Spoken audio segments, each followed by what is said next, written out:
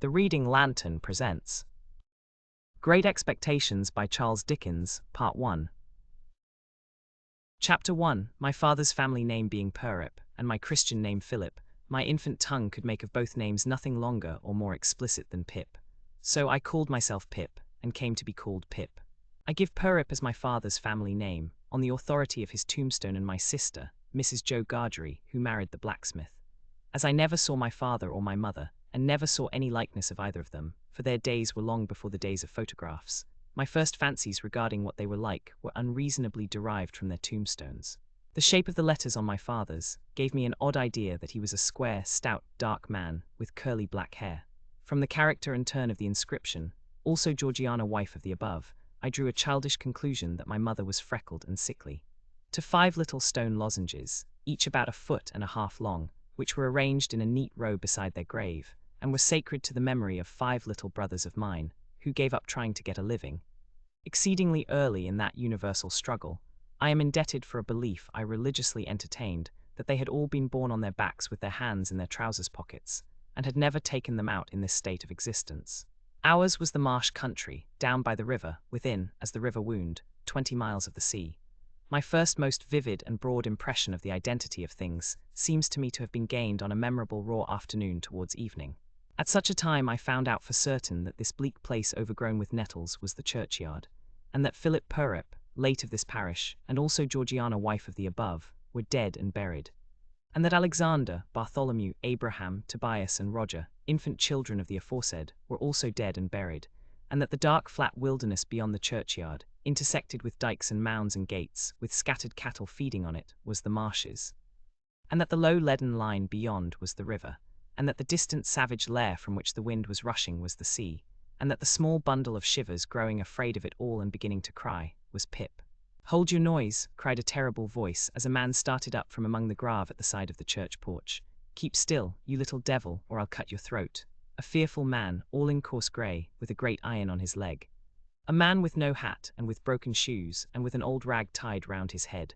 A man who had been soaked in water, and smothered in mud, and lamed by stones, and cut by flints, and strung by nettles, and torn by briars. Who limped, and shivered, and glared, and growled, and whose teeth chattered in his head as he seized me by the chin. "Oh, don't cut my throat, sir," I pleaded in terror. "Pray don't do it, sir." "Tell us your name," said the man.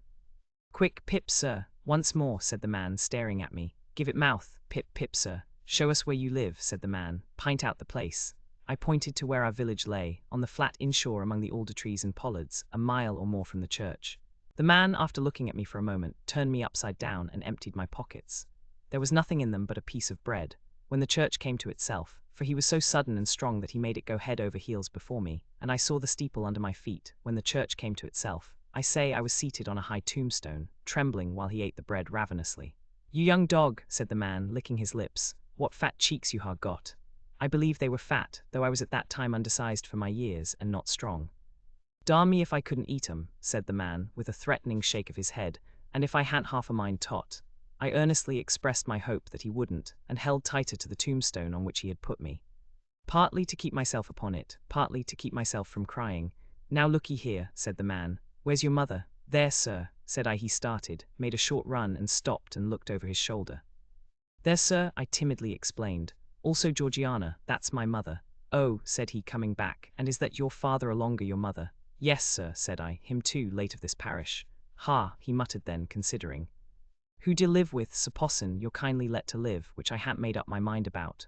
"My sister, sir, Mrs. Joe Gargery, wife of Joe Gargery, the blacksmith, sir." "Blacksmith, eh?" said he, and looked down at his leg. After darkly looking at his leg and me several times, he came closer to my tombstone, took me by both arms, and tilted me back as far as he could hold me, so that his eyes looked most powerfully down into mine, and mine looked most helplessly up into his. "Now look'ee here," he said, "the question being whether you're to be let to live. You know what a file is?" "Yes, sir." "And you know what whittles is?" "Yes, sir." After each question he tilted me over a little more, so as to give me a greater sense of helplessness and danger. "You get me a file," he tilted me again, "and you get me whittles," he tilted me again. "You bring 'em both to me," he tilted me again, "or I'll have your heart and liver out," he tilted me again. I was dreadfully frightened, and so giddy that I clung to him with both hands and said, "If you would kindly please to let me keep upright, sir, perhaps I shouldn't be sick, and perhaps I could attend more." He gave me a most tremendous dip and roll, so that the church jumped over its own weathercock. Then he held me by the arms, in an upright position on the top of the stone, and went on in these fearful terms. You bring me tomorrow morning early that file and them whittles. You bring the lot to me, at that old battery over yonder. You do it, and you never dare to say a word or dare to make a sign concerning your having seen such a person as me, or any person somever, and you shall be let to live. You fail, or you go from my words in any particular, no matter how small it is, and your heart and your liver shall be tore out, roasted, and ate. Now, I ain't alone, as you may think I am. There's a young man hid with me, in comparison with which young man I am an angel. That young man hears the words I speak. That young man has a secret way peculiar to himself, of getting at a boy, and at his heart, and at his liver. It is in vain for a boy to attempt to hide himself from that young man. A boy may lock his door, may be warm in bed, may tuck himself up, may draw the clothes over his head, may think himself comfortable and safe, but that young man will softly creep his way to him and tear him open. I am keeping that young man from harming of you at the present moment, with great difficulty. I find it worry hard to hold that young man off of your inside. Now, what do you say? I said that I would get him the file, and I would get him what broken bits of food I could, and I would come to him at the battery, early in the morning. Say, Lord strike you dead if you don't, said the man. I said so, and he took me down.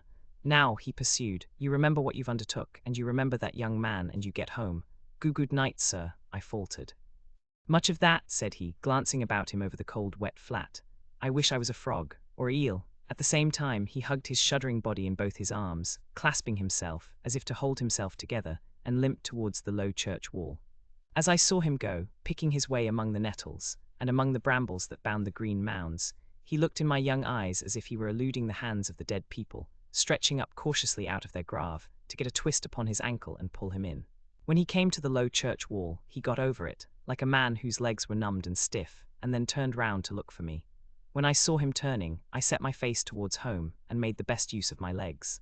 But presently I looked over my shoulder, and saw him going on again towards the river, still hugging himself in both arms, and picking his way with his sore feet among the great stones dropped into the marshes here and there, for stepping places when the rains were heavy or the tide was in. The marshes were just a long black horizontal line then, as I stopped to look after him, and the river was just another horizontal line, not nearly so broad nor yet so black. And the sky was just a row of long angry red lines, and dense black lines intermixed. On the edge of the river, I could faintly make out the only two black things in all the prospect that seemed to be standing upright. One of these was the beacon by which the sailors steered, like an unhooped cask upon a pole, an ugly thing when you were near it, the other, a gibbet, with some chains hanging to it which had once held a pirate. The man was limping on towards this latter, as if he were the pirate come to life, and come down, and going back to hook himself up again. It gave me a terrible turn when I thought so. And as I saw the cattle lifting their heads to gaze after him, I wondered whether they thought so too. I looked all round for the horrible young man, and could see no signs of him. But now I was frightened again, and ran home without stopping. Chapter 2. My sister, Mrs. Joe Gargery, was more than 20 years older than I, and had established a great reputation with herself and the neighbours, because she had brought me up by hand. Having at that time to find out for myself what the expression meant, and knowing her to have a hard and heavy hand, and to be much in the habit of laying it upon her husband as well as upon me, I supposed that Joe Gargery and I were both brought up by hand. She was not a good-looking woman, my sister, and I had a general impression that she must have made Joe Gargery marry her by hand. Joe was a fair man, with curls of flaxen hair on each side of his smooth face, and with eyes of such a very undecided blue that they seemed to have somehow got mixed with their own whites. He was a mild, good-natured, sweet-tempered, easygoing, foolish, dear fellow, a sort of Hercules in strength and also in weakness. My sister, Mrs. Joe, with black hair and eyes, had such a prevailing redness of skin that I sometimes used to wonder whether it was possible she washed herself with a nutmeg grater instead of soap. She was tall and bony, and almost always wore a coarse apron, fastened over her figure behind with 2 loops, and having a square impregnable bib in front that was stuck full of pins and needles. She made it a powerful merit in herself, and a strong reproach against Joe, that she wore this apron so much, though I really see no reason why she should have worn it at all. Or why, if she did wear it at all, she should not have taken it off every day of her life. Joe's forge adjoined our house, which was a wooden house, as many of the dwellings in our country were, most of them at that time. When I ran home from the churchyard, the forge was shut up, and Joe was sitting alone in the kitchen. Joe and I being fellow sufferers, and having confidences as such, Joe imparted a confidence to me, the moment I raised the latch of the door and peeped in at him opposite to it, sitting in the chimney corner. Mrs. Joe has been out a dozen times, looking for you, Pip, and she's out now making it a baker's dozen. Is she? Yes, Pip, said Joe, and what's worse, she's got Tickler with her. At this dismal intelligence, I twisted the only button on my waistcoat round and looked in great depression at the fire. Tickler was a wax-ended piece of cane, worn smooth by collision with my tickled frame. She sot down, said Joe, and she got up, and she made a grab at Tickler, and she rampaged out. That's what she did, said Joe, slowly clearing the fire between the lower bars with the poker and looking at it. She rampaged out, Pip. Has she been gone long, Joe? I always treated him as a larger species of child, and as no more than my equal.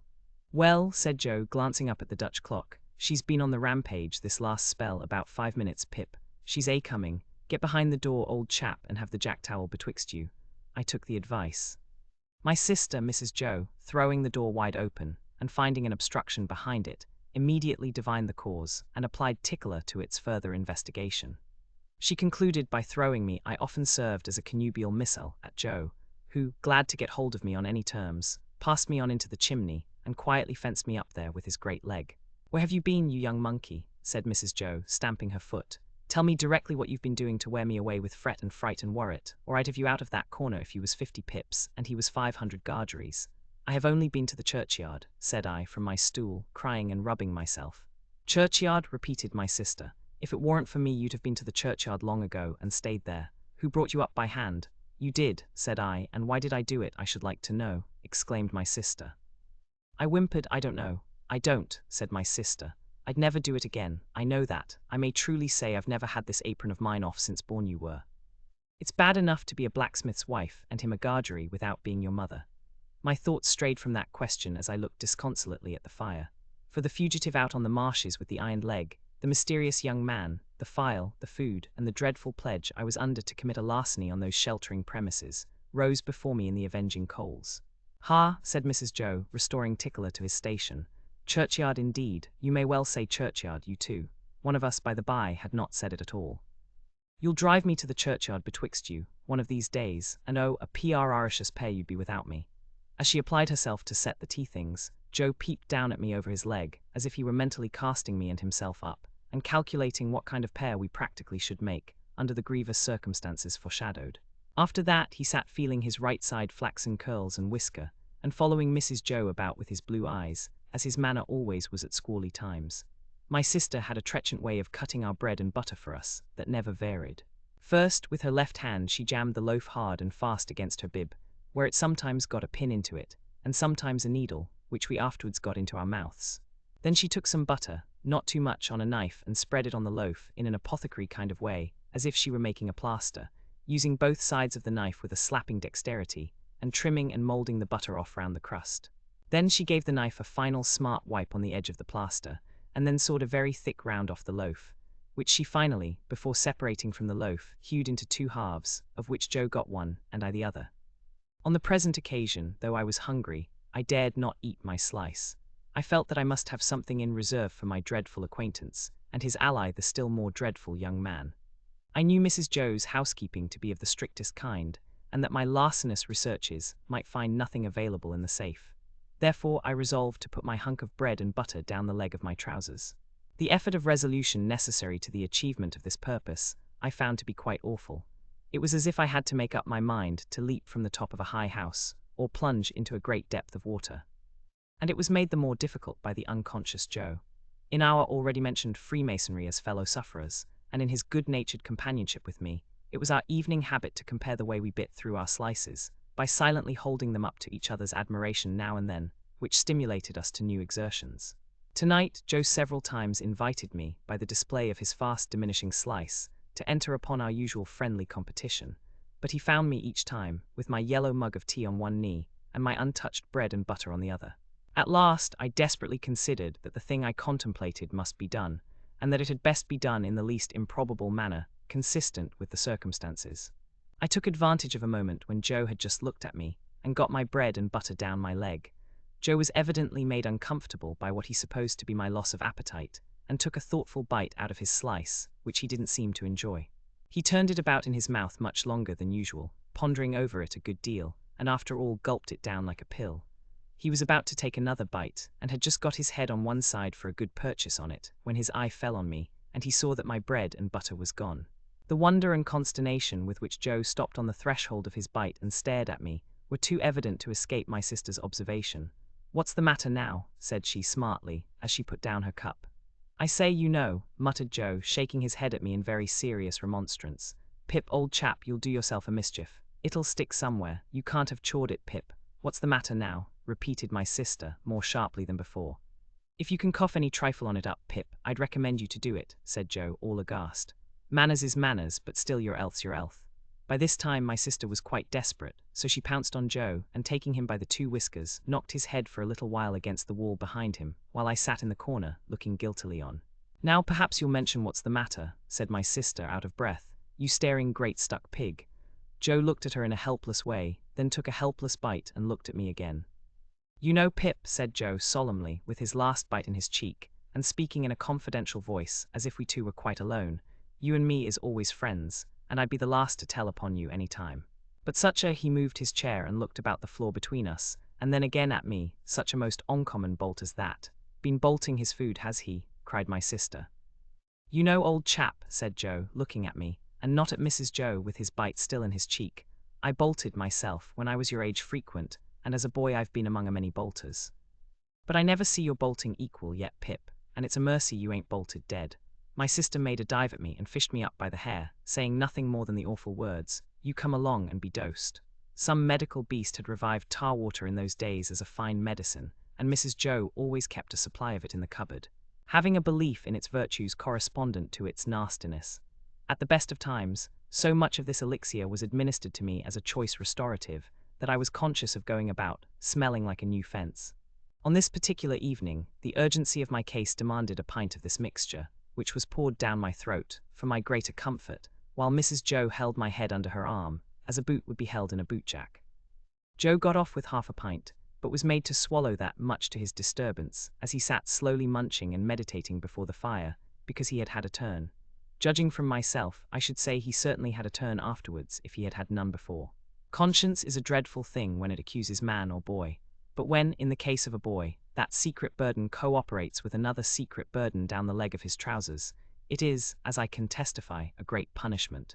The guilty knowledge that I was going to rob Mrs. Joe, I never thought I was going to rob Joe, for I never thought of any of the housekeeping property as his, united to the necessity of always keeping one hand on my bread and butter as I sat, or when I was ordered about the kitchen on any small errand, almost drove me out of my mind. Then, as the marsh winds made the fire glow and flare, I thought I heard the voice outside, of the man with the iron on his leg who had sworn me to secrecy, declaring that he couldn't and wouldn't starve until tomorrow, but must be fed now. At other times, I thought, what if the young man who was with so much difficulty restrained from imbruing his hands in me should yield to a constitutional impatience, or should mistake the time, and should think himself accredited to my heart and liver tonight, instead of tomorrow? If ever anybody's hair stood on end with terror, mine must have done so then. But perhaps nobody's ever did. It was Christmas Eve, and I had to stir the pudding for next day with a copper stick from 7 to 8 by the Dutch clock. I tried it with the load upon my leg, and that made me think afresh of the man with the load on his leg, and found the tendency of exercise to bring the bread and butter out at my ankle quite unmanageable. Happily I slipped away, and deposited that part of my conscience in my garret bedroom. "Hark," said I, when I had done my stirring, and was taking a final warm in the chimney corner before being sent up to bed. "Was that great guns, Joe?" "Ah," said Joe, "there's another conwict off." "What does that mean, Joe?" said I. Mrs. Joe, who always took explanations upon herself, said snappishly, "Escaped." Escaped, administering the definition like tar water. While Mrs. Joe sat with her head bending over her needlework, I put my mouth into the forms of saying to Joe, "What's a convict?" Joe put his mouth into the forms of returning such a highly elaborate answer that I could make out nothing of it but the single word Pip. "There was a convict off last night," said Joe, aloud, "after sunset gun. And they fired warning of him, and now it appears they're firing warning of another." "Who's firing?" said I. "Drat that boy," interposed my sister, frowning at me over her work. "What a questioner he is. Ask no questions, and you'll be told no lies." It was not very polite to herself, I thought, to imply that I should be told lies by her even if I did ask questions, but she never was polite unless there was company. At this point Joe greatly augmented my curiosity by taking the utmost pains to open his mouth very wide, and to put it into the form of a word that looked to me like sulks. Therefore I naturally pointed to Mrs. Joe, and put my mouth into the form of saying, "her." But Joe wouldn't hear of that at all, and again opened his mouth very wide, and shook the form of a most emphatic word out of it. But I could make nothing of the word. "Mrs. Joe," said I, as a last resort, "I should like to know if you wouldn't much mind where the firing comes from." "Lord bless the boy," exclaimed my sister, as if she didn't quite mean that but rather the contrary. "From the hulks, O.H.," said I, looking at Joe. "Hulks." Joe gave a reproachful cough, as much as to say, "Well, I told you so." "And please, what's hulks?" said I. "That's the way with this boy," exclaimed my sister, pointing me out with her needle and thread and shaking her head at me. "Answer him one question, and he'll ask you a dozen directly. Hulks are prison ships, right cross th meshes. We always use that name for marshes in our country. I wonder who's put into prison ships and why they're put there," said I, in a general way and with quiet desperation. It was too much for Mrs. Joe, who immediately rose. "I tell you what, young fellow," said she, "I didn't bring you up by hand to badger people's lives out. It would be blame to me and not praise if I had. People are put in the hulks because they murder, and because they rob and forge, and do all sorts of bad, and they always begin by asking questions. Now you get along to bed." I was never allowed a candle to light me to bed, and as I went upstairs in the dark, with my head tingling, from Mrs. Joe's thimble having played the tambourine upon it, to accompany her last words, I felt fearfully sensible of the great convenience that the hulks were handy for me. I was clearly on my way there. I had begun by asking questions, and I was going to rob Mrs. Joe. Since that time, which is far enough away now, I have often thought that few people know what secrecy there is in the young under terror. No matter how unreasonable the terror, so that it be terror. I was in mortal terror of the young man who wanted my heart and liver. I was in mortal terror of my interlocutor with the iron leg. I was in mortal terror of myself, from whom an awful promise had been extracted. I had no hope of deliverance through my all-powerful sister, who repulsed me at every turn. I am afraid to think of what I might have done on requirement, in the secrecy of my terror. If I slept at all that night, it was only to imagine myself drifting down the river on a strong spring tide, to the hulks. A ghostly pirate calling out to me through a speaking trumpet, as I passed the gibbet station, that I had better come ashore and be hanged there at once, and not put it off. I was afraid to sleep, even if I had been inclined, for I knew that at the first faint dawn of morning I must rob the pantry. There was no doing it in the night, for there was no getting a light by easy friction then. To have got one I must have struck it out of flint and steel, and have made a noise like the very pirate himself rattling his chains. As soon as the great black velvet pall outside my little window was shot with grey, I got up and went downstairs. Every board upon the way and every crack in every board calling after me, "Stop thief," and "Get up, Mrs. Joe." In the pantry, which was far more abundantly supplied than usual, owing to the season, I was very much alarmed by a hare hanging up by the heels, whom I rather thought I caught when my back was half turned, winking. I had no time for verification, no time for selection, no time for anything, for I had no time to spare. I stole some bread, some rind of cheese, about half a jar of mincemeat, which I tied up in my pocket handkerchief with my last night's slice, some brandy from a stone bottle, which I decanted into a glass bottle I had secretly used for making that intoxicating fluid, Spanish licorice water, up in my room. Diluting the stone bottle from a jug in the kitchen cupboard, a meat bone with very little on it, and a beautiful round compact pork pie. I was nearly going away without the pie, but I was tempted to mount upon a shelf, to look what it was that was put away so carefully in a covered earthenware dish in a corner, and I found it was the pie, and I took it in the hope that it was not intended for early use, and would not be missed for some time. There was a door in the kitchen, communicating with the forge. I unlocked and unbolted that door, and got a file from among Joe's tools. Then I put the fastenings as I had found them, opened the door at which I had entered when I ran home last night, shut it, and ran for the misty marshes. Chapter 3. It was a rimy morning, and very damp. I had seen the damp lying on the outside of my little window, as if some goblin had been crying there all night, and using the window for a pocket handkerchief. Now I saw the damp lying on the bare hedges and spare grass, like a coarser sort of spider's webs, hanging itself from twig to twig and blade to blade. On every rail and gate, wet lay clammy, and the marsh mist was so thick that the wooden finger on the post directing people to our village, a direction which they never accepted, for they never came there, was invisible to me until I was quite close under it. Then, as I looked up at it, while it dripped, it seemed to my oppressed conscience like a phantom devoting me to the hulks. The mist was heavier yet when I got out upon the marshes, so that instead of my running at everything, everything seemed to run at me. This was very disagreeable to a guilty mind. The gates and dikes and banks came bursting at me through the mist, as if they cried as plainly as could be, "A boy with somebody else's pork pie." "Stop him!" The cattle came upon me with like suddenness, staring out of their eyes and steaming out of their nostrils. "Halloa, young thief!" One black ox with a white cravat on, who even had to my awakened conscience something of a clerical air, fixed me so obstinately with his eyes, and moved his blunt head round in such an accusatory manner as I moved round, that I blubbered out to him, "I couldn't help it, sir. It wasn't for myself I took it." Upon which he put down his head, blew a cloud of smoke out of his nose, and vanished with a kick-up of his hind legs and a flourish of his tail. All this time I was getting on towards the river, but however fast I went, I couldn't warm my feet, to which the damp cold seemed riveted, as the iron was riveted to the leg of the man I was running to meet. I knew my way to the battery pretty straight, for I had been down there on a Sunday with Joe, and Joe, sitting on an old gun, had told me that when I was prentice to him, regularly bound, we would have such larks there. However, in the confusion of the mist, I found myself at last too far to the right, and consequently had to try back along the riverside, on the bank of loose stones above the mud and the stakes that staked the tide out. Making my way along here with all dispatch, I had just crossed a ditch which I knew to be very near the battery, and had just scrambled up the mound beyond the ditch, when I saw the man sitting before me. His back was towards me, and he had his arms folded, and was nodding forward heavy with sleep.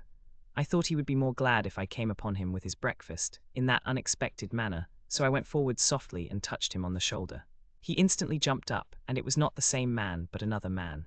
And yet this man was dressed in coarse grey too, and had a great iron on his leg, and was lame and hoarse and cold, and was everything that the other man was, except that he had not the same face, and had a flat broad-brimmed low-crowned felt hat on.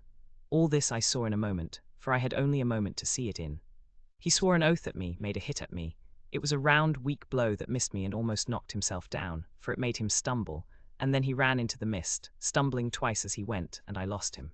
It's the young man, I thought, feeling my heart shoot as I identified him. I dare say I should have felt a pain in my liver too if I had known where it was. I was soon at the battery after that, and there was the right man, hugging himself and limping to and fro, as if he had never all night left off hugging and limping, waiting for me. He was awfully cold, to be sure. I half expected to see him drop down before my face and die of deadly cold. His eyes looked so awfully hungry too, that when I handed him the file and he laid it down on the grass, it occurred to me he would have tried to eat it if he had not seen my bundle. He did not turn me upside down this time to get at what I had, but left me right side upwards while I opened the bundle and emptied my pockets. "What's in the bottle, boy?" said he. "Brandy," said I. He was already handing mincemeat down his throat in the most curious manner, more like a man who was putting it away somewhere in a violent hurry than a man who was eating it, but he left off to take some of the liquor. He shivered all the while so violently that it was quite as much as he could do to keep the neck of the bottle between his teeth, without biting it off.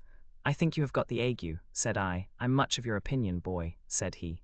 "It's bad about here," I told him. "You've been lying out on the meshes, and they're dreadful aguish, rheumatic too."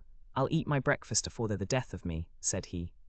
"I'd do that if I was going to be strung up to that there gallows as there is over there, directly afterwards. I'll beat the shivers so far, I'll bet you."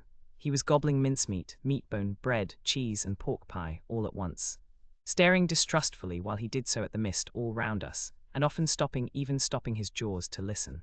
Some real or fancied sound, some clink upon the river or breathing of beast upon the marsh, now gave him a start, and he said, suddenly, "You're not a deceiving imp. You brought no one with you?" "No, sir, no, nor give no one the office to follow you." "No, well," said he, "I believe you. You'd be but a fierce young hound indeed, if at your time of life you could help to hunt a wretched warmint hunted as near death and dunghill as this poor wretched warmint is." Something clicked in his throat as if he had works in him like a clock, and was going to strike. And he smeared his ragged rough sleeve over his eyes. Pitying his desolation, and watching him as he gradually settled down upon the pie, I made bold to say, "I am glad you enjoy it." "Did you speak?" "I said I was glad you enjoyed it." "Thank ye, my boy." "I do." I had often watched a large dog of ours eating his food, and I now noticed a decided similarity between the dog's way of eating and the man's. The man took strong, sharp, sudden bites, just like the dog. He swallowed, or rather snapped up, every mouthful, too soon and too fast, and he looked sideways here and there while he ate, as if he thought there was danger in every direction of somebody's coming to take the pie away. He was altogether too unsettled in his mind over it, to appreciate it comfortably, I thought, or to have anybody to dine with him, without making a chop with his jaws at the visitor. In all of which particulars he was very like the dog. "I am afraid you won't leave any of it for him," said I timidly, after a silence during which I had hesitated as to the politeness of making the remark. "There's no more to be got where that came from." It was the certainty of this fact that impelled me to offer the hint. "Leave any for him." "Who's him?" said my friend, stopping in his crunching of pie crust. "The young man that you spoke of. That was hid with you?" "Oh, ah," he returned with something like a gruff laugh. "Him, yes, he don't want no wittles." I thought he looked as if he did, said I. The man stopped eating, and regarded me with the keenest scrutiny and the greatest surprise. Looked when? Just now. Where? Yonder, said I, pointing. Over there where I found him nodding asleep, and thought it was you.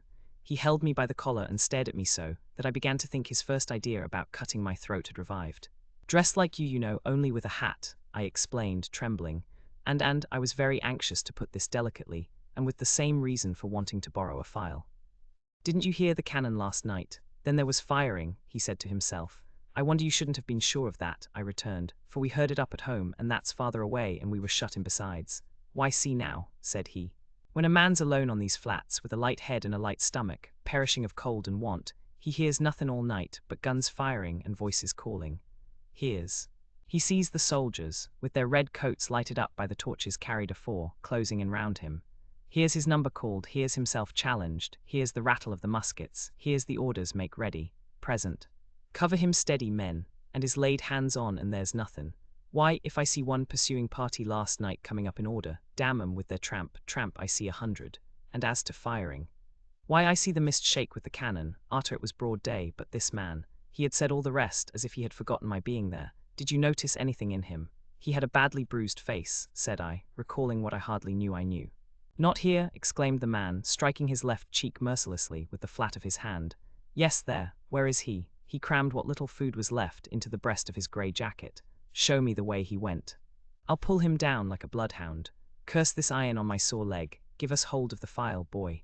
I indicated in what direction the mist had shrouded the other man, and he looked up at it for an instant. But he was down on the rank, wet grass, filing at his iron like a madman, and not minding me or minding his own leg, which had an old chafe upon it and was bloody, but which he handled as roughly as if it had no more feeling in it than the file. I was very much afraid of him again, now that he had worked himself into this fierce hurry, and I was likewise very much afraid of keeping away from home any longer. I told him I must go, but he took no notice, so I thought the best thing I could do was to slip off. The last I saw of him, his head was bent over his knee, and he was working hard at his fetter, muttering impatient imprecations at it and at his leg. The last I heard of him, I stopped in the mist to listen, and the file was still going. Chapter 4. I fully expected to find a constable in the kitchen, waiting to take me up. But not only was there no constable there, but no discovery had yet been made of the robbery.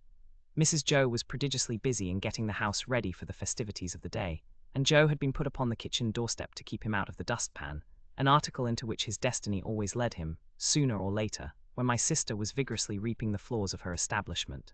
And where the deuce ha' you been? Was Mrs. Joe's Christmas salutation, when I and my conscience showed ourselves. I said I had been down to hear the carols. Ah, well, observed Mrs. Joe. You might ha' done worse. Not a doubt of that, I thought. Perhaps if I warn't a blacksmith's wife, and what's the same thing, a slave with her apron never off, I should have been to hear the carols, said Mrs. Joe. I'm rather partial to carols myself, and that's the best of reasons for my never hearing any. Joe, who had ventured into the kitchen after me as the dustpan had retired before us, drew the back of his hand across his nose with a conciliatory air, when Mrs. Joe darted a look at him, and when her eyes were withdrawn, secretly crossed his 2 forefingers, and exhibited them to me, as our token that Mrs. Joe was in a cross temper. This was so much her normal state, that Joe and I would often, for weeks together, be, as to our fingers, like monumental crusaders as to their legs. We were to have a superb dinner, consisting of a leg of pickled pork and greens, and a pair of roast stuffed fowls. A handsome mince-pie had been made yesterday morning, which accounted for the mincemeat not being missed, and the pudding was already on the boil. These extensive arrangements occasioned us to be cut off unceremoniously in respect of breakfast. For I ain't, said Mrs. Joe, I ain't going to have no formal cramming and busting and washing up now, with what I've got before me, I promise you. So we had our slices served out, as if we were 2,000 troops on a forced march instead of a man and boy at home. And we took gulps of milk and water, with apologetic countenances, from a jug on the dresser. In the meantime, Mrs. Joe put clean white curtains up, and tacked a new flowered flounce across the wide chimney to replace the old one, and uncovered the little state parlour across the passage, which was never uncovered at any other time, but passed the rest of the year in a cool haze of silver paper, which even extended to the 4 little white crockery poodles on the mantel-shelf, each with a black nose and a basket of flowers in his mouth, and each the counterpart of the other. Mrs. Joe was a very clean housekeeper, but had an exquisite art of making her cleanliness more uncomfortable and unacceptable than dirt itself. Cleanliness is next to godliness, and some people do the same by their religion. My sister, having so much to do, was going to church vicariously, that is to say, Joe and I were going. In his working clothes, Joe was a well-knit, characteristic-looking blacksmith. In his holiday clothes, he was more like a scarecrow in good circumstances than anything else. Nothing that he wore then fitted him or seemed to belong to him, and everything that he wore then grazed him. On the present festive occasion he emerged from his room, when the blithe bells were going, the picture of misery in a full suit of Sunday penitentials. As to me, I think my sister must have had some general idea that I was a young offender whom an accoucheur policeman had taken up on my birthday and delivered over to her, to be dealt with according to the outraged majesty of the law. I was always treated as if I had insisted on being born in opposition to the dictates of reason, religion, and morality, and against the dissuading arguments of my best friends. Even when I was taken to have a new suit of clothes, the tailor had orders to make them like a kind of reformatory, and on no account to let me have the free use of my limbs. Joe and I going to church, therefore, must have been a moving spectacle for compassionate minds. Yet, what I suffered outside was nothing to what I underwent within. The terrors that had assailed me whenever Mrs. Joe had gone near the pantry, or out of the room, were only to be equalled by the remorse with which my mind dwelt on what my hands had done. Under the weight of my wicked secret, I pondered whether the church would be powerful enough to shield me from the vengeance of the terrible young man, if I divulged to that establishment. I conceived the idea that the time when the banns were read, and when the clergyman said, "Ye are now to declare it," would be the time for me to rise and propose a private conference in the vestry. I am far from being sure that I might not have astonished our small congregation by resorting to this extreme measure, but for its being Christmas Day and no Sunday. Mr. Wopsle, the clerk at church, was to dine with us, and Mr. Hubble the wheelwright and Mrs. Hubble, and Uncle Pumblechook, Joe's uncle, but Mrs. Joe appropriated him, who was a well-to-do cornchandler in the nearest town, and drove his own chaise cart. The dinner hour was 1:30. When Joe and I got home, we found the table laid, and Mrs. Joe dressed, and the dinner dressing, and the front door unlocked. It never was at any other time, for the company to enter by, and everything most splendid. And still not a word of the robbery. The time came, without bringing with it any relief to my feelings, and the company came. Mr. Wopsle, united to a Roman nose and a large shining bald forehead, had a deep voice which he was uncommonly proud of. Indeed, it was understood among his acquaintance that if you could only give him his head, he would read the clergyman into fits. He himself confessed that if the church was thrown open, meaning to competition, he would not despair of making his mark in it. The church not being thrown open, he was, as I have said, our clerk, but he punished the amens tremendously, and when he gave out the psalm, always giving the whole verse, he looked all round the congregation first, as much as to say, "You have heard my friend overhead. Oblige me with your opinion of this style." I opened the door to the company, making believe that it was a habit of ours to open that door, and I opened it first to Mr. Wopsle, next to Mr. and Mrs. Hubble, and last of all to Uncle Pumblechook. N.B. I was not allowed to call him uncle, under the severest penalties. "Mrs. Joe," said Uncle Pumblechook, a large, hard-breathing, middle-aged, slow man, with a mouth like a fish, dull staring eyes, and sandy hair standing upright on his head, so that he looked as if he had just been all but choked, and had that moment come to, "I have brought you, as the compliments of the season, I have brought you, mum, a bottle of sherry wine, and I have brought you, mum, a bottle of port wine." Every Christmas Day he presented himself, as a profound novelty, with exactly the same words, and carrying the 2 bottles like dumbbells. Every Christmas Day Mrs. Joe replied, as she now replied, "Oh, unclee pumbly chook, this is kind." Every Christmas Day he retorted, as he now retorted, "It's no more than your merits. And now are you all bobbish, and how's 6 of halfpence?" meaning me. We dined on these occasions in the kitchen, and adjourned, for the nuts and oranges and apples, to the parlour, which was a change very like Joe's change from his working clothes to his Sunday dress. My sister was uncommonly lively on the present occasion, and indeed was generally more gracious in the society of Mrs. Hubble than in other company. I remember Mrs. Hubble as a little curly sharp-edged person in sky blue, who held a conventionally juvenile position, because she had married Mr. Hubble, I don't know at what remote period, when she was much younger than he. I remember Mr. Hubble as a tough, high-shouldered, stooping old man, of a sawdusty fragrance, with his legs extraordinarily wide apart, so that in my short days I always saw some miles of open country between them when I met him coming up the lane. Among this good company I should have felt myself, even if I hadn't robbed the pantry, in a false position. Not because I was squeezed in at an acute angle of the tablecloth, with the table in my chest and the Pumblechookian elbow in my eye, nor because I was not allowed to speak, I didn't want to speak, nor because I was regaled with the scaly tips of the drumsticks of the fowls, and with those obscure corners of pork of which the pig, when living, had had the least reason to be vain. No, I should not have minded that if they would only have left me alone, but they wouldn't leave me alone. They seemed to think the opportunity lost, if they failed to point the conversation at me, every now and then, and stick the point into me. I might have been an unfortunate little bull in a Spanish arena, I got so smartingly touched up by these moral goads. It began the moment we sat down to dinner. Mr. Wopsle said grace with theatrical declamation, as it now appears to me, something like a religious cross of the ghost in Hamlet with Richard III, and ended with the very proper aspiration that we might be truly grateful.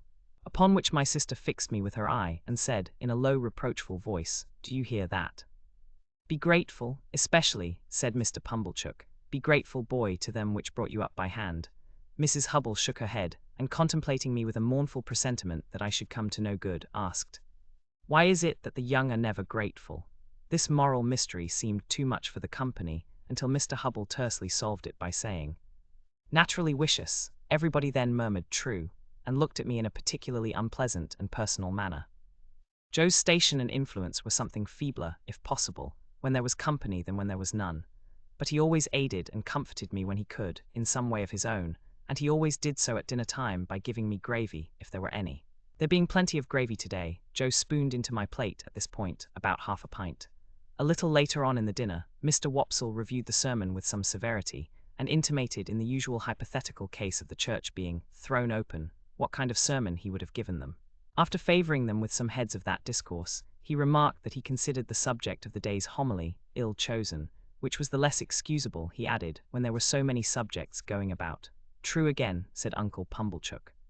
"You've hit it, sir, plenty of subjects going about, for them that know how to put salt upon their tails. That's what's wanted. A man needn't go far to find a subject if he's ready with his salt box."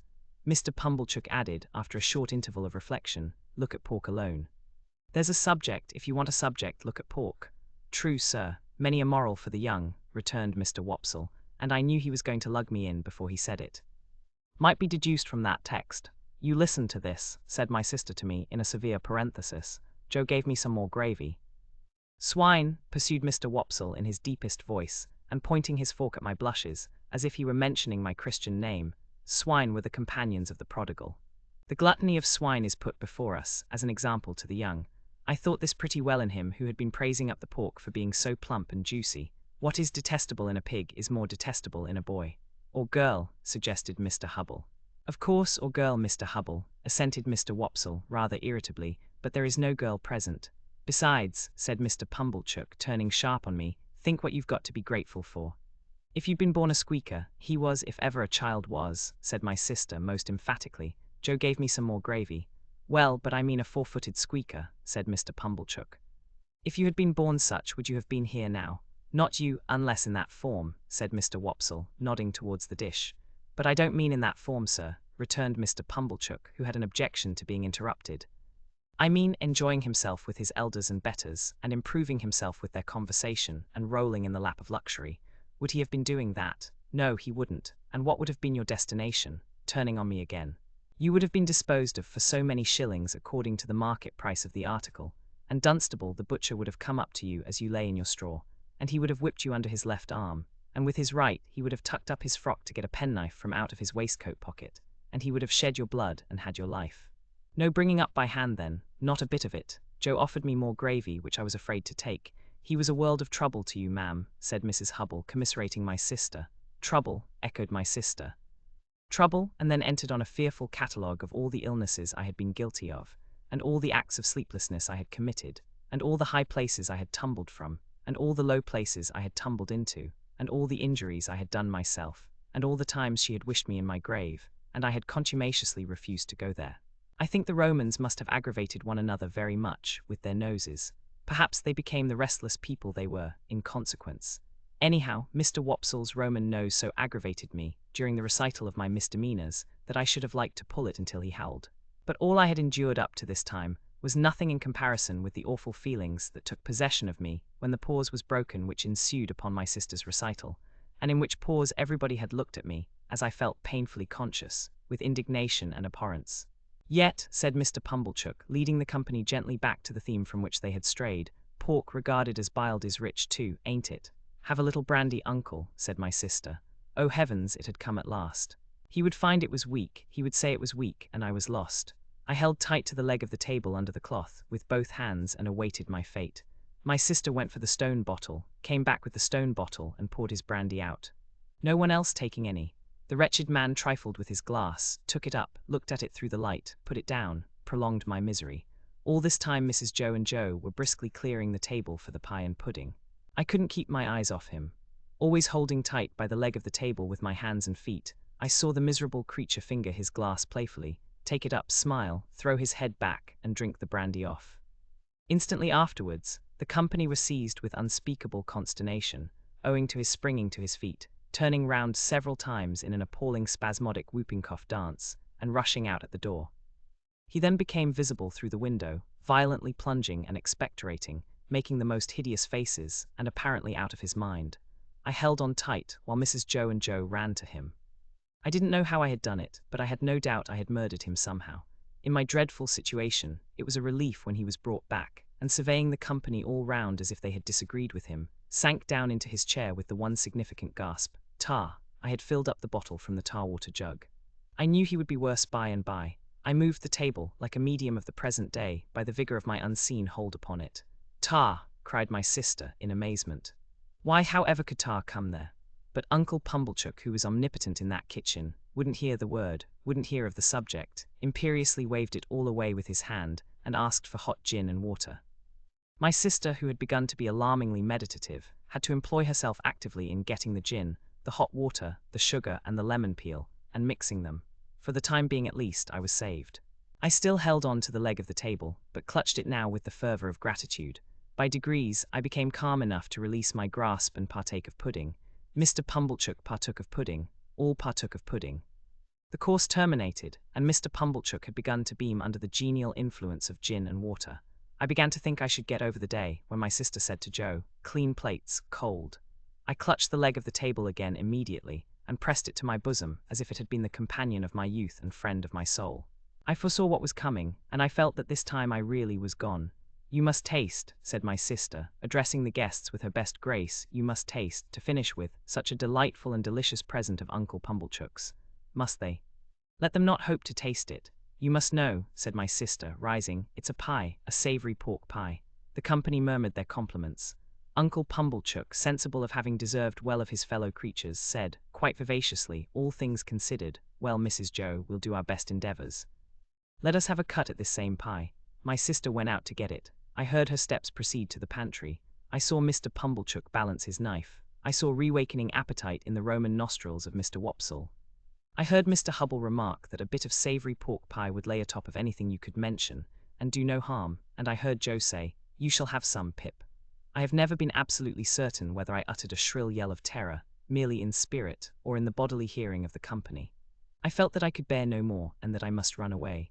I released the leg of the table and ran for my life. But I ran no farther than the house door, for there I ran head foremost into a party of soldiers with their muskets, one of whom held out a pair of handcuffs to me, saying, "Here you are, look sharp, come on." Chapter 5.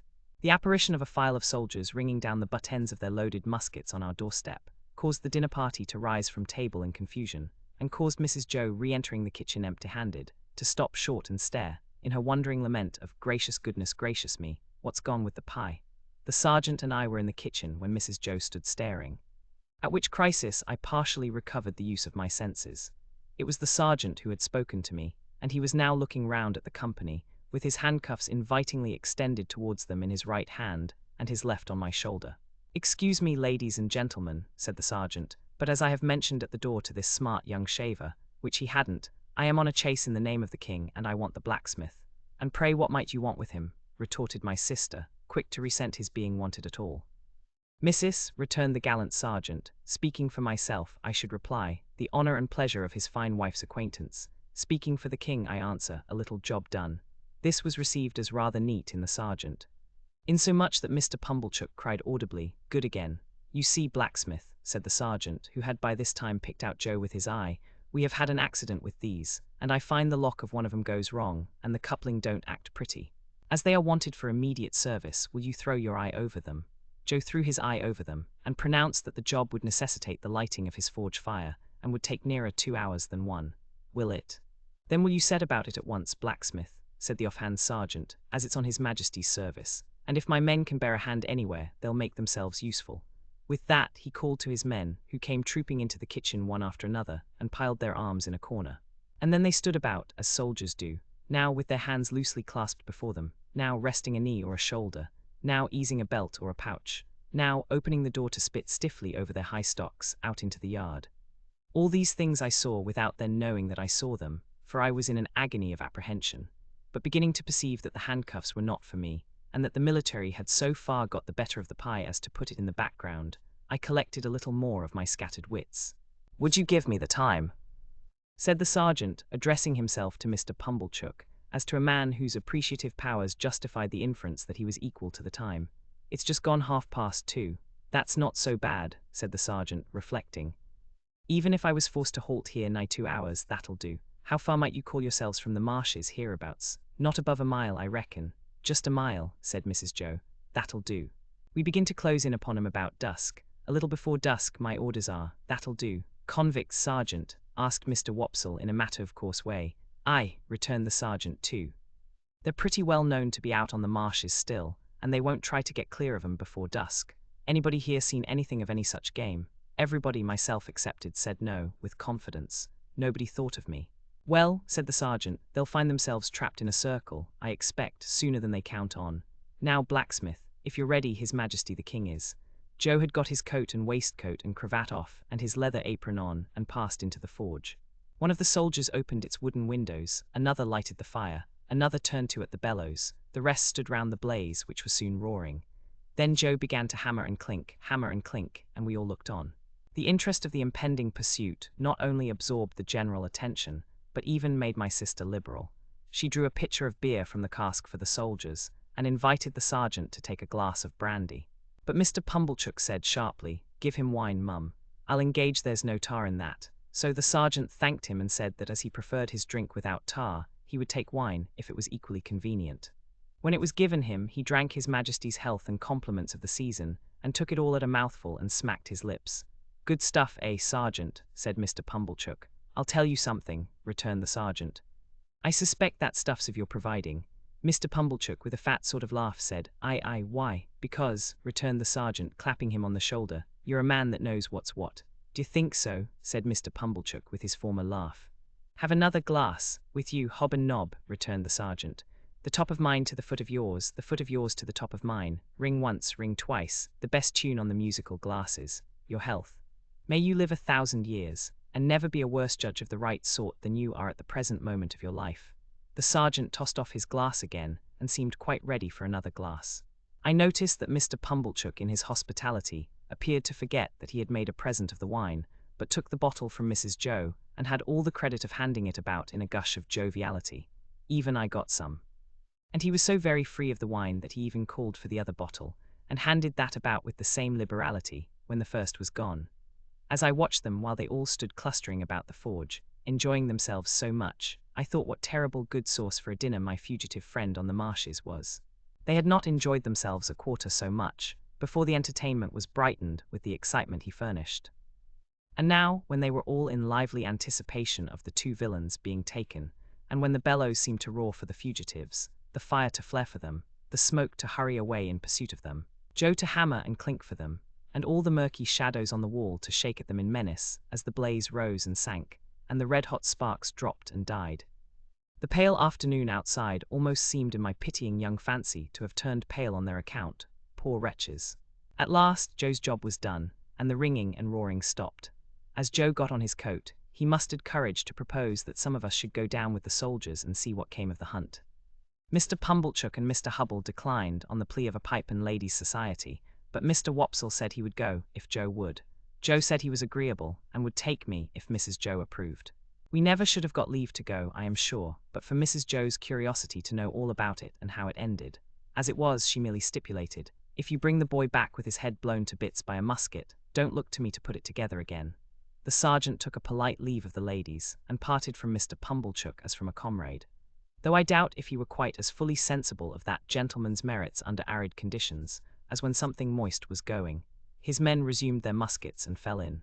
Mr. Wopsle, Joe, and I received strict charge to keep in the rear, and to speak no word after we reached the marshes.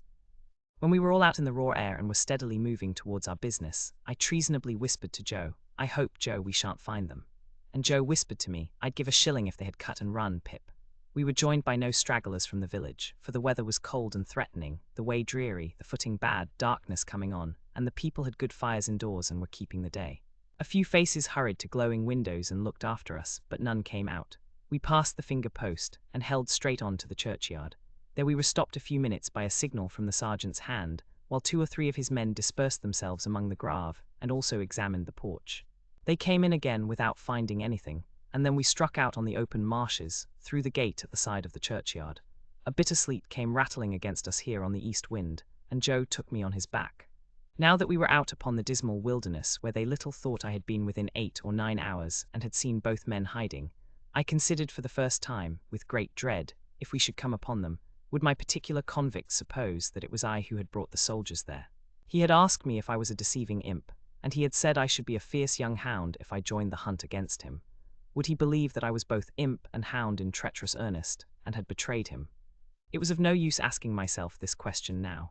There I was on Joe's back, and there was Joe beneath me, charging at the ditches like a hunter, and stimulating Mr. Wopsle not to tumble on his Roman nose, and to keep up with us.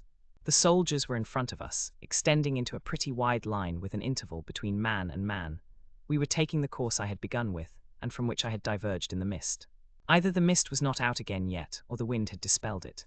Under the low red glare of sunset, the beacon and the gibbet, and the mound of the battery and the opposite shore of the river, were plain, though all of a watery lead colour.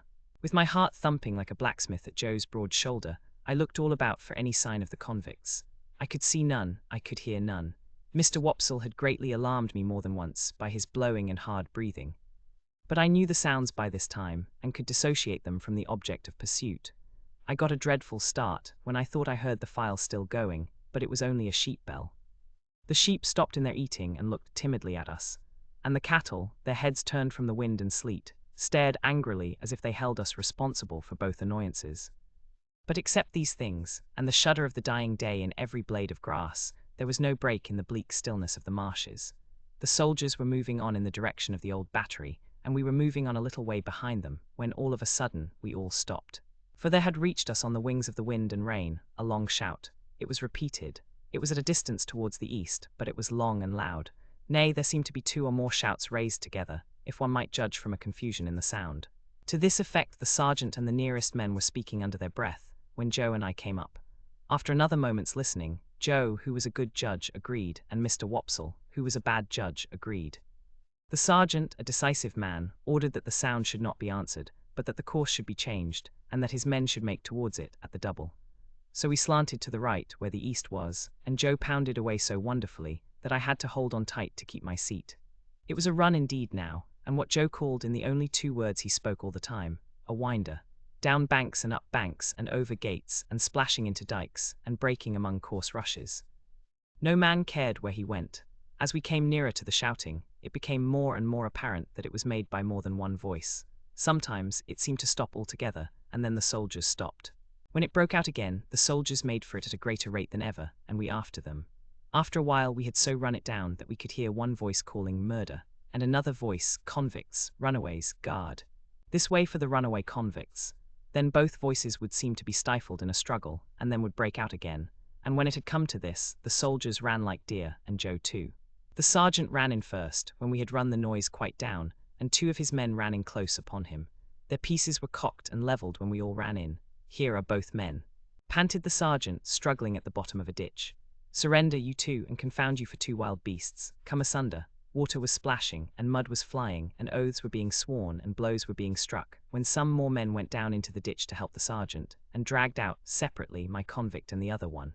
Both were bleeding and panting and execrating and struggling, but of course I knew them both directly.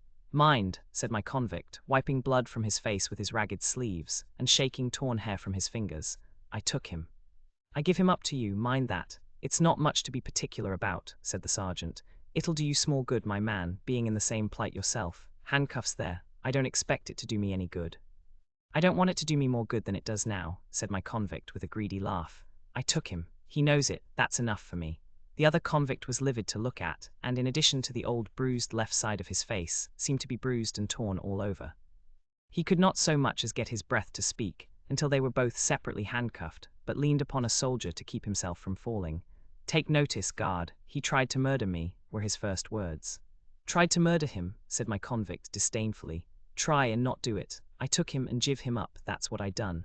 I not only prevented him getting off the marshes, but I dragged him here, dragged him this far on his way back. He's a gentleman, if you please, this villain.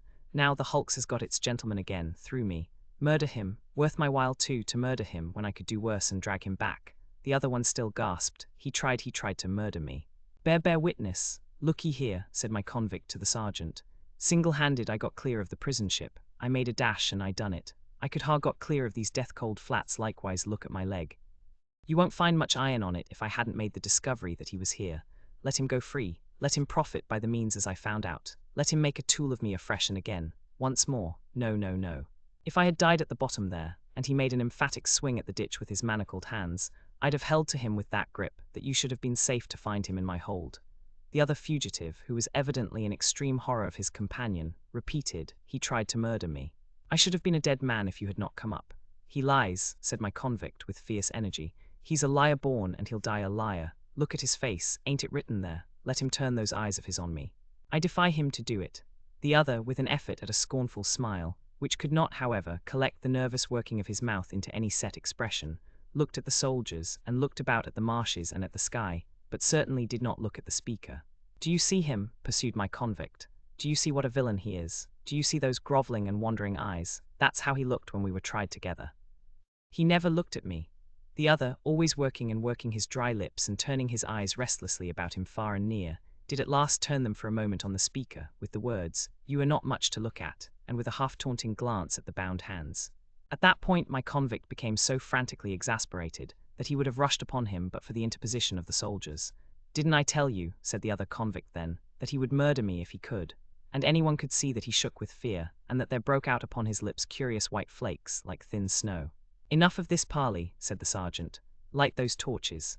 As one of the soldiers, who carried a basket in lieu of a gun, went down on his knee to open it, my convict looked round him for the first time and saw me. I had alighted from Joe's back on the brink of the ditch when we came up, and had not moved since.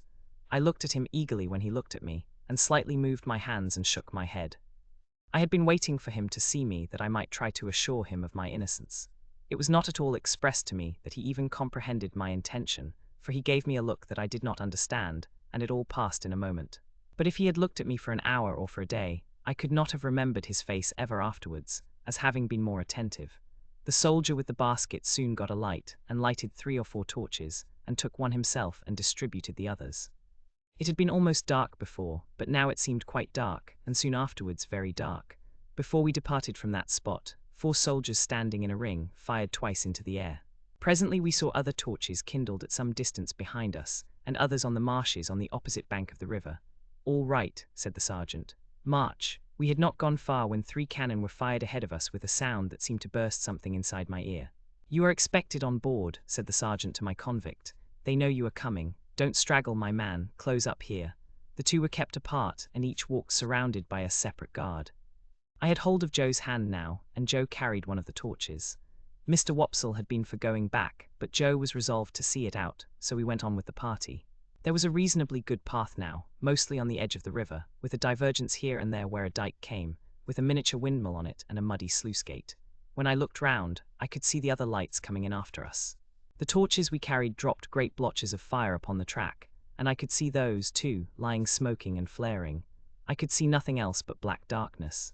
Our lights warmed the air about us with their pitchy blaze, and the 2 prisoners seemed rather to like that, as they limped along in the midst of the muskets. We could not go fast because of their lameness, and they were so spent that 2 or 3 times we had to halt while they rested. After an hour or so of this travelling, we came to a rough wooden hut and a landing place. There was a guard in the hut, and they challenged, and the sergeant answered.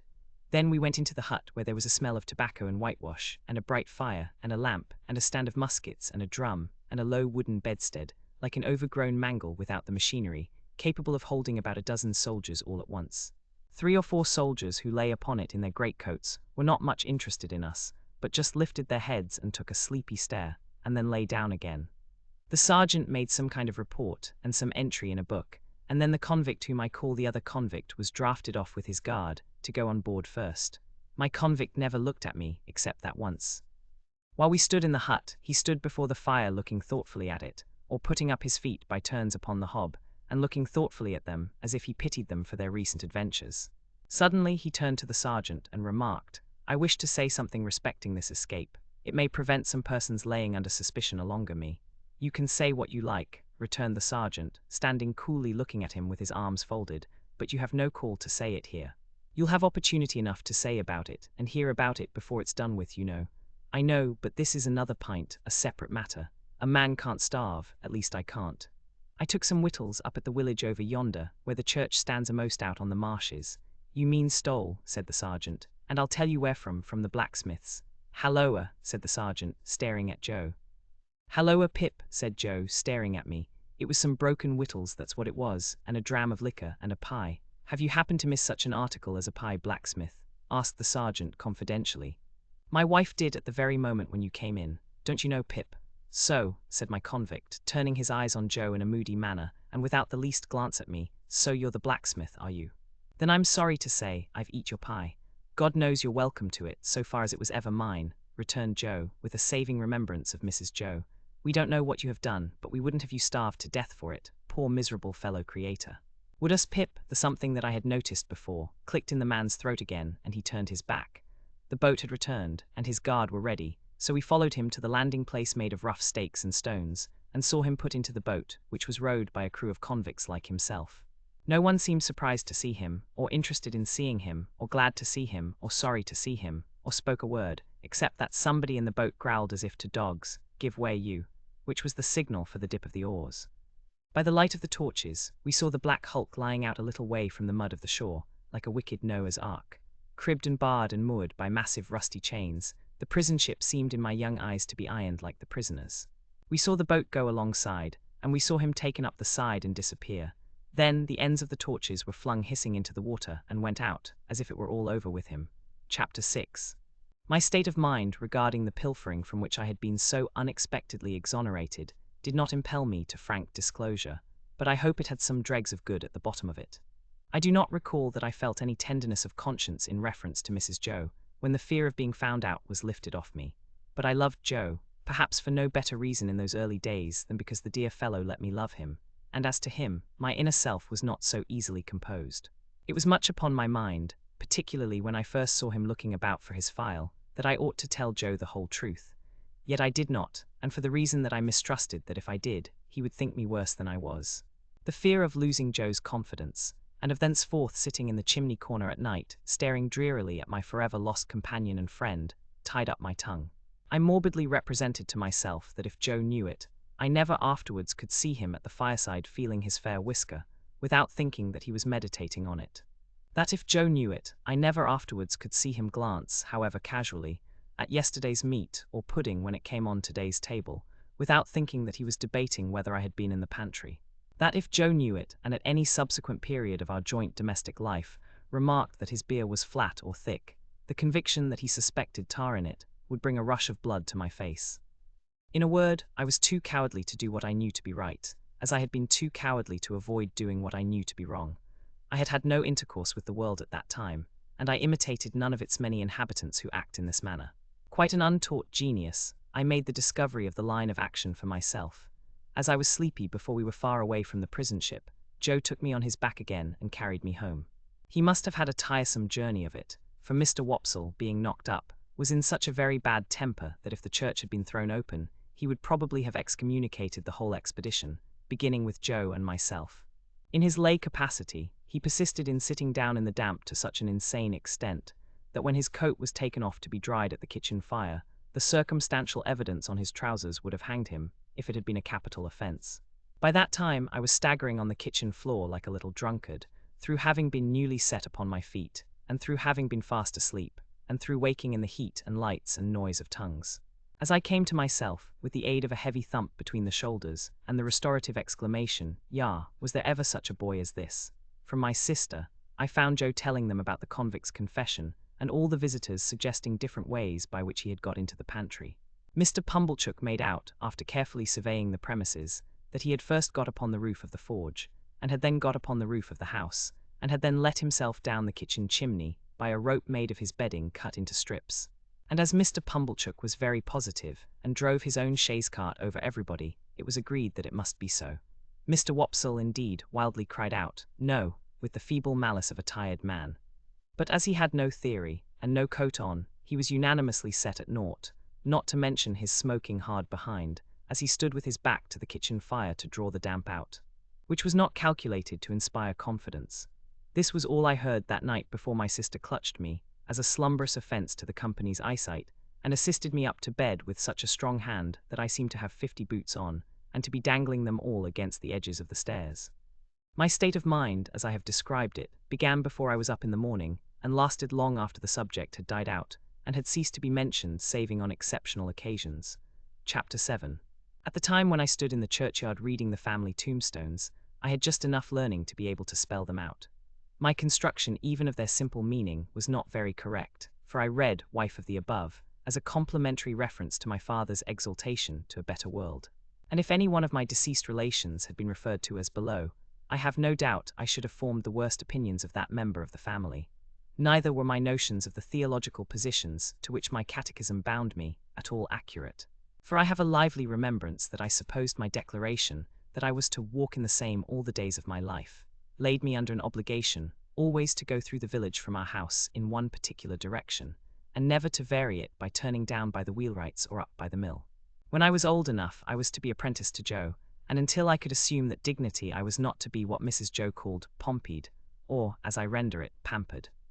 Therefore, I was not only odd boy about the forge, but if any neighbour happened to want an extra boy to frighten birds, or pick up stones, or do any such job, I was favoured with the employment. In order, however, that our superior position might not be compromised thereby, a money box was kept on the kitchen mantel-shelf, into which it was publicly made known that all my earnings were dropped. I have an impression that they were to be contributed eventually towards the liquidation of the national debt, but I know I had no hope of any personal participation in the treasure. Mr. Wopsle's great-aunt kept an evening school in the village.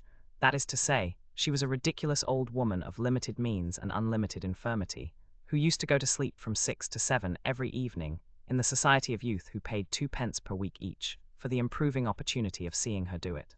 She rented a small cottage, and Mr. Wopsle had the room upstairs, where we students used to overhear him reading aloud in a most dignified and terrific manner, and occasionally bumping on the ceiling. There was a fiction that Mr. Wopsle examined the scholars once a quarter. What he did on those occasions was to turn up his cuffs, stick up his hair, and give us Mark Antony's oration over the body of Caesar. This was always followed by Collins's Ode on the Passions, wherein I particularly venerated Mr. Wopsle as Revenge throwing his blood-stained sword in thunder down, and taking the war-denouncing trumpet with a withering look. It was not with me then, as it was in later life, when I fell into the society of the Passions, and compared them with Collins and Wopsle, rather to the disadvantage of both gentlemen. Mr. Wopsle's great-aunt, besides keeping this educational institution, kept in the same room a little general shop. She had no idea what stock she had, or what the price of anything in it was. But there was a little greasy memorandum book kept in a drawer, which served as a catalogue of prices, and by this oracle Biddy arranged all the shop transactions. Biddy was Mr. Wopsle's great-aunt's granddaughter. I confess myself quite unequal to the working out of the problem, what relation she was to Mr. Wopsle. She was an orphan like myself, like me too, had been brought up by hand. She was most noticeable, I thought, in respect of her extremities, for her hair always wanted brushing, her hands always wanted washing, and her shoes always wanted mending and pulling up at heel. This description must be received with a weekday limitation. On Sundays, she went to church elaborated. Much of my unassisted self, and more by the help of Biddy than of Mr. Wopsle's great-aunt, I struggled through the alphabet as if it had been a bramble bush, getting considerably worried and scratched by every letter. After that I fell among those thieves, the 9 figures, who seemed every evening to do something new to disguise themselves and baffle recognition. But at last I began, in a purblind groping way, to read, write, and cipher on the very smallest scale. One night I was sitting in the chimney corner with my slate, expending great efforts on the production of a letter to Joe. I think it must have been a full year after our hunt upon the marshes, for it was a long time after, and it was winter and a hard frost. With an alphabet on the hearth at my feet for reference, I contrived in an hour or two to print and smear this epistle. And my dear Joe, I ope you are krwat well, I ope I shl sunb, habll 42tedg you Joe an then we shrl b so glodd, and when I am pingtd 2 you Joe what lax an bleve me inf xn pip. There was no indispensable necessity for my communicating with Joe by letter, inasmuch as he sat beside me and we were alone. But I delivered this written communication, slate and all, with my own hand, and Joe received it as a miracle of erudition. "I say, Pip, old chap," cried Joe, opening his blue eyes wide, "what a scholar you are." "Aren't you? I should like to be," said I, glancing at the slate as he held it, with a misgiving that the writing was rather hilly. "Why, here's a J," said Joe, "and a O equal to anything."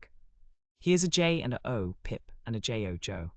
I had never heard Joe read aloud to any greater extent than this monosyllable, and I had observed at church last Sunday, when I accidentally held our prayer book upside down, that it seemed to suit his convenience quite as well as if it had been all right. Wishing to embrace the present occasion of finding out whether in teaching Joe I should have to begin quite at the beginning, I said, "But read the rest, Joe." "The rest, eh, Pip?" said Joe, looking at it with a slow, searching eye. 1, 2, 3. "Why, here's 3 JS and 3 OS and 3 JO, Joe's in it, Pip." I leaned over Joe and with the aid of my forefinger read him the whole letter. "Astonishing," said Joe when I had finished. "You are a scholar. How do you spell Gargery, Joe?" I asked him with a modest patronage. "I don't spell it at all," said Joe, "but supposing you did." "It can't be supposed," said Joe, "though I'm uncommon fond of reading too. Are you, Joe? Uncommon." "Give me," said Joe, "a good book or a good newspaper and sit me down afore a good fire, and I ask no better. Lord," he continued after rubbing his knees a little, "when you do come to a J and a O and says you, 'Here at last is a J-O, Joe,' how interesting reading is." I derived from this that Joe's education, like steam, was yet in its infancy. Pursuing the subject, I inquired, "Didn't you ever go to school, Joe, when you were as little as me?" "No, Pip." "Why didn't you ever go to school, Joe, when you were as little as me?" "Well, Pip," said Joe, taking up the poker, and settling himself to his usual occupation when he was thoughtful, of slowly raking the fire between the lower bars. "I'll tell you, my father, Pip, he were given to drink, and when he were overtook with drink, he hammered away at my mother, most unmerciful. It were most the only hammering he did indeed, excepting at myself. And he hammered at me with a wigger, only to be equalled by the wigger with which he didn't hammer at his anvil. You're a listening and understanding, Pip." "Yes, Joe. Consequence, my mother and me, we ran away from my father several times. And then my mother, she'd go out to work, and she'd say, 'Joe,' she'd say, 'now, please God, you shall have some schooling, child,' and she'd put me to school. But my father were that good in his heart that he couldn't bear to be without us. So he'd come with a most tremendous crowd, and make such a row at the doors of the houses where we was, that they used to be obligated to have no more to do with us, and to give us up to him. And then he took us home and hammered us. Which you see, Pip," said Joe, pausing in his meditative raking of the fire and looking at me, "were a drawback on my learning." "Certainly, poor Joe. Though mind you, Pip," said Joe, with a judicial touch or two of the poker on the top bar, "rendering unto all their due, and maintaining equal justice betwixt man and man, my father were that good in his heart, don't you see?" I didn't see. "But I didn't say so." "Well," Joe pursued, "somebody must keep the pot a-biling, Pip, or the pot won't bile, don't you know? I saw that and said so. Consequence, my father didn't make objections to my going to work. So I went to work at my present calling, which were his too, if he would have followed it, and I worked tolerable hard, I assure you, Pip. In time I were able to keep him, and I kept him till he went off in a purple leptic fit. And it were my intentions to have had put upon his tombstone that, whatsoe'er the failings on his part, remember, reader, he were that good in his heart." Joe recited this couplet with such manifest pride and careful perspicuity, that I asked him if he had made it himself. "I made it," said Joe, "my own self. I made it in a moment. It was like striking out a horseshoe complete in a single blow. I never was so much surprised in all my life, couldn't credit my own ed, to tell you the truth, hardly believed it were my own ed. As I was saying, Pip, it were my intentions to have had it cut over him, but poetry costs money, cut it how you will, small or large, and it were not done. Not to mention bearers, all the money that could be spared were wanted for my mother. She were in poor health and quite broke. She weren't long of following, poor soul, and her share of peace come round at last." Joe's blue eyes turned a little watery. He rubbed first one of them, and then the other, in a most uncongenial and uncomfortable manner, with the round knob on the top of the poker. "It were but lonesome then," said Joe, "living here alone, and I got acquainted with your sister." "Now, Pip," Joe looked firmly at me as if he knew I was not going to agree with him. "Your sister is a fine figure of a woman." I could not help looking at the fire, in an obvious state of doubt. "Whatever family opinions, or whatever the world's opinions, on that subject may be, Pip, your sister is," Joe tapped the top bar with the poker after every word following, "a fine figure of a woman. I could think of nothing better to say than, I am glad you think so, Joe." "So am I," returned Joe, catching me up. "I am glad I think so, Pip. A little redness or a little matter of bone, here or there, what does it signify to me?" I sagaciously observed, if it didn't signify to him, to whom did it signify? Certainly, assented Joe. That's it, you're right, old chap. When I got acquainted with your sister, it were the talk how she was bringing you up by hand. Very kind of her too, all the folks said, and I said, along with all the folks. As to you, Joe pursued with a countenance expressive of seeing something very nasty indeed, if you could have been aware how small and flabby and mean you was, dear me, you'd have formed the most contemptible opinion of yourself. Not exactly relishing this, I said, never mind me, Joe. But I did mind you, Pip, he returned with tender simplicity. When I offered to your sister to keep company, and to be asked in church at such times as she was willing and ready to come to the forge, I said to her, and bring the poor little child. God bless the poor little child, I said to your sister, there's room for him at the forge. I broke out crying and begging pardon, and hugged Joe round the neck, who dropped the poker to hug me and to say, ever the best of friends. And us, Pip, don't cry, old chap.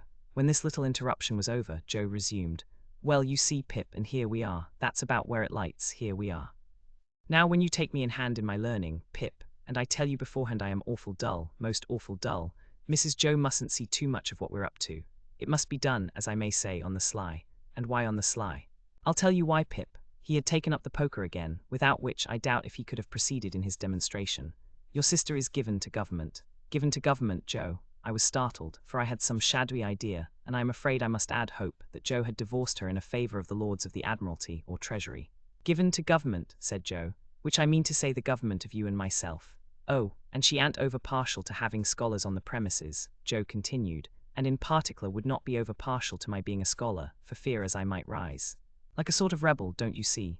I was going to retort with an inquiry, and had got as far as why, when Joe stopped me. Stay a bit, I know what you're going to say, Pip, stay a bit. I don't deny that your sister comes the mogul over us, now and again. I don't deny that she do throw us back falls, and that she do drop down upon us heavy. At such times as when your sister is on the rampage, Pip, Joe sank his voice to a whisper and glanced at the door. Candour compels fur to admit that she is a buster. Joe pronounced this word, as if it began with at least 12 capital B's. Why don't I rise? That were your observation when I broke it off, Pip. Yes, Joe. Well, said Joe, passing the poker into his left hand, that he might feel his whisker. And I had no hope of him whenever he took to that placid occupation. Your sister's a mastermind, a mastermind. What's that? I asked, in some hope of bringing him to a stand. But Joe was readier with his definition than I had expected, and completely stopped me by arguing circularly, and answering with a fixed look, her. And I ain't a mastermind, Joe resumed, when he had unfixed his look and got back to his whisker.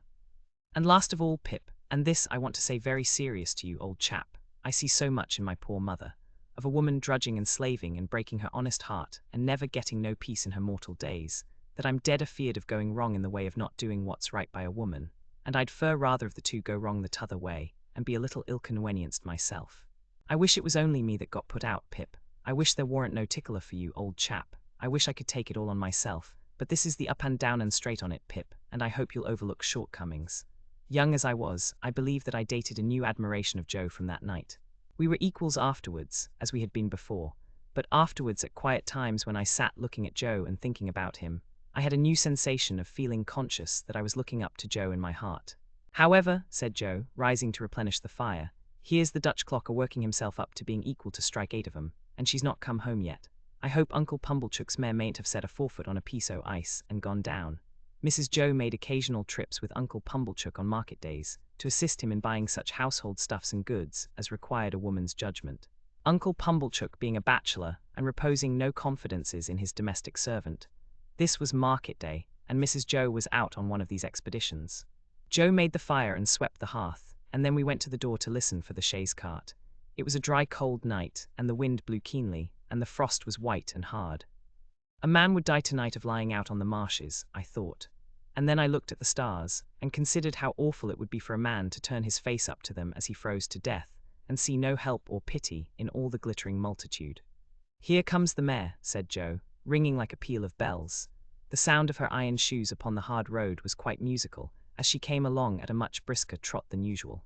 We got a chair out, ready for Mrs. Joe's alighting, and stirred up the fire that they might see a bright window, and took a final survey of the kitchen that nothing might be out of its place. When we had completed these preparations, they drove up, wrapped to the eyes. Mrs. Joe was soon landed, and Uncle Pumblechook was soon down too, covering the mare with a cloth, and we were soon all in the kitchen, carrying so much cold air in with us that it seemed to drive all the heat out of the fire. Now, said Mrs. Joe, unwrapping herself with haste and excitement, and throwing her bonnet back on her shoulders where it hung by the strings. If this boy ain't grateful this night, he never will be. I looked as grateful as any boy possibly could, who was wholly uninformed why he ought to assume that expression. It's only to be hoped, said my sister, that he won't be Pompeyed, but I have my fears. She ain't in that line, mum, said Mr. Pumblechook. She knows better, she. I looked at Joe, making the motion with my lips and eyebrows, she. Joe looked at me, making the motion with his lips and eyebrows, she. My sister catching him in the act, he drew the back of his hand across his nose with his usual conciliatory air on such occasions, and looked at her. Well, said my sister in her snappish way, what are you staring at? Is the house afire? Which some individual, Joe politely hinted, mentioned she. And she is a she, I suppose, said my sister, unless you call Miss Havisham a he. And I doubt if even you'll go so far as that. Miss Havisham uptown, said Joe. Is there any Miss Havisham downtown? Returned my sister. She wants this boy to go and play there, and of course he's going. And he had better play there, said my sister, shaking her head at me as an encouragement to be extremely light and sportive, or I'll work him. I had heard of Miss Havisham uptown. Everybody for miles round had heard of Miss Havisham uptown, as an immensely rich and grim lady who lived in a large and dismal house barricaded against robbers, and who led a life of seclusion. Well, to be sure, said Joe, astounded. I wonder how she come to know Pip. Noodle, cried my sister. Who said she knew him? Which some individual, Joe again politely hinted, mentioned that she wanted him to go and play there. And couldn't she ask Uncle Pumblechook if he knew of a boy to go and play there? Isn't it just barely possible that Uncle Pumblechook may be a tenant of hers, and that he may sometimes, we won't say quarterly or half-yearly, for that would be requiring too much of you, but sometimes go there to pay his rent? And couldn't she then ask Uncle Pumblechook if he knew of a boy to go and play there? And couldn't Uncle Pumblechook, being always considerate and thoughtful for us though you may not think it, Joseph, in a tone of the deepest reproach, as if he were the most callous of nephews, then mention this boy, standing prancing here, which I solemnly declare I was not doing, that I have forever been a willing slave to? Good again, cried Uncle Pumblechook. Well put, prettily pointed, good indeed. Now, Joseph, you know the case. No, Joseph, said my sister, still in a reproachful manner, while Joe apologetically drew the back of his hand across and across his nose. You do not yet, though you may not think it, know the case. You may consider that you do, but you do not, Joseph. For you do not know that Uncle Pumblechook, being sensible that for anything we can tell, this boy's fortune may be made by his going to Miss Havisham's, has offered to take him into town tonight in his own chaise cart, and to keep him tonight, and to take him with his own hands to Miss Havisham's tomorrow morning. And Laura mussy me, cried my sister, casting off her bonnet in sudden desperation. Here I stand talking to mere mooncalves, with Uncle Pumblechook waiting, and the mare catching cold at the door, and the boy grimed with crock and dirt from the hair of his head to the sole of his foot. With that she pounced upon me, like an eagle on a lamb, and my face was squeezed into wooden bowls in sinks, and my head was put under taps of water butts, and I was soaped and kneaded, and towelled and thumped, and harrowed and rasped, until I really was quite beside myself. I may here remark that I suppose myself to be better acquainted than any living authority with the ridgy effect of a wedding ring, passing unsympathetically over the human countenance. When my ablutions were completed, I was put into clean linen of the stiffest character, like a young penitent into sackcloth, and was trussed up in my tightest and fearfullest suit. I was then delivered over to Mr. Pumblechook, who formally received me as if he were the sheriff, and who let off upon me the speech that I knew he had been dying to make all along. Boy, be forever grateful to all friends, but especially unto them which brought you up by hand. Goodbye, Joe. God bless you, Pip, old chap. I had never parted from him before, and what with my feelings and what with soapsuds, I could at first see no stars from the chaise cart. But they twinkled out one by one, without throwing any light on the questions, why on earth I was going to play at Miss Havisham's, and what on earth I was expected to play at. Chapter 8. Mr. Pumblechook's premises in the high street of the market town were of a peppercorny and farinaceous character, as the premises of a corn chandler and seedsman should be. It appeared to me that he must be a very happy man indeed, to have so many little drawers in his shop, and I wondered when I peeped into one or two on the lower tiers, and saw the tied-up brown paper packets inside, whether the flower seeds and bulbs ever wanted of a fine day to break out of those jails, and bloom. It was in the early morning after my arrival that I entertained this speculation. On the previous night, I had been sent straight to bed in an attic with a sloping roof, which was so low in the corner where the bedstead was, that I calculated the tiles as being within a foot of my eyebrows. In the same early morning, I discovered a singular affinity between seeds and corduroys. Mr. Pumblechook wore corduroys, and so did his shopman, and somehow there was a general air and flavour about the corduroys, so much in the nature of seeds, and a general air and flavour about the seeds, so much in the nature of corduroys, that I hardly knew which was which. The same opportunity served me for noticing that Mr. Pumblechook appeared to conduct his business by looking across the street at the saddler, who appeared to transact his business by keeping his eye on the coachmaker, who appeared to get on in life by putting his hands in his pockets and contemplating the baker, who in his turn folded his arms and stared at the grocer, who stood at his door and yawned at the chemist. The watchmaker, always poring over a little desk with a magnifying glass at his eye, and always inspected by a group of smock-frocks poring over him through the glass of his shop window, seemed to be about the only person in the high street whose trade engaged his attention. Mr. Pumblechook and I breakfasted at 8 o'clock in the parlour behind the shop, while the shopman took his mug of tea and hunch of bread and butter on a sack of peas in the front premises. I considered Mr. Pumblechook wretched company. Besides being possessed by my sister's idea that a mortifying and penitential character ought to be imparted to my diet, besides giving me as much crumb as possible in combination with as little butter, and putting such a quantity of warm water into my milk that it would have been more candid to have left the milk out altogether, his conversation consisted of nothing but arithmetic. On my politely bidding him good morning, he said pompously, 7 times 9, boy. And how should I be able to answer, dodged in that way in a strange place on an empty stomach? I was hungry, but before I had swallowed a morsel, he began a running sum that lasted all through the breakfast. 7, and 4, and 8, and 6, and 2, and 10, and so on. And after each figure was disposed of, it was as much as I could do to get a bite or a sup before the next came, while he sat at his ease guessing nothing, and eating bacon and hot roll, in, if I may be allowed the expression, a gorging and gormandizing manner. For such reasons, I was very glad when 10 o'clock came, and we started for Miss Havisham's, though I was not at all at my ease regarding the manner in which I should acquit myself under that lady's roof. Within a quarter of an hour we came to Miss Havisham's house, which was of old brick and dismal, and had a great many iron bars to it. Some of the windows had been walled up, of those that remained, all the lower were rustily barred. There was a courtyard in front, and that was barred, so we had to wait after ringing the bell until someone should come to open it. While we waited at the gate, I peeped in, even then Mr. Pumblechook said, and 14, but I pretended not to hear him, and saw that at the side of the house there was a large brewery. No brewing was going on in it, and none seemed to have gone on for a long, long time. A window was raised, and a clear voice demanded what name, to which my conductor replied, Pumblechook. The voice returned, quite right, and the window was shut again, and a young lady came across the courtyard, with keys in her hand. This, said Mr. Pumblechook, is Pip. This is Pip, is it? Returned the young lady, who was very pretty and seemed very proud. Come in, Pip. Mr. Pumblechook was coming in also, when she stopped him with the gate. Oh, she said, did you wish to see Miss Havisham? If Miss Havisham wished to see me, returned Mr. Pumblechook, discomfited. Ah, said the girl. But you see she don't. She said it so finally, and in such an undiscussable way, that Mr. Pumblechook, though in a condition of ruffled dignity, could not protest, but he eyed me severely, as if I had done anything to him, and departed with the words reproachfully delivered, Boy, let your behaviour here be a credit unto them which brought you up by hand. I was not free from apprehension that he would come back to propound through the gate, and 16, but he didn't. My young conductress locked the gate, and we went across the courtyard. It was paved and clean, but grass was growing in every crevice.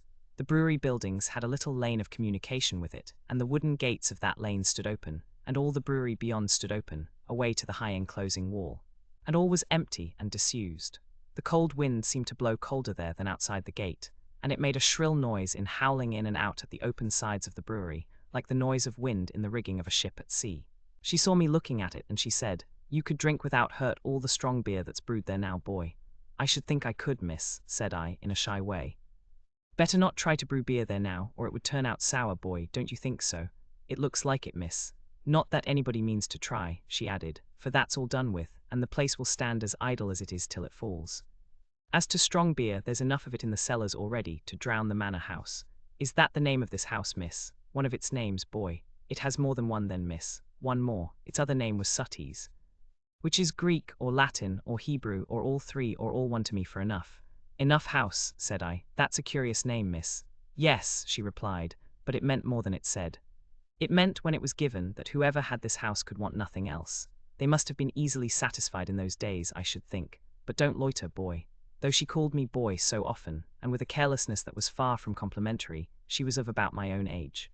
She seemed much older than I, of course, being a girl, and beautiful and self-possessed, and she was as scornful of me as if she had been 21 and a queen.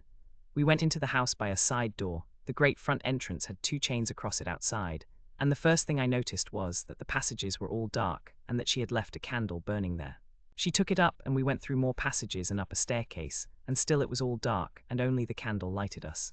At last we came to the door of a room, and she said, "Go in." I answered, more in shyness than politeness, "After you, miss." To this she returned, "Don't be ridiculous, boy, I am not going in," and scornfully walked away, and what was worse, took the candle with her. This was very uncomfortable, and I was half afraid.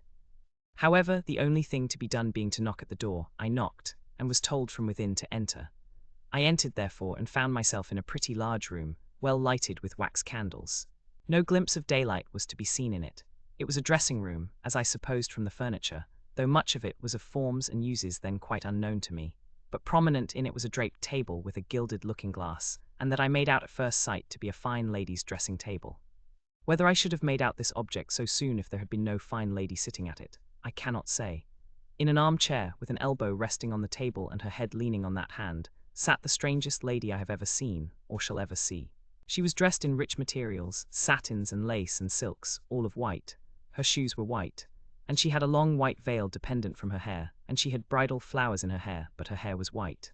Some bright jewels sparkled on her neck and on her hands, and some other jewels lay sparkling on the table. Dresses, less splendid than the dress she wore, and half-packed trunks, were scattered about. She had not quite finished dressing, for she had but one shoe on, the other was on the table near her hand, her veil was but half arranged, her watch and chain were not put on, and some lace for her bosom lay with those trinkets, and with her handkerchief and gloves and some flowers, and a prayer book all confusedly heaped about the looking-glass. It was not in the first few moments that I saw all these things, though I saw more of them in the first moments than might be supposed. But I saw that everything within my view which ought to be white, had been white long ago, and had lost its lustre, and was faded and yellow. I saw that the bride within the bridal dress had withered like the dress, and like the flowers, and had no brightness left but the brightness of her sunken eyes. I saw that the dress had been put upon the rounded figure of a young woman, and that the figure upon which it now hung loose had shrunk to skin and bone. Once I had been taken to see some ghastly waxwork at the fair, representing I know not what impossible personage lying in state. Once I had been taken to one of our old marsh churches to see a skeleton in the ashes of a rich dress that had been dug out of a vault under the church pavement. Now waxwork and skeleton seemed to have dark eyes that moved and looked at me. I should have cried out if I could. "Who is it?" said the lady at the table. "Pip, ma'am, Pip, Mr. Pumblechook's boy, ma'am, come to play. Come nearer. Let me look at you, come close." It was when I stood before her, avoiding her eyes, that I took note of the surrounding objects in detail, and saw that her watch had stopped at 20 minutes to 9, and that a clock in the room had stopped at 20 minutes to 9. "Look at me," said Miss Havisham. "You are not afraid of a woman who has never seen the sun since you were born." I regret to state that I was not afraid of telling the enormous lie comprehended in the answer no. "Do you know what I touch here?" she said, laying her hands, one upon the other, on her left side. "Yes, ma'am, it made me think of the young man. What do I touch? Your heart, broken." She uttered the word with an eager look and with strong emphasis, and with a weird smile that had a kind of boast in it. Afterwards she kept her hands there for a little while, and slowly took them away as if they were heavy. "I am tired," said Miss Havisham. "I want diversion, and I have done with men and women. Play." I think it will be conceded by my most disputatious reader that she could hardly have directed an unfortunate boy to do anything in the wide world more difficult to be done under the circumstances. "I sometimes have sick fancies," she went on, "and I have a sick fancy that I want to see some play. There, with an impatient movement of the fingers of her right hand. Play, play, play." For a moment, with the fear of my sisters working me before my eyes, I had a desperate idea of starting round the room in the assumed character of Mr. Pumblechook's chaise cart. But I felt myself so unequal to the performance that I gave it up, and stood looking at Miss Havisham in what I suppose she took for a dogged manner, inasmuch as she said, when we had taken a good look at each other, "Are you sullen and obstinate?" "No, ma'am, I am very sorry for you, and very sorry I can't play just now. If you complain of me I shall get into trouble with my sister, so I would do it if I could, but it's so new here, and so strange, and so fine, and melancholy." I stopped, fearing I might say too much, or had already said it, and we took another look at each other. Before she spoke again, she turned her eyes from me, and looked at the dress she wore, and at the dressing table, and finally at herself in the looking-glass. "So new to him," she muttered, "so old to me.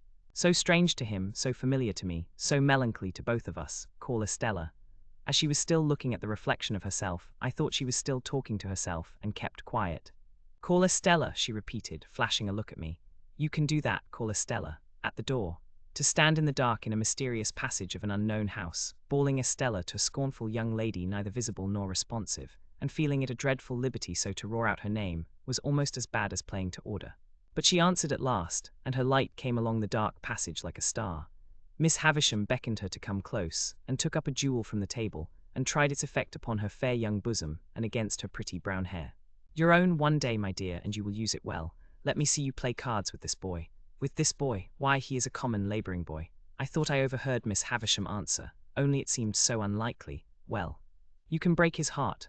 What do you play, boy? Asked Estella of myself with the greatest disdain. Nothing but beggar my neighbour, miss. Beggar him, said Miss Havisham to Estella, so we sat down to cards. It was then I began to understand that everything in the room had stopped, like the watch and the clock, a long time ago. I noticed that Miss Havisham put down the jewel exactly on the spot from which she had taken it up. As Estella dealt the cards, I glanced at the dressing table again and saw that the shoe upon it, once white, now yellow, had never been worn. I glanced down at the foot from which the shoe was absent, and saw that the silk stocking on it, once white, now yellow, had been trodden ragged. Without this arrest of everything, this standing still of all the pale, decayed objects, not even the withered bridal dress on the collapsed form could have looked so like grave clothes, or the long veil so like a shroud. So she sat, corpse-like, as we played at cards, the frillings and trimmings on her bridal dress, looking like earthy paper. I knew nothing then of the discoveries that are occasionally made of bodies buried in ancient times, which fall to powder in the moment of being distinctly seen. But I have often thought since, that she must have looked as if the admission of the natural light of day would have struck her to dust. He calls the knaves jacks, this boy, said Estella with disdain, before our first game was out. And what coarse hands he has, and what thick boots. I had never thought of being ashamed of my hands before, but I began to consider them a very indifferent pair. Her contempt for me was so strong, that it became infectious, and I caught it. She won the game, and I dealt. I misdealt, as was only natural, when I knew she was lying in wait for me to do wrong, and she denounced me for a stupid, clumsy labouring boy. You say nothing of her, remarked Miss Havisham to me as she looked on. She says many hard things of you, but you say nothing of her. What do you think of her? I don't like to say, I stammered. Tell me in my ear, said Miss Havisham, bending down. I think she's very proud, I replied in a whisper. Anything else? I think she's very pretty. Anything else? I think she's very insulting. She was looking at me then with a look of supreme aversion. Anything else? I think I should like to go home, and never see her again, though she is so pretty. I am not sure that I shouldn't like to see her again, but I should like to go home now. You shall go soon, said Miss Havisham aloud. Play the game out, saving for the one weird smile at first. I should have felt almost sure that Miss Havisham's face could not smile. It had dropped into a watchful and brooding expression, most likely when all the things about her had become transfixed, and it looked as if nothing could ever lift it up again. Her chest had dropped so that she stooped, and her voice had dropped so that she spoke low and with a dead lull upon her. Altogether, she had the appearance of having dropped body and soul, within and without, under the weight of a crushing blow. I played the game to an end with Estella, and she beggared me. She threw the cards down on the table when she had won them all, as if she despised them for having been one of me. When shall I have you here again? Said Miss Havisham. Let me think. I was beginning to remind her that today was Wednesday, when she checked me with her former impatient movement of the fingers of her right hand. There, I know nothing of days of the week. I know nothing of weeks of the year. Come again after 6 days. You hear? Yes, ma'am. Estella, take him down. Let him have something to eat, and let him roam and look about him while he eats. Go, Pip. I followed the candle down as I had followed the candle up, and she stood it in the place where we had found it. Until she opened the side entrance, I had fancied, without thinking about it, that it must necessarily be night time. The rush of the daylight quite confounded me, and made me feel as if I had been in the candlelight of the strange room many hours. You are to wait here, you boy, said Estella, and disappeared and closed the door. I took the opportunity of being alone in the courtyard to look at my coarse hands and my common boots. My opinion of those accessories was not favourable. They had never troubled me before, but they troubled me now, as vulgar appendages. I determined to ask Joe why he had ever taught me to call those picture cards jacks, which ought to be called knaves. I wish Joe had been rather more genteelly brought up, and then I should have been so too. She came back, with some bread and meat and a little mug of beer. She put the mug down on the stones of the yard, and gave me the bread and meat without looking at me, as insolently as if I were a dog in disgrace. I was so humiliated, hurt, spurned, offended, angry, sorry. I cannot hit upon the right name for the smart God knows what its name was, that tears started to my eyes. The moment they sprang there, the girl looked at me with a quick delight in having been the cause of them. This gave me power to keep them back and to look at her. So she gave a contemptuous toss, but with a sense, I thought, of having made too sure that I was so wounded, and left me. But when she was gone, I looked about me for a place to hide my face in, and got behind one of the gates in the brewery lane, and leaned my sleeve against the wall there, and leaned my forehead on it and cried. As I cried, I kicked the wall and took a hard twist at my hair. So bitter were my feelings, and so sharp was the smart without a name, that needed counteraction. My sister's bringing up had made me sensitive. In the little world in which children have their existence whosoever brings them up, there is nothing so finely perceived and so finely felt as injustice. It may be only small injustice that the child can be exposed to. But the child is small, and its world is small, and its rocking horse stands as many hands high, according to scale, as a big-boned Irish hunter.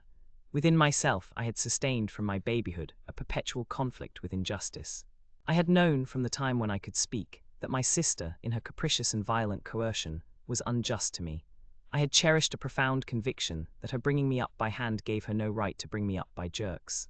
Through all my punishments, disgraces, fasts and vigils and other penitential performances, I had nursed this assurance, and to my communing so much with it in a solitary and unprotected way, I in great part refer the fact that I was morally timid and very sensitive.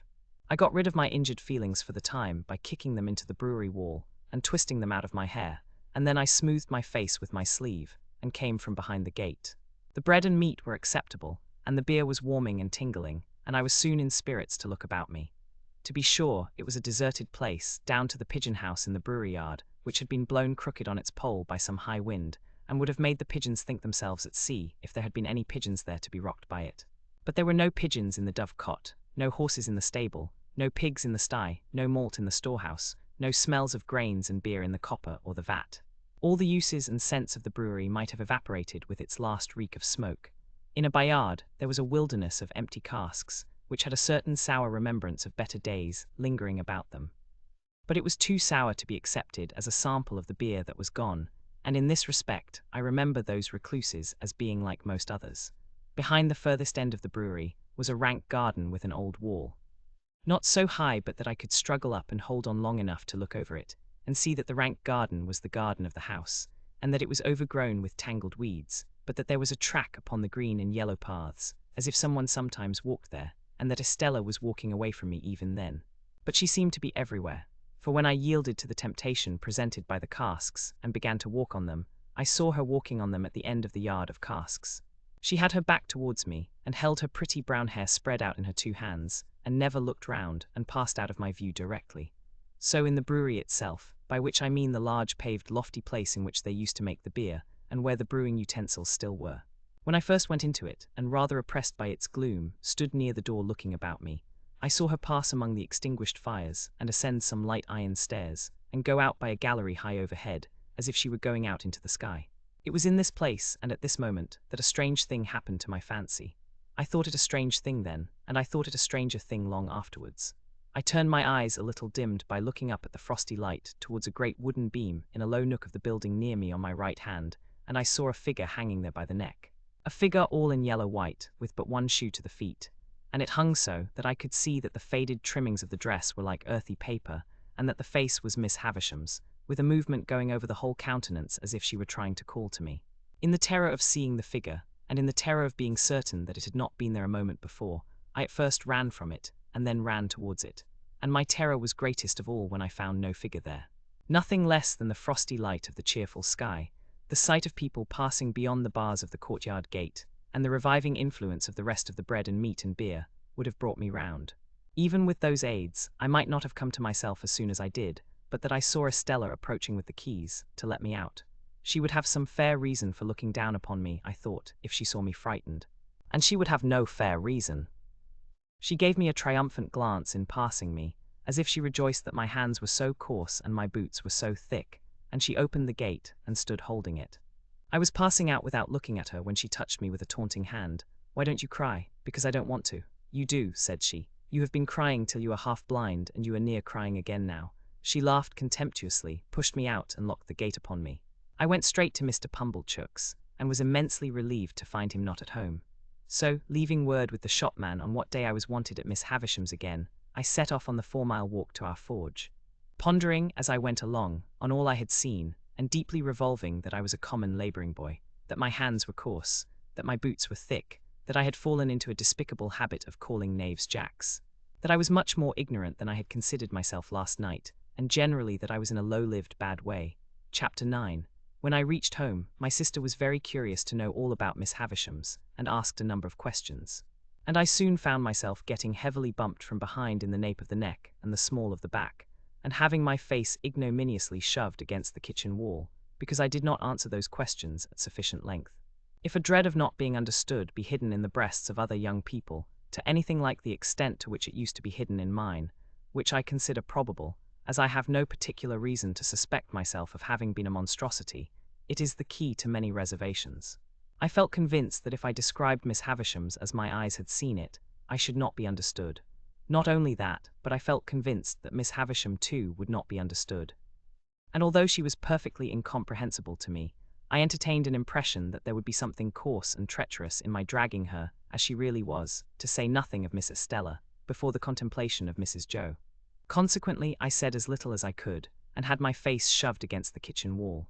The worst of it was that bullying old Pumblechook, preyed upon by a devouring curiosity to be informed of all I had seen and heard, came gaping over in his chaise cart at tea time, to have the details divulged to him. And the mere sight of the torment, with his fishy eyes and mouth open, his sandy hair inquisitively on end, and his waistcoat heaving with windy arithmetic, made me vicious in my reticence. "Well, boy," Uncle Pumblechook began, as soon as he was seated in the chair of honour by the fire, "how did you get on uptown?" I answered, "Pretty well, sir," and my sister shook her fist at me. "Pretty well," Mr. Pumblechook repeated. "Pretty well is no answer. Tell us what you mean by pretty well, boy. Whitewash on the forehead hardens the brain into a state of obstinacy, perhaps." Anyhow, with whitewash from the wall on my forehead, my obstinacy was adamantine. I reflected for some time, and then answered as if I had discovered a new idea. "I mean pretty well." My sister, with an exclamation of impatience, was going to fly at me. I had no shadow of defence, for Joe was busy in the forge, when Mr. Pumblechook interposed with, "No. Don't lose your temper. Leave this lad to me, ma'am, leave this lad to me." Mr. Pumblechook then turned me towards him, as if he were going to cut my hair, and said, "First, to get our thoughts in order. 43 pence. I calculated the consequences of replying £400, and finding them against me, went as near the answer as I could, which was somewhere about 8 pence off.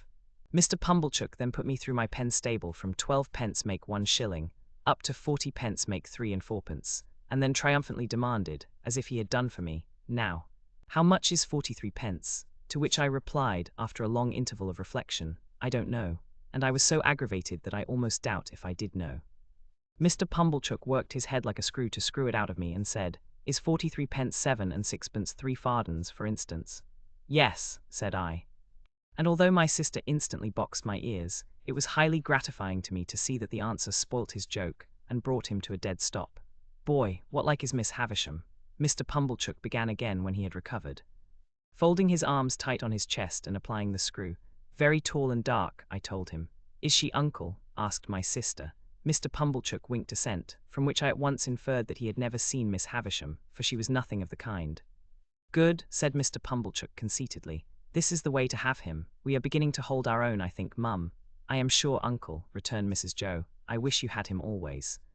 You know so well how to deal with him. Now, boy, what was she a-doing of when you went in today?" asked Mr. Pumblechook. "She was sitting," I answered, "in a black velvet coach." Mr. Pumblechook and Mrs. Joe stared at one another, as they well might, and both repeated, "In a black velvet coach." "Yes," said I. "And Miss Estella, that's her niece, I think handed her in cake and wine at the coach window, on a gold plate. And we all had cake and wine on gold plates, and I got up behind the coach to eat mine because she told me to." "Was anybody else there?" asked Mr. Pumblechook. "4 dogs," said I. "Large or small?" "Immense," said I, "and they fought for veal cutlets out of a silver basket." Mr. Pumblechook and Mrs. Joe stared at one another again, in utter amazement. I was perfectly frantic, a reckless witness under the torture, and would have told them anything. "Where was this coach, in the name of gracious?" asked my sister. "In Miss Havisham's room." They stared again. "But there weren't any horses to it." I added this saving clause, in the moment of rejecting 4 richly caparisoned coursers which I had had wild thoughts of harnessing. "Can this be possible, uncle?" asked Mrs. Joe. "What can the boy mean?" "I'll tell you, mum," said Mr. Pumblechook. "My opinion is it's a sedan chair. She's flighty, you know, very flighty, quite flighty enough to pass her days in a sedan chair." "Did you ever see her in it, uncle?" asked Mrs. Joe. "How could I," he returned, forced to the admission, "when I never see her in my life, never clapped eyes upon her?" "Goodness, uncle, and yet you have spoken to her." "Why, don't you know," said Mr. Pumblechook testily, "that when I have been there, I have been took up to the outside of her door, and the door has stood ajar, and she has spoke to me that way." Don't say you don't know that, Mum. However, the boy went there to play. What did you play at, boy? We played with flags, I said. I beg to observe that I think of myself with amazement when I recall the lies I told on this occasion. Flags, echoed my sister. Yes, said I. Estella waved a blue flag, and I waved a red one, and Miss Havisham waved one sprinkled all over with little gold stars, out at the coach window. And then we all waved our swords and hurrahed. Swords, repeated my sister. Where did you get swords from? Out of a cupboard, said I, and I saw pistols in it, and jam, and pills. And there was no daylight in the room, but it was all lighted up with candles. That's true, Mum, said Mr. Pumblechook with a grave nod. That's the state of the case, for that much I've seen myself. And then they both stared at me, and I, with an obtrusive show of artlessness on my countenance, stared at them, and plaited the right leg of my trousers with my right hand. If they had asked me any more questions, I should undoubtedly have betrayed myself, for I was even then on the point of mentioning that there was a balloon in the yard, and should have hazarded the statement, but for my invention being divided between that phenomenon and a bear in the brewery. They were so much occupied, however, in discussing the marvels I had already presented for their consideration, that I escaped. The subject still held them when Joe came in from his work to have a cup of tea, to whom my sister, more for the relief of her own mind than for the gratification of his, related my pretended experiences. Now, when I saw Joe open his blue eyes and roll them all round the kitchen in helpless amazement, I was overtaken by penitence. But only as regarded him, not in the least as regarded the other two. Towards Joe and Joe only, I considered myself a young monster, while they sat debating what results would come to me from Miss Havisham's acquaintance and favour. They had no doubt that Miss Havisham would do something for me. Their doubts related to the form that something would take. My sister stood out for property. Mr. Pumblechook was in favour of a handsome premium for binding me apprentice to some genteel trade, say, the corn and seed trade, for instance. Joe fell into the deepest disgrace with both, for offering the bright suggestion that I might only be presented with one of the dogs who had fought for the veal cutlets. If a fool's head can't express better opinions than that, said my sister, and you have got any work to do, you had better go and do it. So he went. After Mr. Pumblechook had driven off, and when my sister was washing up, I stole into the forge to Joe, and remained by him until he had done for the night. Then I said, before the fire goes out, Joe, I should like to tell you something. Should you, Pip? Said Joe, drawing his shoeing stool near the forge. Then tell us, what is it, Pip? Joe, said I, taking hold of his rolled-up shirt sleeve, and twisting it between my finger and thumb, you remember all that about Miss Havisham's? Remember, said Joe. I believe you. Wonderful. It's a terrible thing, Joe. It ain't true. What are you telling of, Pip? Cried Joe, falling back in the greatest amazement. You don't mean to say it's— Yes, I do. It's lies, Joe, but not all of it. Why, sure you don't mean to say, Pip, that there was no black welwick coe, for I stood shaking my head. But at least there was dogs, Pip. Come, Pip, said Joe persuasively. If there warn't no veal cutlets, at least there was dogs. No, Joe. A dog, said Joe. A puppy, come. No, Joe, there was nothing at all of the kind. As I fixed my eyes hopelessly on Joe, Joe contemplated me in dismay. Pip, old chap, this won't do, old fellow, I say. Where do you expect to go to? It's terrible, Joe, ain't it? Terrible, cried Joe. Awful. What possessed you? I don't know what possessed me, Joe, I replied, letting his shirt sleeve go and sitting down in the ashes at his feet, hanging my head. But I wish you hadn't taught me to call knaves at cards jacks. And I wish my boots weren't so thick nor my hands so coarse. And then I told Joe that I felt very miserable, and that I hadn't been able to explain myself to Mrs. Joe and Pumblechook, who was so rude to me, and that there had been a beautiful young lady at Miss Havisham's who was dreadfully proud, and that she had said I was common, and that I knew I was common, and that I wished I was not common, and that the lies had come of it somehow. Though I didn't know how. This was a case of metaphysics, at least as difficult for Joe to deal with as for me, but Joe took the case altogether out of the region of metaphysics, and by that means vanquished it. There's one thing you may be sure of, Pip, said Joe after some rumination, namely, that lies is lies. However they come, they didn't ought to come, and they come from the father of lies and work round to the same. Don't you tell no more of 'em, Pip. That ain't the way to get out of being common, old chap. And as to being common, I don't make it out at all clear. You are uncommon in some things, you're uncommon small. Likewise you're uncommon scholar. No, I am ignorant and backward, Joe. Why, see what a letter you wrote last night, wrote in print even. I've seen letters, and from gentlefolks, that I'll swear weren't wrote in print, said Joe. I have learnt next to nothing, Joe. You think much of me, it's only that. Well, Pip, said Joe, be it so or be it sont, you must be a common scholar afore you can be a uncommon one, I should hope. The king upon his throne, with his crown upon his head, can't sit and write his acts of parliament in print, without having begun, when he were a unpromoted prince, with the alphabet. Ah, added Joe with a shake of the head that was full of meaning, and begun at a 2 and worked his way to Z, and I know what that is to do, though I can't say I've exactly done it. There was some hope in this piece of wisdom, and it rather encouraged me. Whether common ones as to callings and earnings, pursued Joe reflectively, mightn't be the better of continuing for to keep company with common ones, instead of going out to play with uncommon ones, which reminds me to hope that there were a flag, perhaps. No, Joe, I'm sorry there weren't a flag, Pip. Whether that might be or mightn't be, is a thing as can't be looked into now, without putting your sister on the rampage, and that's a thing not to be thought of as being done intentional. Look ye here, Pip, at what is said to you by a true friend. Which this to you the true friends say, if you can't get to be uncommon through going straight, you'll never get to do it through going crooked, so don't tell no more on 'em, Pip, and live well and die happy. You are not angry with me, Joe? No, old chap.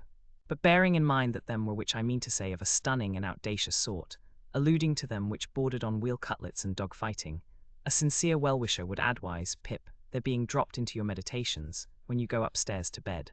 That's all, old chap, and don't never do it no more. When I got up to my little room and said my prayers, I did not forget Joe's recommendation, and yet my young mind was in that disturbed and unthankful state, that I thought long after I laid me down, how common Estella would consider Joe, a mere blacksmith. How thick his boots and how coarse his hands. I thought how Joe and my sister were then sitting in the kitchen, and how I had come up to bed from the kitchen, and how Miss Havisham and Estella never sat in a kitchen, but were far above the level of such common doings. I fell asleep recalling what I used to do when I was at Miss Havisham's, as though I had been there weeks or months instead of hours, and as though it were quite an old subject of remembrance, instead of one that had arisen only that day. That was a memorable day to me, for it made great changes in me, but it is the same with any life. Imagine one selected day struck out of it, and think how different its course would have been. Pause, you who read this, and think for a moment of the long chain of iron or gold, of thorns or flowers that would never have bound you, but for the formation of the first link on one memorable day. Chapter 10. The felicitous idea occurred to me a morning or two later when I woke, that the best step I could take towards making myself uncommon was to get out of Biddy everything she knew. In pursuance of this luminous conception, I mentioned to Biddy when I went to Mr. Wopsle's great-aunt's at night, that I had a particular reason for wishing to get on in life, and that I should feel very much obliged to her if she would impart all her learning to me. Biddy, who was the most obliging of girls, immediately said she would, and indeed began to carry out her promise within 5 minutes. The educational scheme or course established by Mr. Wopsle's great-aunt may be resolved into the following synopsis. The pupils ate apples and put straws down one another's backs, until Mr. Wopsle's great-aunt collected her energies, and made an indiscriminate totter at them with a birch rod. After receiving the charge with every mark of derision, the pupils formed in line and buzzingly passed a ragged book from hand to hand. The book had an alphabet in it, some figures and tables, and a little spelling, that is to say, it had had once.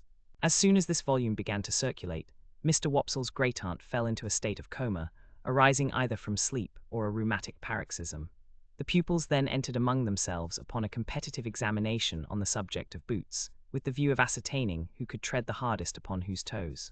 This mental exercise lasted until Biddy made a rush at them, and distributed 3 defaced Bibles, shaped as if they had been unskillfully cut off the chump end of something, more illegibly printed at the best than any curiosities of literature I have since met with, speckled all over with iron mold, and having various specimens of the insect world smashed between their leaves.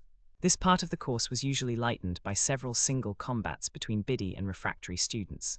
When the fights were over, Biddy gave out the number of a page, and then we all read aloud what we could, or what we couldn't in a frightful chorus. Biddy leading with a high, shrill, monotonous voice, and none of us having the least notion of, or reverence for, what we were reading about. When this horrible din had lasted a certain time, it mechanically awoke Mr. Wopsle's great-aunt, who staggered at a boy fortuitously and pulled his ears. This was understood to terminate the course for the evening, and we emerged into the air with shrieks of intellectual victory. It is fair to remark that there was no prohibition against any pupil's entertaining himself with a slate or even with the ink, when there was any, but that it was not easy to pursue that branch of study in the winter season. On account of the little general shop in which the classes were holden, and which was also Mr. Wopsle's great-aunt's sitting-room and bedchamber, being but faintly illuminated through the agency of one low-spirited dip candle and no snuffers, it appeared to me that it would take time to become uncommon under these circumstances.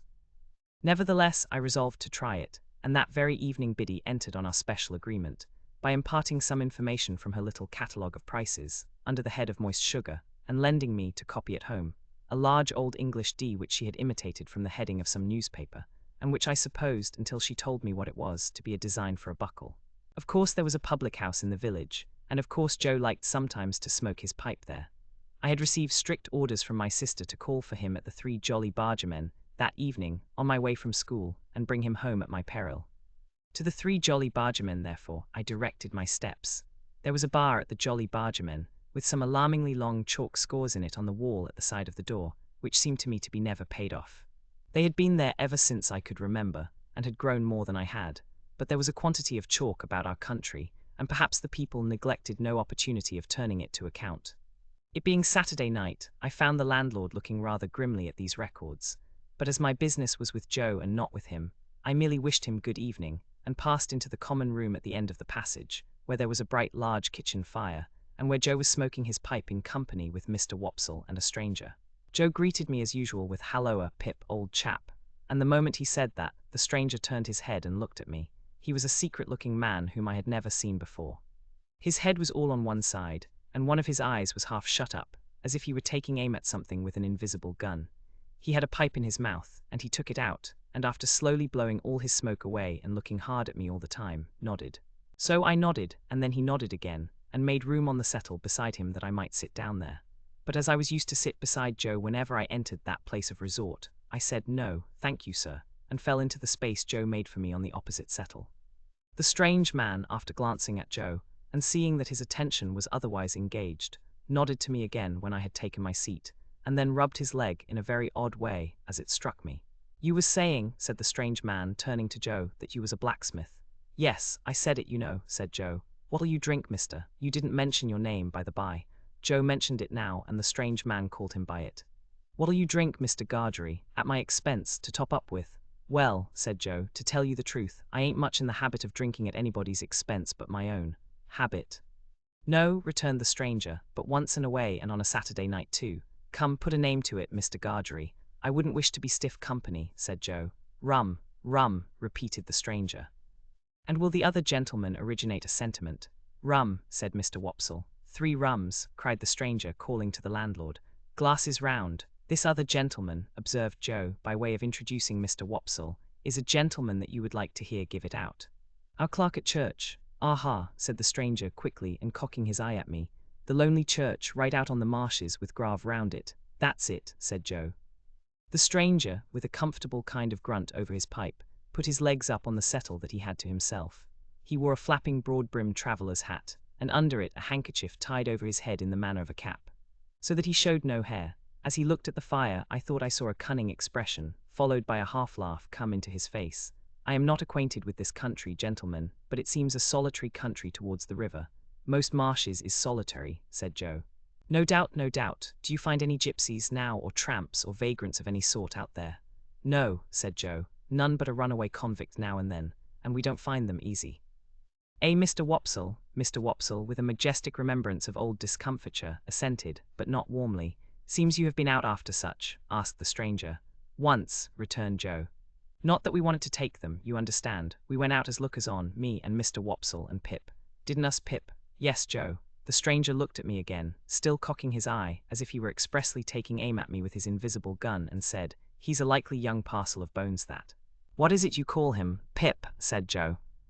"Christened Pip?" "No, not christened Pip." "Surname Pip?" "No," said Joe. "It's a kind of family name what he gave himself when an infant, and is called by." "Son of yours?" "Well," said Joe meditatively, not of course that it could be in anywise necessary to consider about it, but because it was the way at the Jolly Bargemen to seem to consider deeply about everything that was discussed over pipes. "Well, no." "No, he ain't, nevy," said the strange man. "Well," said Joe, with the same appearance of profound cogitation, "he is not, no, not to deceive you, he is not my nevy." "What the blue blazes is he?" asked the stranger, which appeared to me to be an inquiry of unnecessary strength. Mr. Wopsle struck in upon that, as one who knew all about relationships, having professional occasion to bear in mind what female relations a man might not marry, and expounded the ties between me and Joe. Having his hand in, Mr. Wopsle finished off with a most terrifically snarling passage from Richard III, and seemed to think he had done quite enough to account for it when he added, as the poet says. And here I may remark that when Mr. Wopsle referred to me, he considered it a necessary part of such reference to rumple my hair and poke it into my eyes. I cannot conceive why everybody of his standing, who visited at our house, should always have put me through the same inflammatory process under similar circumstances.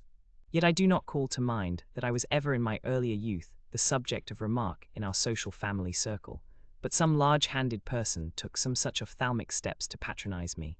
All this while the strange man looked at nobody but me, and looked at me as if he were determined to have a shot at me at last, and bring me down. But he said nothing after offering his blue blazes observation, until the glasses of rum and water were brought. And then he made his shot, and a most extraordinary shot it was. It was not a verbal remark, but a proceeding in dumb show, and was pointedly addressed to me. He stirred his rum and water pointedly at me, and he tasted his rum and water pointedly at me. And he stirred it and he tasted it, not with a spoon that was brought to him, but with a file. He did this so that nobody but I saw the file, and when he had done it, he wiped the file and put it in a breast pocket. I knew it to be Joe's file, and I knew that he knew my convict, the moment I saw the instrument. I sat gazing at him, spellbound, but he now reclined on his settle, taking very little notice of me and talking principally about turnips. There was a delicious sense of cleaning up, and making a quiet pause before going on in life afresh, in our village on Saturday nights, which stimulated Joe to dare to stay out half an hour longer on Saturdays than at other times. The half hour and the rum and water running out together, Joe got up to go and took me by the hand. "Stop half a moment, Mr. Gargery," said the strange man. "I think I've got a bright new shilling somewhere in my pocket, and if I have, the boy shall have it." He looked it out from a handful of small change, folded it in some crumpled paper and gave it to me. "Yours," said he. "Mind." "Your own?" I thanked him, staring at him far beyond the bounds of good manners and holding tight to Joe. He gave Joe good night, and he gave Mr. Wopsle good night, who went out with us, and he gave me only a look with his aiming eye. No, not a look, for he shut it up, but wonders may be done with an eye by hiding it. On the way home, if I had been in a humour for talking, the talk must have been all on my side, for Mr. Wopsle parted from us at the door of the Jolly Bargemen, and Joe went all the way home with his mouth wide open, to rinse the rum out with as much air as possible. But I was in a manner stupefied by this turning up of my old misdeed and old acquaintance, and could think of nothing else. My sister was not in a very bad temper when we presented ourselves in the kitchen, and Joe was encouraged by that unusual circumstance to tell her about the bright shilling. "A bad un, I'll be bound," said Mrs. Joe triumphantly, "or he wouldn't have given it to the boy. Let's look at it." I took it out of the paper, and it proved to be a good one. "But what's this?" said Mrs. Joe, throwing down the shilling and catching up the paper. "2 £1 notes. Nothing less than 2 fat, sweltering £1 notes that seemed to have been on terms of the warmest intimacy with all the cattle markets in the county." Joe caught up his hat again, and ran with them to the Jolly Bargemen to restore them to their owner. While he was gone, I sat down on my usual stool and looked vacantly at my sister, feeling pretty sure that the man would not be there. Presently Joe came back, saying that the man was gone, but that he, Joe, had left word at the 3 Jolly Bargemen concerning the notes. Then my sister sealed them up in a piece of paper, and put them under some dried rose leaves in an ornamental teapot on the top of a press in the state parlour. There they remained, a nightmare to me, many and many a night and day. I had sadly broken sleep when I got to bed, through thinking of the strange man taking aim at me with his invisible gun, and of the guiltily coarse and common thing it was to be on secret terms of conspiracy with convicts, a feature in my low career that I had previously forgotten. I was haunted by the file too. A dread possessed me that when I least expected it, the file would reappear. I coaxed myself to sleep by thinking of Miss Havisham's next Wednesday. And in my sleep I saw the file coming at me out of a door without seeing who held it, and I screamed myself awake. Chapter 11. At the appointed time I returned to Miss Havisham's, and my hesitating ring at the gate brought out Estella. She locked it after admitting me, as she had done before, and again preceded me into the dark passage where her candle stood.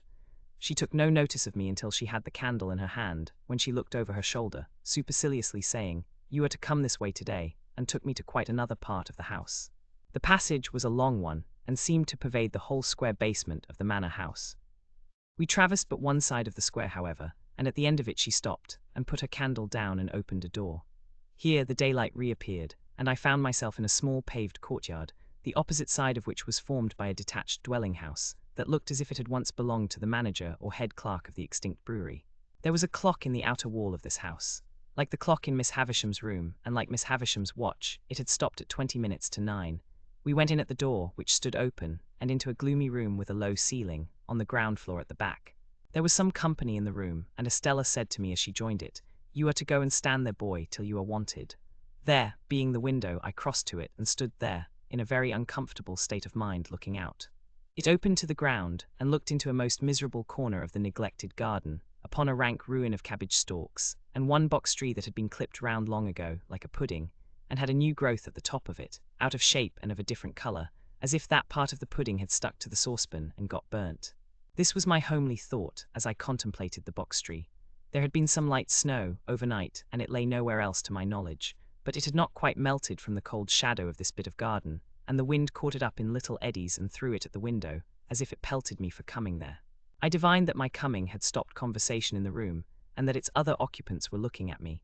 I could see nothing of the room except the shining of the fire in the window glass, but I stiffened in all my joints with the consciousness that I was under close inspection.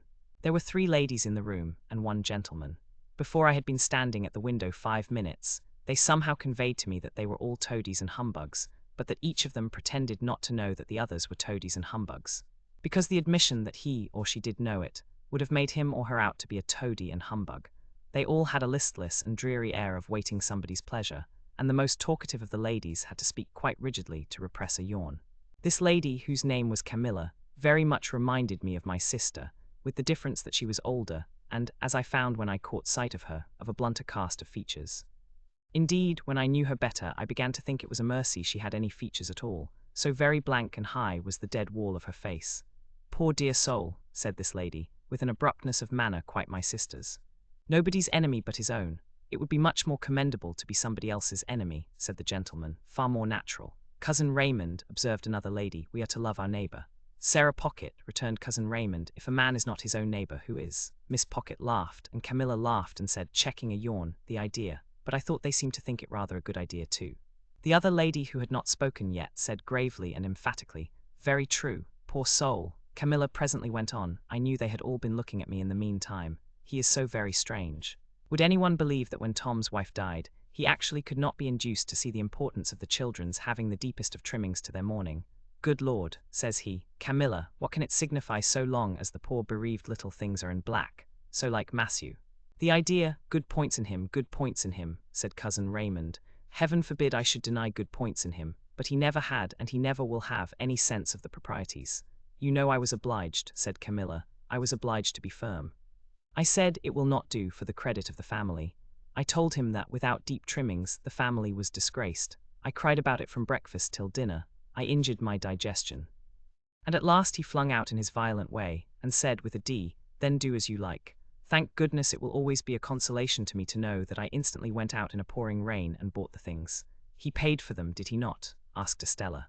"It's not the question, my dear child, who paid for them," returned Camilla. "I bought them. And I shall often think of that with peace when I wake up in the night." The ringing of a distant bell, combined with the echoing of some cry or call along the passage by which I had come, interrupted the conversation and caused Estella to say to me, "Now, boy." On my turning round, they all looked at me with the utmost contempt, and as I went out I heard Sarah Pocket say, "Well, I am sure." "What next?" and Camilla add with indignation, "Was there ever such a fancy?" The IDEA. As we were going with our candle along the dark passage, Estella stopped all of a sudden, and facing round, said in her taunting manner, with her face quite close to mine, "Well, well, miss," I answered, almost falling over her and checking myself. She stood looking at me, and of course I stood looking at her. "Am I pretty?" "Yes, I think you are very pretty." "Am I insulting?" "Not so much so as you were last time," said I. "Not so much so, no," she fired when she asked the last question, and she slapped my face with such force as she had when I answered it. "Now," said she, "you little coarse monster, what do you think of me now?" "I shall not tell you, because you are going to tell upstairs." "Is that it?" "No," said I, "that's not it." "Why don't you cry again, you little wretch?" "Because I'll never cry for you again," said I, which was, I suppose, as false a declaration as ever was made. For I was inwardly crying for her then, and I know what I know of the pain she cost me afterwards. We went on our way upstairs after this episode, and as we were going up, we met a gentleman groping his way down. "Whom have we here?" asked the gentleman, stopping and looking at me. "A boy," said Estella. He was a burly man of an exceedingly dark complexion, with an exceedingly large head and a corresponding large hand. He took my chin in his large hand, and turned up my face to have a look at me by the light of the candle. He was prematurely bald on the top of his head, and had bushy black eyebrows that wouldn't lie down but stood up bristling. His eyes were set very deep in his head, and were disagreeably sharp and suspicious. He had a large watch chain, and strong black dots where his beard and whiskers would have been if he had let them. He was nothing to me, and I could have had no foresight then that he ever would be anything to me, but it happened that I had this opportunity of observing him well. "Boy of the neighbourhood, hey?" said he. "Yes, sir," said I. "How do you come here? Miss Havisham sent for me, sir," I explained. "Well, behave yourself. I have a pretty large experience of boys, and you're a bad set of fellows."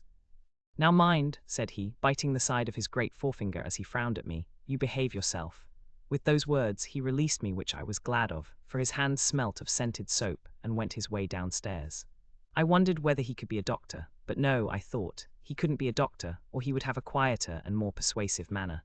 There was not much time to consider the subject, for we were soon in Miss Havisham's room, where she and everything else were just as I had left them. Estella left me standing near the door, and I stood there until Miss Havisham cast her eyes upon me from the dressing table. "So," she said, without being startled or surprised, "the days have worn away, have they?" "Yes, ma'am." "Today is there," with the impatient movement of her fingers. "I don't want to know, are you ready to play?" I was obliged to answer in some confusion. "I don't think I am, ma'am." "Not at cards again?" she demanded, with a searching look. "Yes, ma'am, I could do that if I was wanted." "Since this house strikes you old and grave, boy," said Miss Havisham impatiently, "and you are unwilling to play, are you willing to work?" I could answer this inquiry with a better heart than I had been able to find for the other question, and I said I was quite willing. "Then go into that opposite room," said she, pointing at the door behind me with her withered hand, "and wait there till I come." I crossed the staircase landing, and entered the room she indicated. From that room, too, the daylight was completely excluded, and it had an airless smell that was oppressive.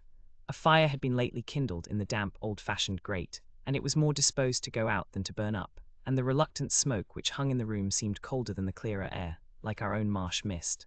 Certain wintry branches of candles on the high chimney-piece faintly lighted the chamber, or it would be more expressive to say, faintly troubled its darkness. It was spacious, and I dare say had once been handsome, but every discernible thing in it was covered with dust and mould, and dropping to pieces.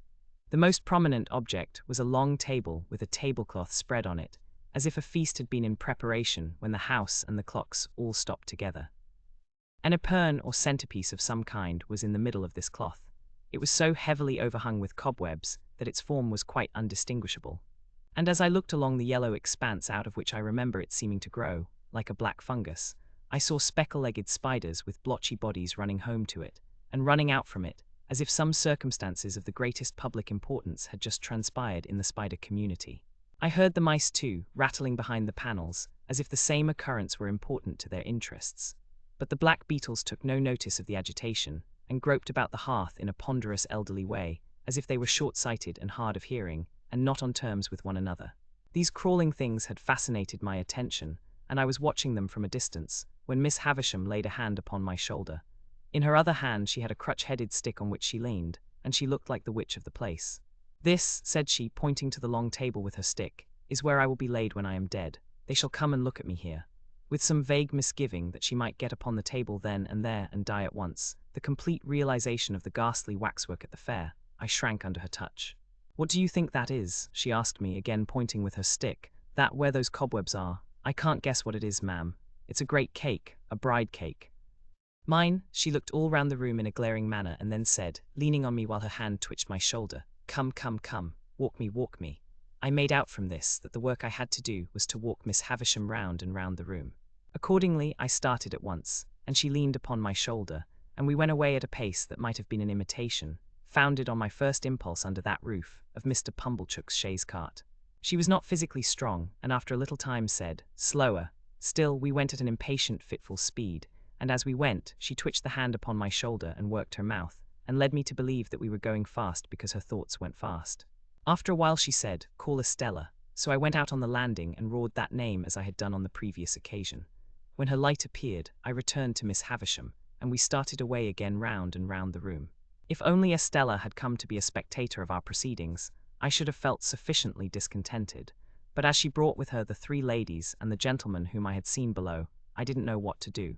In my politeness I would have stopped, but Miss Havisham twitched my shoulder and we posted on, with a shamefaced consciousness on my part that they would think it was all my doing.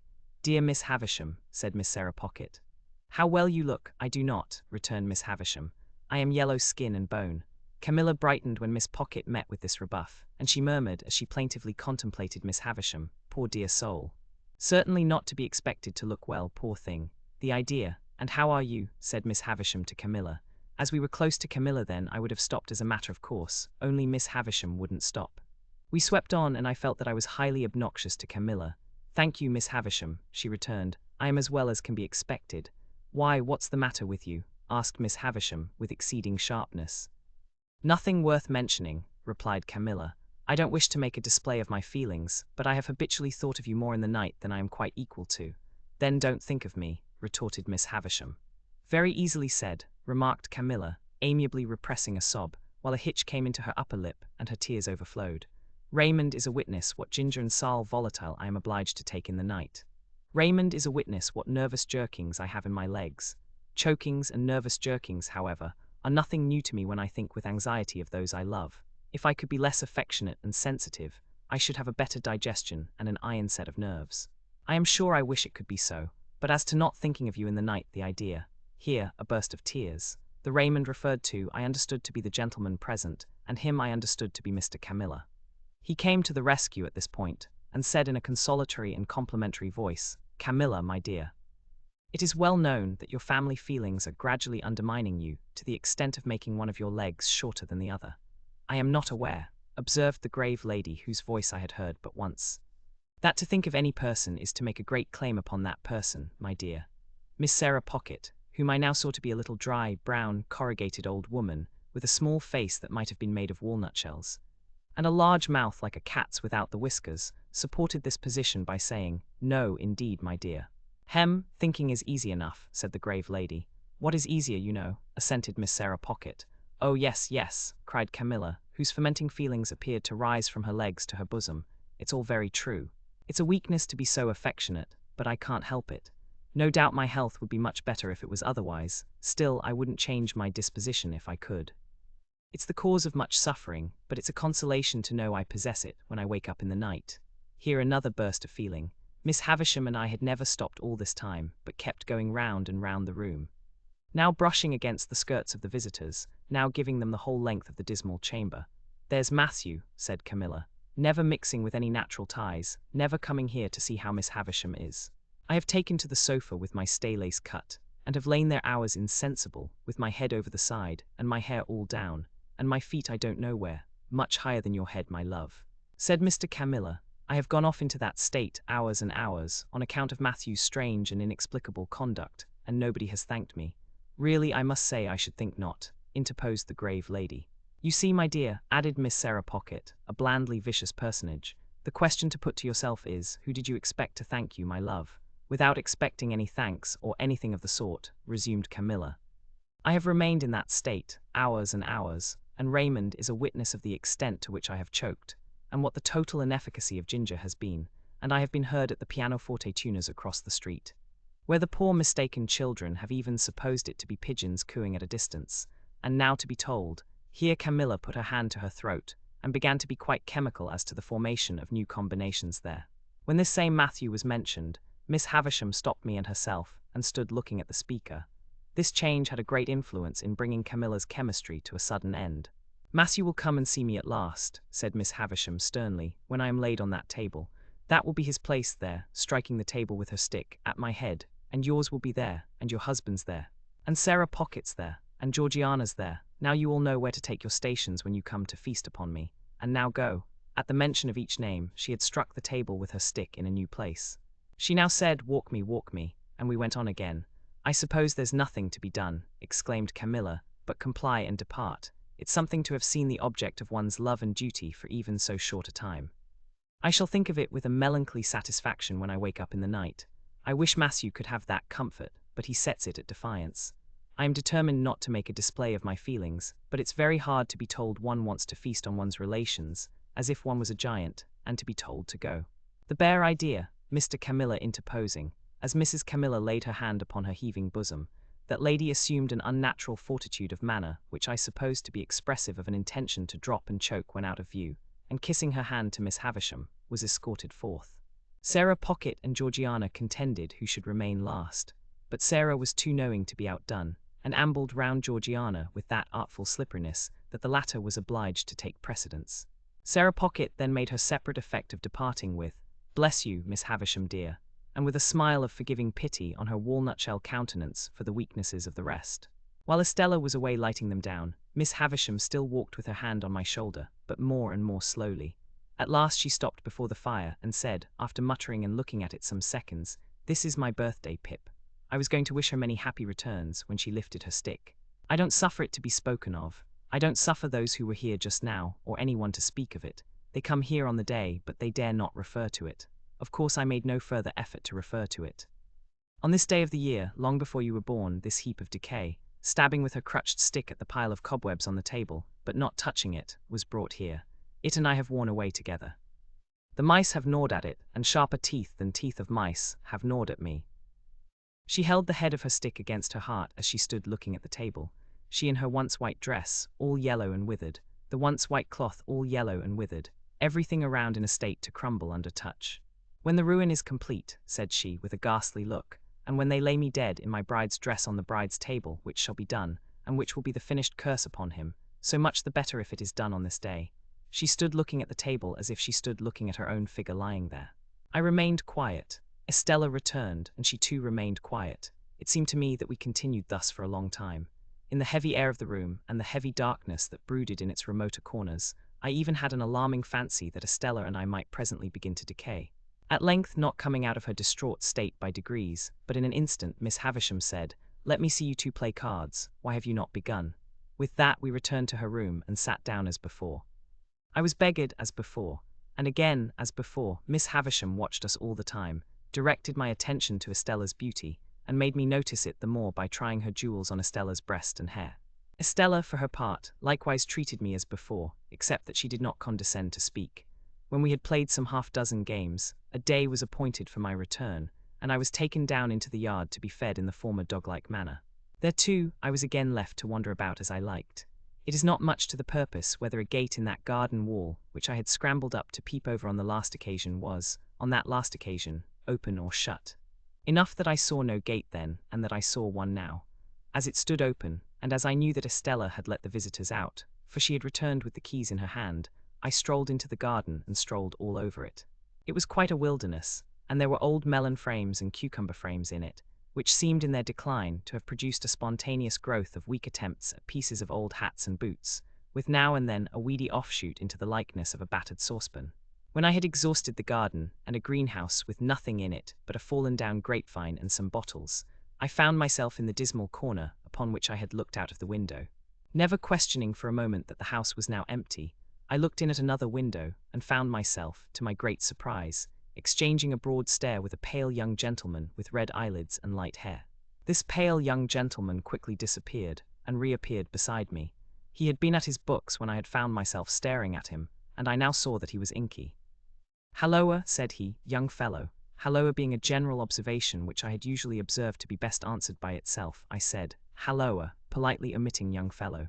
"Who let you in?" said he.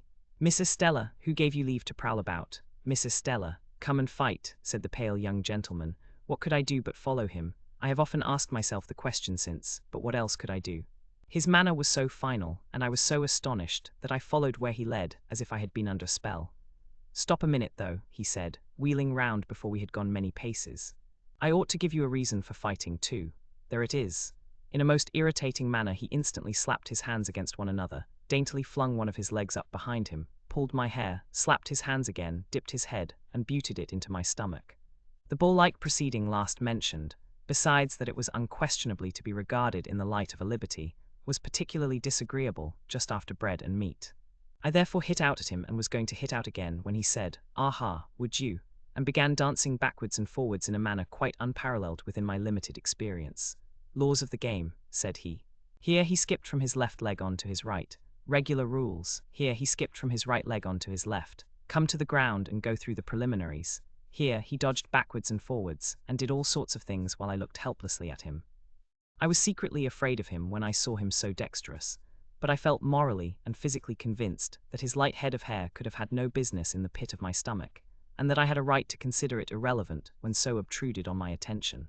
Therefore I followed him without a word, to a retired nook of the garden, formed by the junction of two walls and screened by some rubbish. On his asking me if I was satisfied with the ground, and on my replying yes, he begged my leave to absent himself for a moment, and quickly returned with a bottle of water and a sponge dipped in vinegar.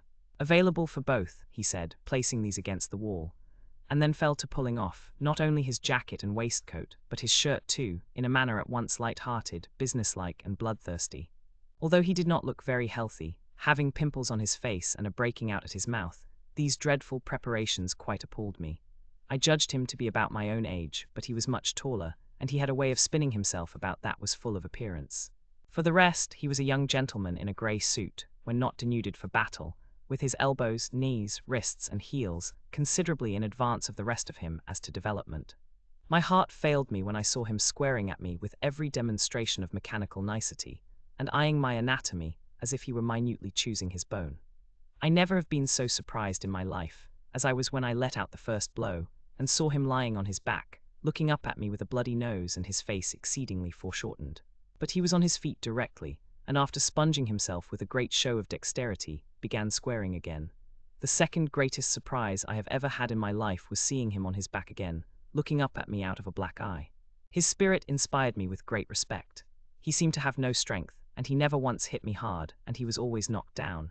But he would be up again in a moment, sponging himself or drinking out of the water bottle, with the greatest satisfaction in seconding himself according to form, and then came at me with an air and a show that made me believe he really was going to do for me at last. He got heavily bruised, for I am sorry to record that the more I hit him, the harder I hit him, but he came up again and again and again, until at last he got a bad fall with the back of his head against the wall. Even after that crisis in our affairs, he got up and turned round and round confusedly a few times, not knowing where I was, but finally went on his knees to his sponge and threw it up, at the same time panting out, "That means you have won." He seemed so brave and innocent that although I had not proposed the contest, I felt but a gloomy satisfaction in my victory.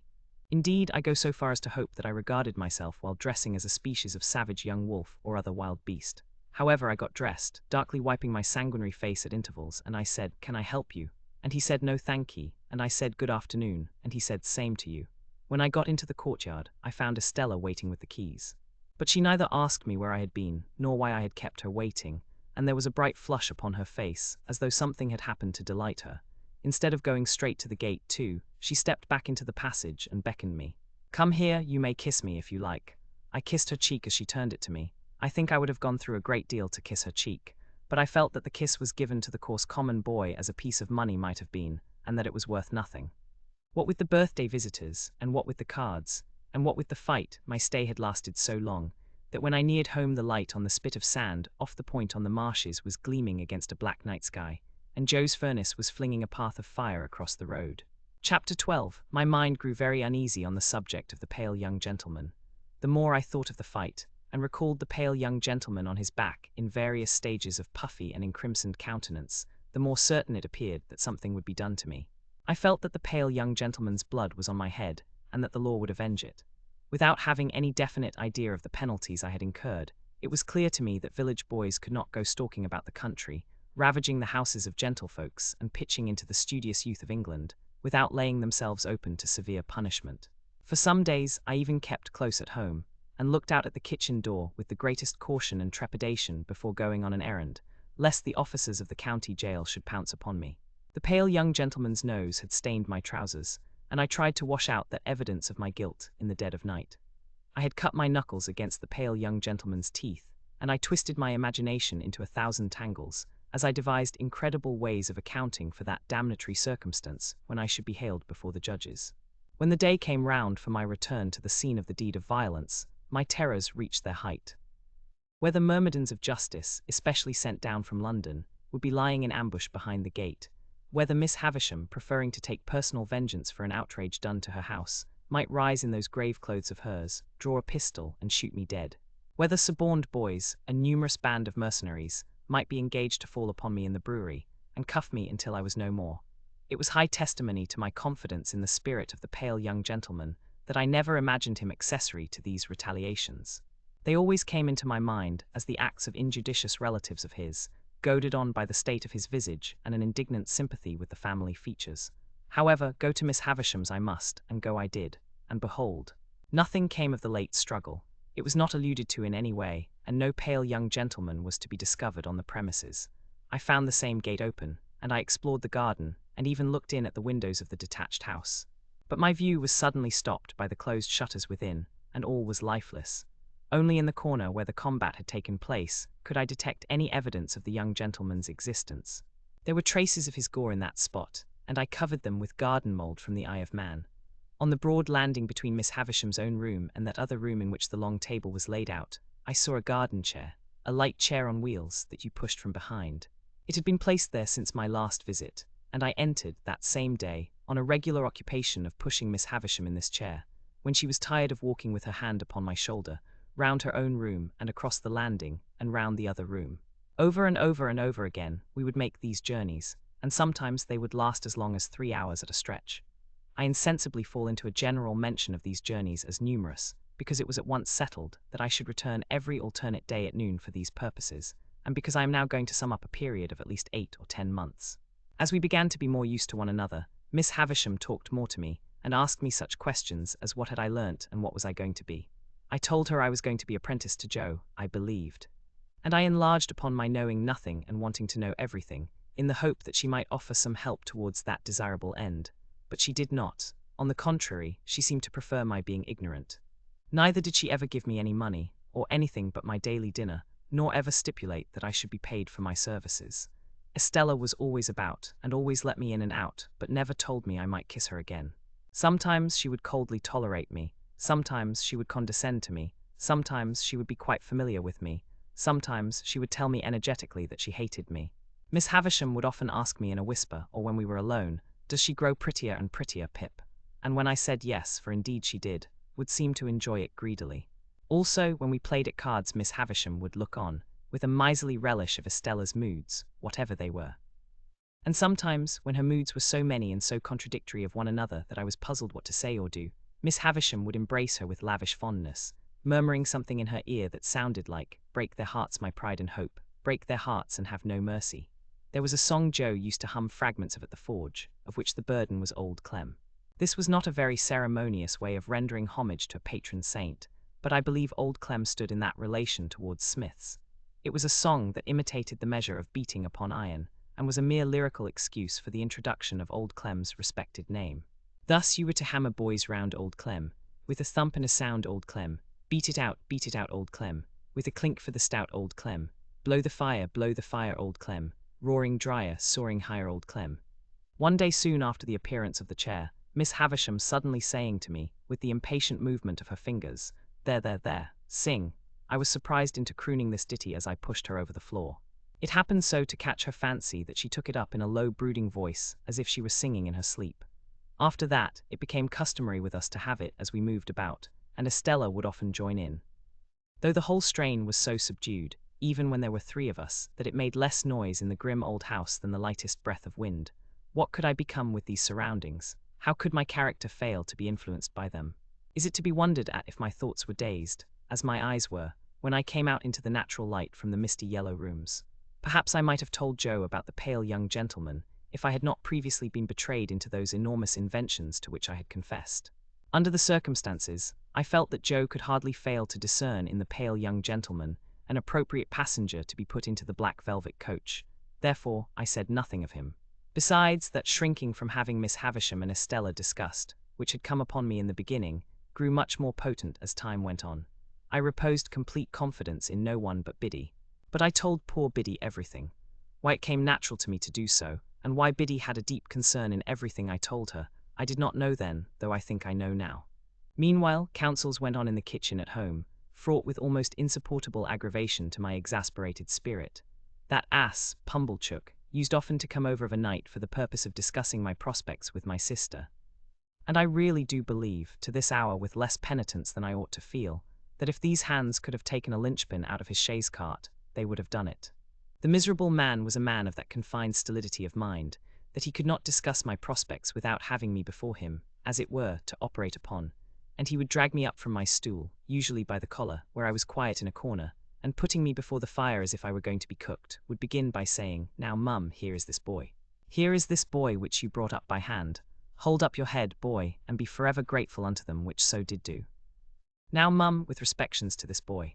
And then he would rumple my hair the wrong way, which from my earliest remembrance, as already hinted, I have in my soul denied the right of any fellow creature to do, and would hold me before him by the sleeve, a spectacle of imbecility only to be equalled by himself.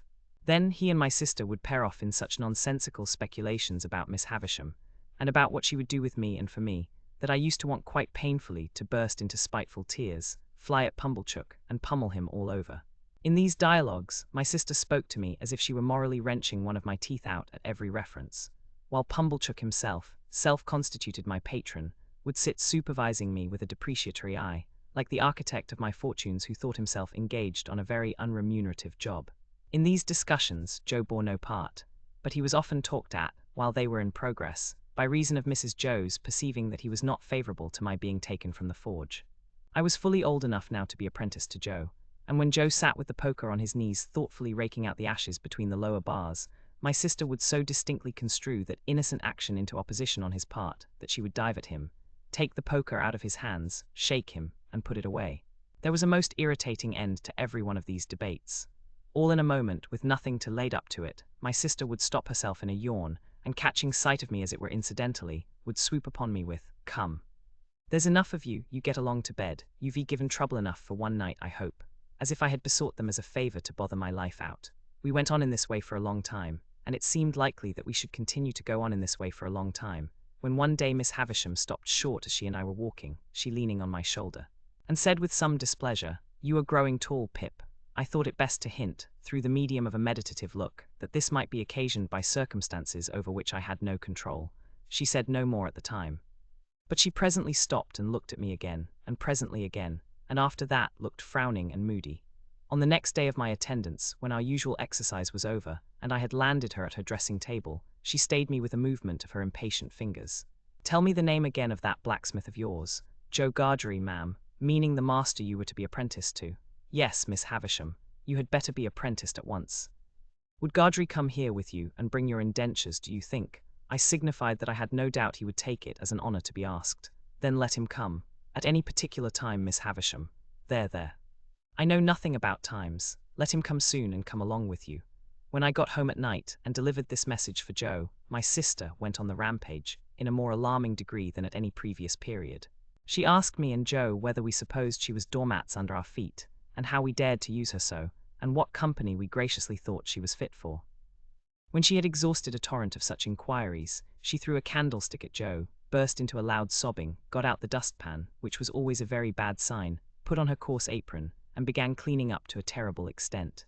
Not satisfied with a dry cleaning, she took to a pail and scrubbing brush, and cleaned us out of house and home, so that we stood shivering in the backyard. It was 10 o'clock at night before we ventured to creep in again, and then she asked Joe why he hadn't married a negress slave at once. Joe offered no answer, poor fellow, but stood feeling his whisker and looking dejectedly at me, as if he thought it really might have been a better speculation. Chapter 13. It was a trial to my feelings, on the next day but one, to see Joe arraying himself in his Sunday clothes to accompany me to Miss Havisham's. However, as he thought his court suit necessary to the occasion, it was not for me to tell him that he looked far better in his working dress. The rather because I knew he made himself so dreadfully uncomfortable, entirely on my account, and that it was for me he pulled up his shirt collar so very high behind, that it made the hair on the crown of his head stand up like a tuft of feathers. At breakfast time my sister declared her intention of going to town with us, and being left at Uncle Pumblechook's and called for, when we had done with our fine ladies, a way of putting the case, from which Joe appeared inclined to augur the worst. The forge was shut up for the day, and Joe inscribed in chalk upon the door, as it was his custom to do on the very rare occasions when he was not at work, the monosyllable HOUT, accompanied by a sketch of an arrow supposed to be flying in the direction he had taken. We walked to town, my sister leading the way in a very large beaver bonnet, and carrying a basket like the Great Seal of England in plaited straw, a pair of pattens, a spare shawl and an umbrella, though it was a fine bright day. I am not quite clear whether these articles were carried penitentially or ostentatiously, but I rather think they were displayed as articles of property, much as Cleopatra or any other sovereign lady on the rampage might exhibit her wealth in a pageant or procession. When we came to Pumblechook's, my sister bounced in and left us. As it was almost noon, Joe and I held straight on to Miss Havisham's house. Estella opened the gate as usual, and the moment she appeared, Joe took his hat off and stood weighing it by the brim in both his hands, as if he had some urgent reason in his mind for being particular to 1/4 of an ounce. Estella took no notice of either of us, but led us the way that I knew so well. I followed next to her, and Joe came last. When I looked back at Joe in the long passage, he was still weighing his hat with the greatest care, and was coming after us in long strides on the tips of his toes. Estella told me we were both to go in, so I took Joe by the coat cuff and conducted him into Miss Havisham's presence. She was seated at her dressing table, and looked round at us immediately. "Oh," said she to Joe, "you are the husband of the sister of this boy." I could hardly have imagined dear old Joe looking so unlike himself or so like some extraordinary bird. Standing as he did speechless, with his tuft of feathers ruffled, and his mouth open as if he wanted a worm. "You are the husband," repeated Miss Havisham, "of the sister of this boy." It was very aggravating. But throughout the interview, Joe persisted in addressing me instead of Miss Havisham. "Which I mean to say, Pip," Joe now observed in a manner that was at once expressive of forcible argumentation, strict confidence, and great politeness, "as I hup and married your sister, and I were at the time what you might call, if you was anyways inclined, a single man." "Well," said Miss Havisham, "and you have reared the boy with the intention of taking him for your apprentice. Is that so, Mr. Gargery?" "You know, Pip," replied Joe, "as you and me were ever friends, and it were looked forward to betwixt us, as being calculated to lead to larks. Not but what, Pip, if you had ever made objections to the business, such as its being open to black and sut, or such like, not but what they would have been attended to, don't you see?"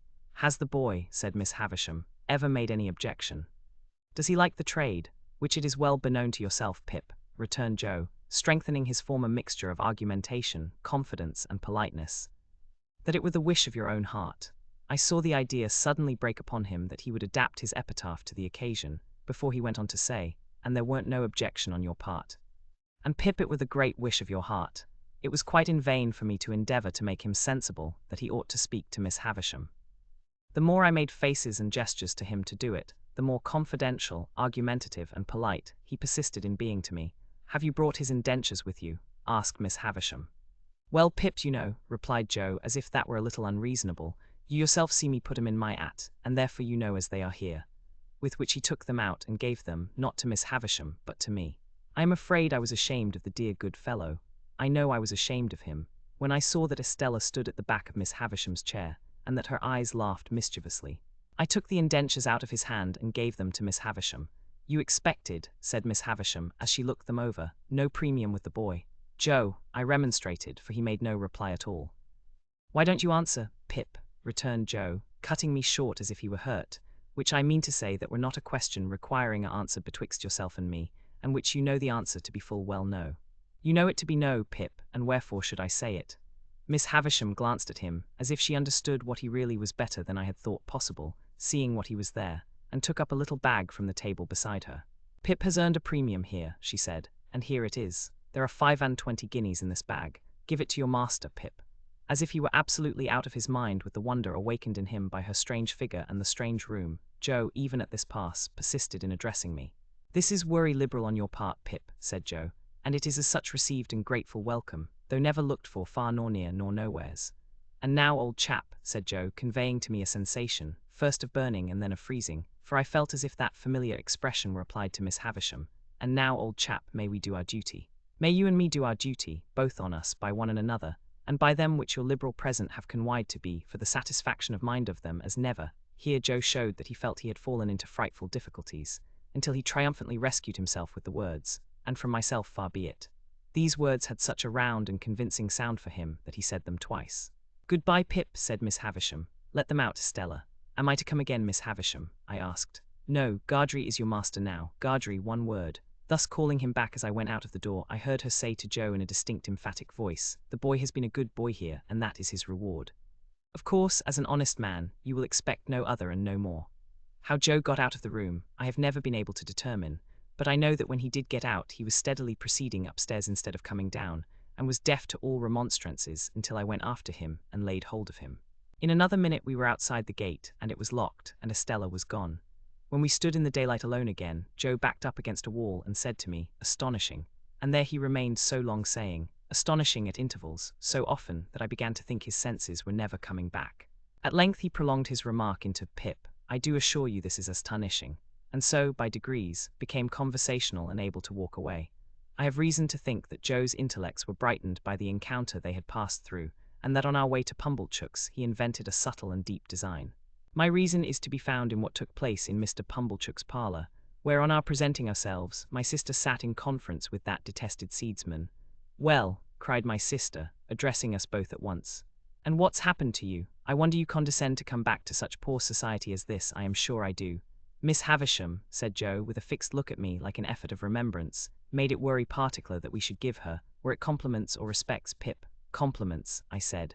Which that were my own belief, answered Joe. Her compliments to Mrs. J. Gargery, much good they'll do me, observed my sister, but rather gratified too. And wishing, pursued Joe, with another fixed look at me, like another effort of remembrance, that the state of Miss Havisham's health were such as would have allowed, were it Pip, of her having the pleasure, I added. Of ladies' company, said Joe, and drew a long breath. Well, cried my sister, with a mollified glance at Mr. Pumblechook, she might have had the politeness to send that message at first, but it's better late than never. And what did she give young Rantipole here? She give him, said Joe, nothing. Mrs. Joe was going to break out, but Joe went on. What she give, said Joe, she give to his friends. And by his friends, were her explanation, I mean into the hands of his sister Mrs. J. Gargery, them were her words, Mrs. J. Gargery. She mayn't have knowed, added Joe, with an appearance of reflection, whether it were Joe or Jorge. My sister looked at Pumblechook, who smoothed the elbows of his wooden armchair, and nodded at her and at the fire, as if he had known all about it beforehand. And how much have you got? Asked my sister, laughing, positively laughing. What would present company say to £10? Demanded Joe. They'd say, returned my sister curtly, pretty well, not too much, but pretty well. It's more than that then, said Joe. That fearful impostor, Pumblechook, immediately nodded, and said, as he rubbed the arms of his chair, it's more than that, mum. Why, you don't mean to say, began my sister. Yes, I do, mum, said Pumblechook, but wait a bit.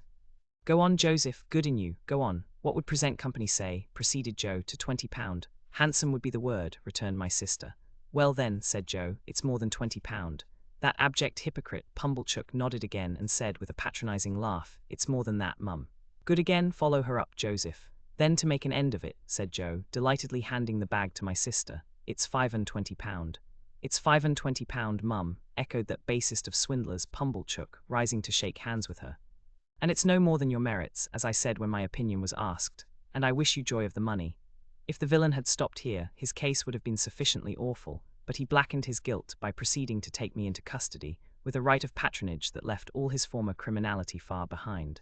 Now you see, Joseph and wife, said Pumblechook, as he took me by the arm above the elbow, I am one of them that always go right through with what they've begun. This boy must be bound out of hand. That's my way. Bound out of hand? Goodness knows, Uncle Pumblechook, said my sister, grasping the money, we're deeply beholden to you. Never mind me, mum, returned that diabolical corn-chandler. A pleasure's a pleasure all the world over. But this boy, you know, we must have him bound. I said I'd see to it, to tell you the truth.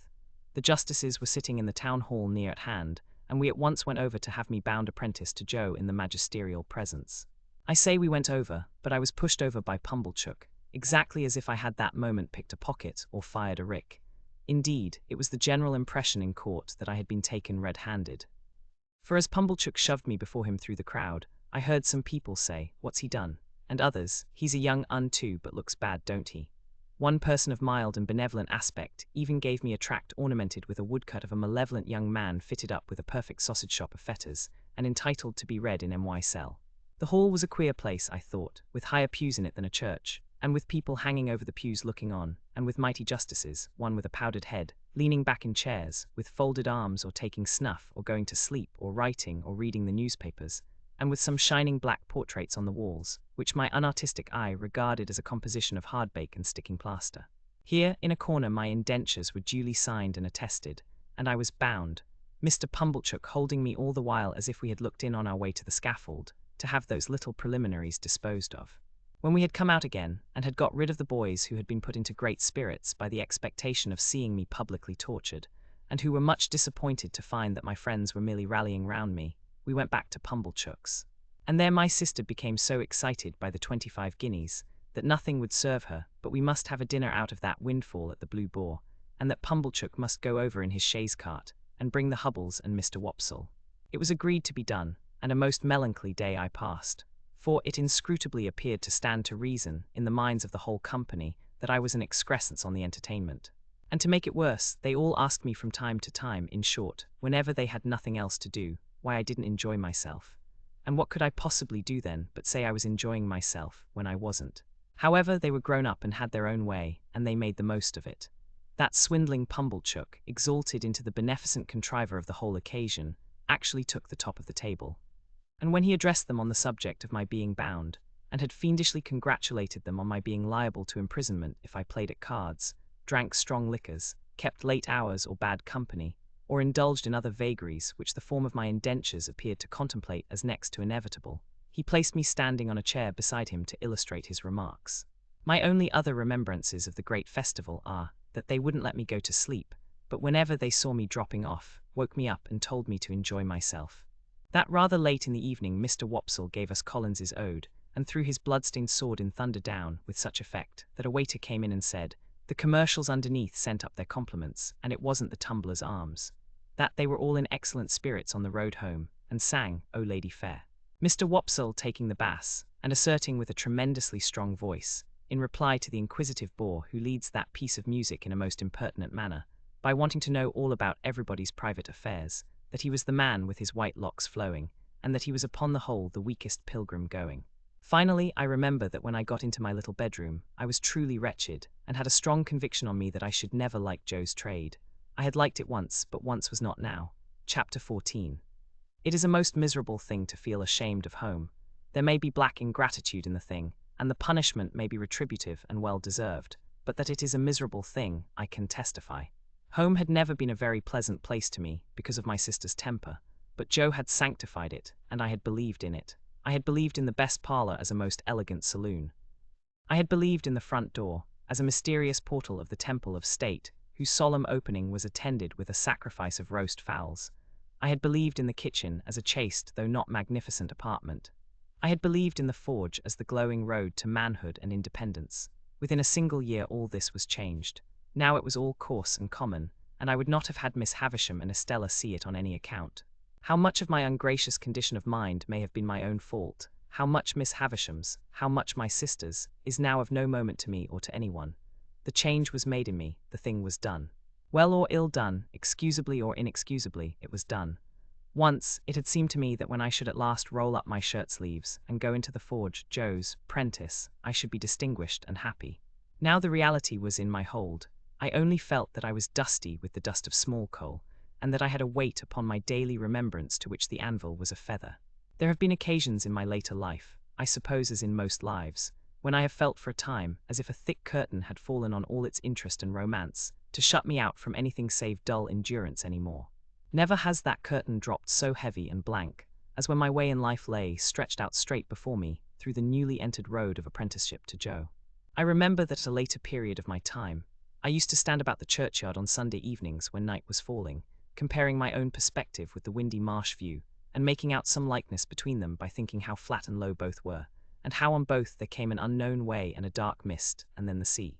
I was quite as dejected on the first working day of my apprenticeship as in that after-time, but I am glad to know that I never breathed a murmur to Joe while my indentures lasted.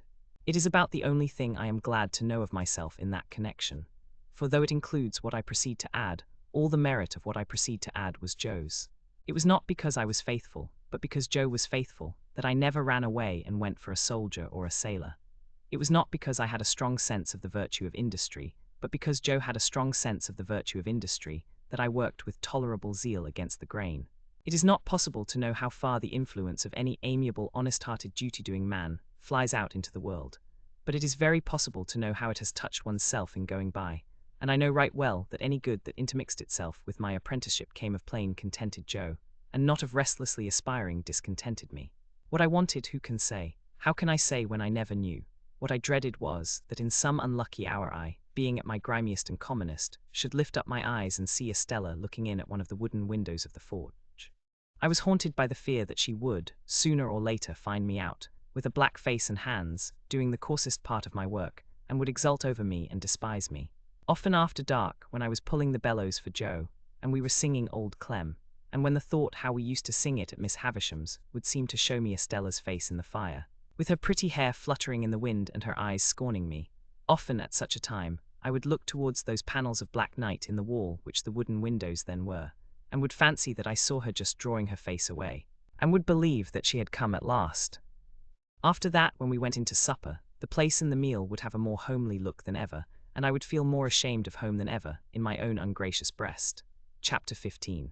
As I was getting too big for Mr. Wopsle's great-aunt's room, my education under that preposterous female terminated.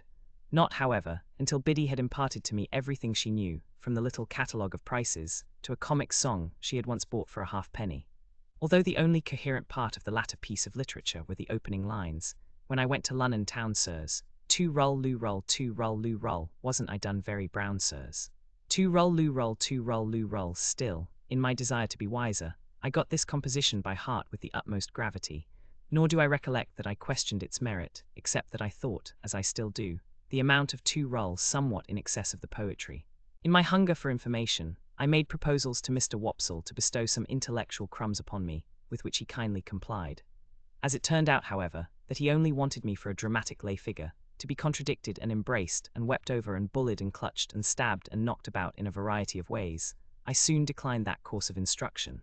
Though not until Mr. Wopsle in his poetic fury had severely mauled me, whatever I acquired I tried to impart to Joe. This statement sounds so well that I cannot in my conscience let it pass unexplained. I wanted to make Joe less ignorant and common, that he might be worthier of my society and less open to Estella's reproach. The old battery out on the marshes was our place of study, and a broken slate and a short piece of slate pencil were our educational implements, to which Joe always added a pipe of tobacco. I never knew Joe to remember anything from one Sunday to another, or to acquire, under my tuition, any piece of information whatever. Yet he would smoke his pipe at the battery with a far more sagacious air than anywhere else, even with a learned air, as if he considered himself to be advancing immensely. Dear fellow, I hope he did. It was pleasant and quiet, out there with the sails on the river passing beyond the earthwork, and sometimes, when the tide was low, looking as if they belonged to sunken ships that were still sailing on at the bottom of the water. Whenever I watched the vessels standing out to sea with their white sails spread, I somehow thought of Miss Havisham and Estella, and whenever the light struck aslant, afar off, upon a cloud or sail or green hillside or waterline, it was just the same. Miss Havisham and Estella, and the strange house, and the strange life appeared to have something to do with everything that was picturesque.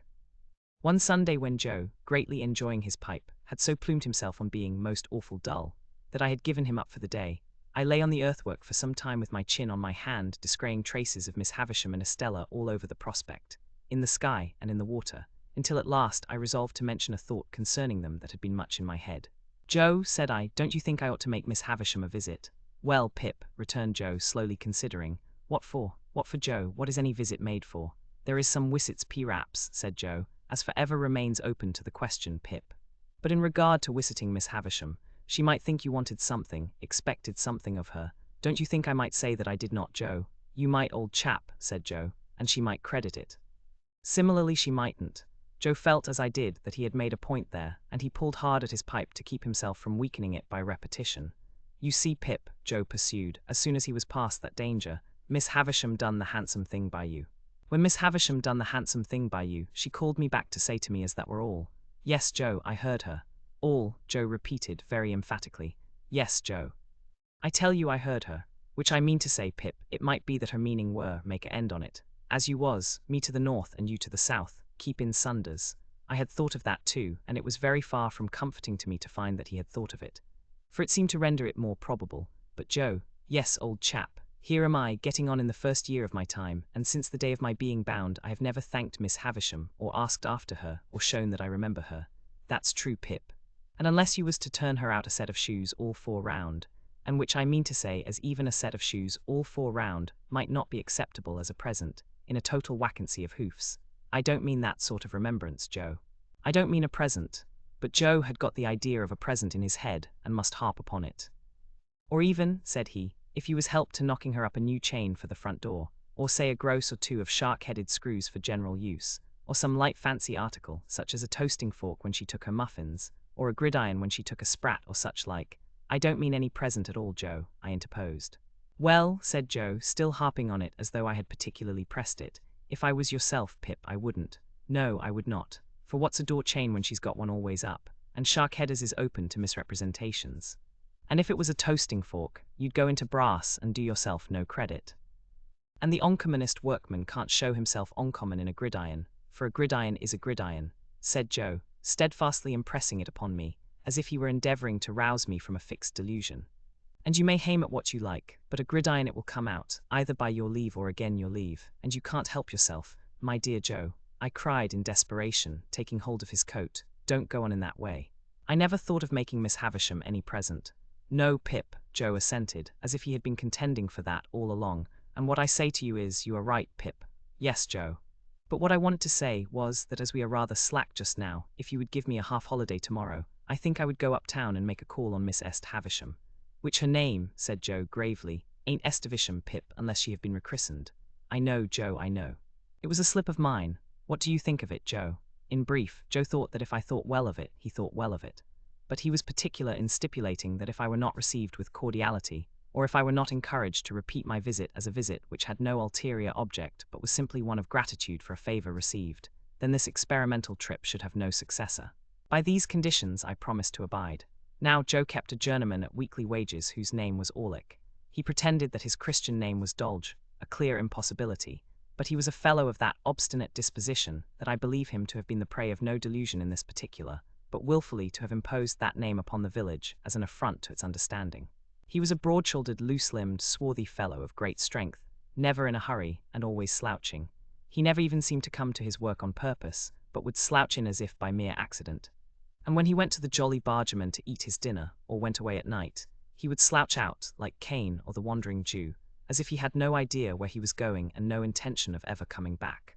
He lodged at a sluice-keeper's out on the marshes, and on working days would come slouching from his hermitage, with his hands in his pockets and his dinner loosely tied in a bundle round his neck and dangling on his back. On Sundays he mostly lay all day on the sluice gates, or stood against ricks and barns. He always slouched locomotively with his eyes on the ground, and when accosted or otherwise required to raise them, he looked up in a half-resentful, half-puzzled way, as though the only thought he ever had was that it was rather an odd and injurious fact that he should never be thinking. This morose journeyman had no liking for me. When I was very small and timid, he gave me to understand that the devil lived in a black corner of the forge, and that he knew the fiend very well. Also that it was necessary to make up the fire, once in 7 years, with a live boy, and that I might consider myself fuel. When I became Joe's prentice, Orlick was perhaps confirmed in some suspicion that I should displace him. Howbeit he liked me still less. Not that he ever said anything, or did anything, openly importing hostility. I only noticed that he always beat his sparks in my direction, and that whenever I sang Old Clem, he came in out of time. Dolge Orlick was at work and present next day, when I reminded Joe of my half-holiday. He said nothing at the moment, for he and Joe had just got a piece of hot iron between them, and I was at the bellows, but by and by he said, leaning on his hammer, "Now, master, sure you're not going to favour only one of us? If young Pip has a half-holiday, do as much for old Orlick." I suppose he was about 25, but he usually spoke of himself as an ancient person. "Why, what'll you do with a half-holiday if you get it?" said Joe. "What'll I do with it? What'll he do with it? I'll do as much with it as him," said Orlick. "As to Pip, he's going uptown," said Joe. "Well then, as to old Orlick, he's a-going uptown," retorted that worthy. "Two can go uptown, 'tain't only one what can go uptown. Don't lose your temper," said Joe. "Shall if I like," growled Orlick. "Some in their uptowning. Now, master, come, no favouring in this shop." Be a man, the master refusing to entertain the subject until the journeyman was in a better temper. Orlick plunged at the furnace, drew out a red-hot bar, made at me with it as if he were going to run it through my body, whisked it round my head, laid it on the anvil, hammered it out as if it were I thought, and the sparks were my spurting blood, and finally said, when he had hammered himself hot and the iron cold, and he again leaned on his hammer, "Now, master, are you all right now?" demanded Joe. "Ah, I'm all right," said gruff old Orlick. "Then, as in general you stick to your work as well as most men," said Joe, "let it be a half-holiday for all."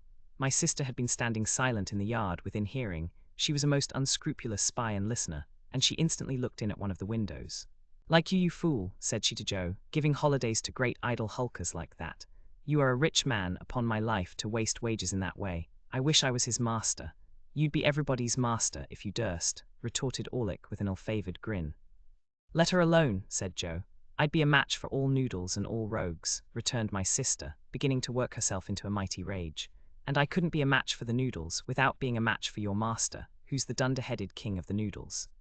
And I couldn't be a match for the rogues without being a match for you, who are the blackest-looking and the worst rogue between this and France." "Now, you're a foul shrew, Mother Gargery," growled the journeyman. "If that makes a judge of rogues, you ought to be a good un."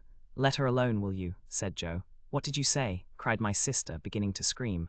"What did you say? What did that fellow Orlick say to me, Pip?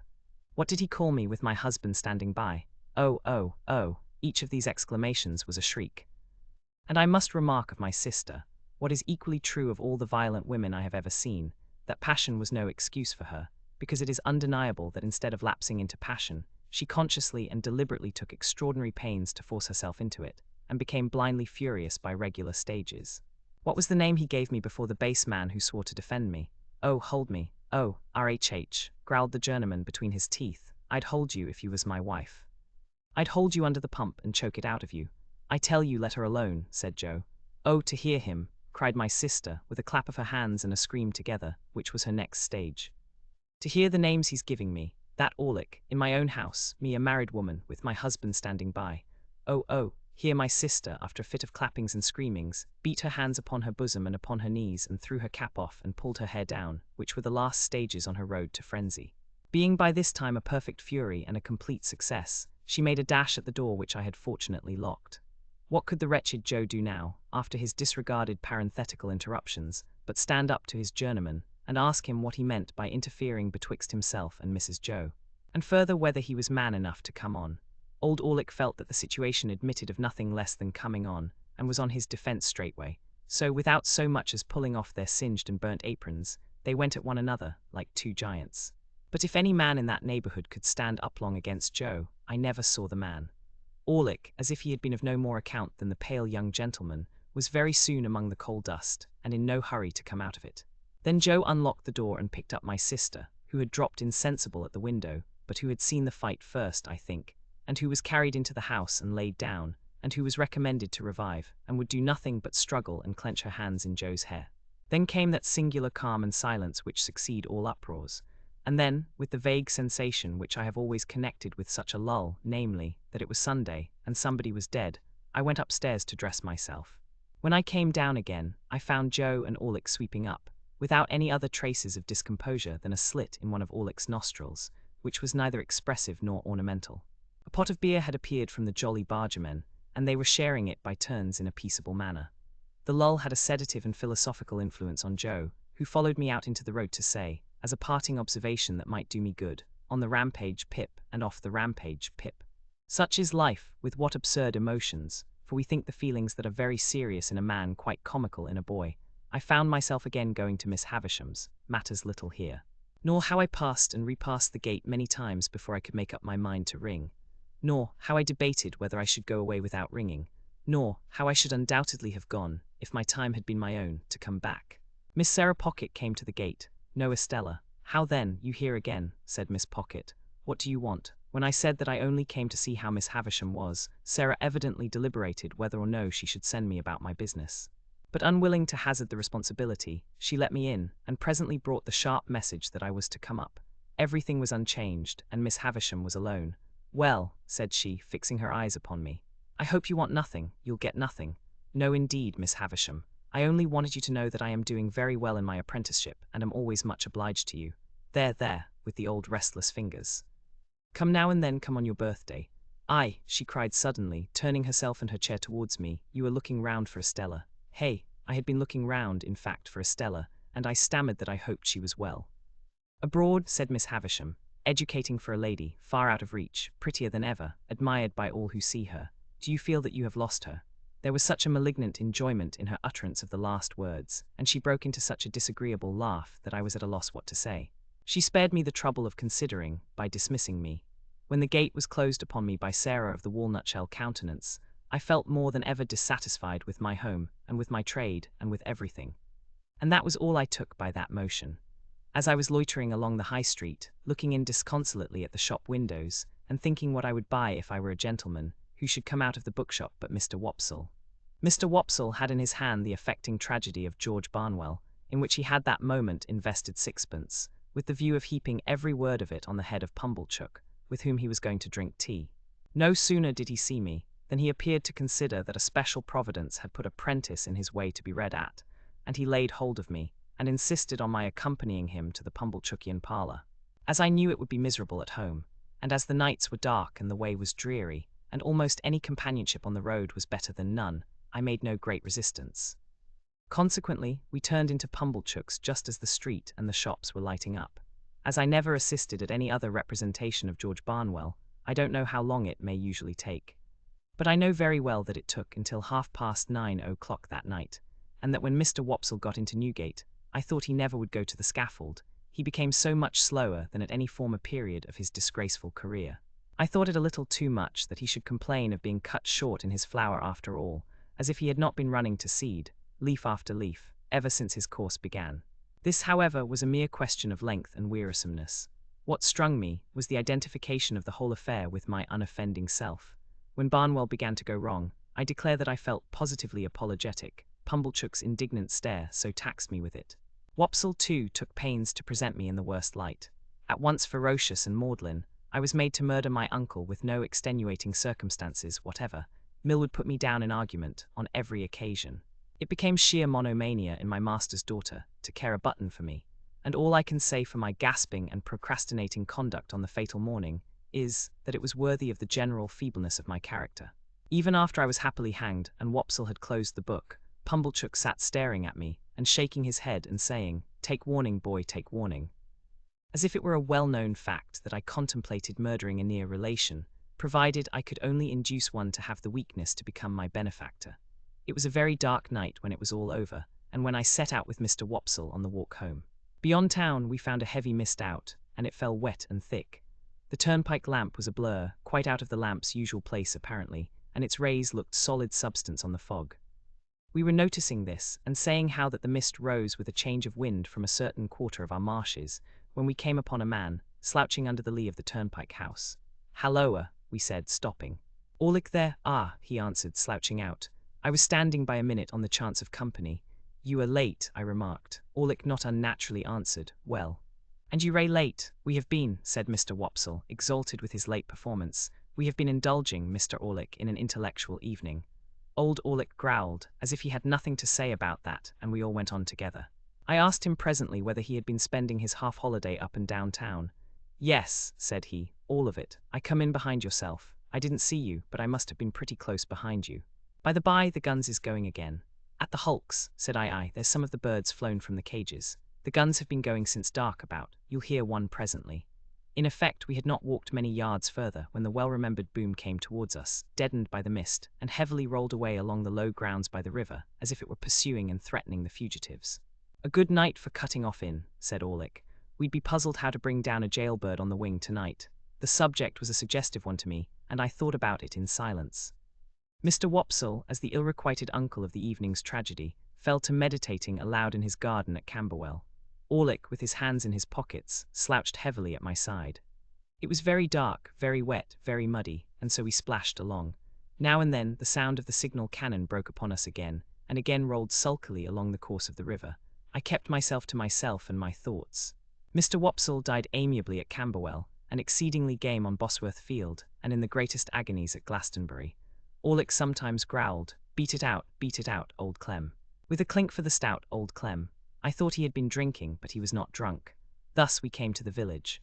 The way by which we approached it took us past the 3 jolly bargermen, which we were surprised to find it being 11 o'clock in a state of commotion, with the door wide open, and unwonted lights that had been hastily caught up and put down scattered about.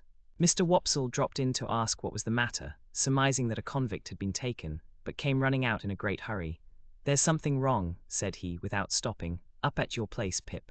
"Run all, what is it?" I asked, keeping up with him. So did Orlick at my side. "I can't quite understand. The house seems to have been violently entered when Joe Gargery was out, supposed by convicts.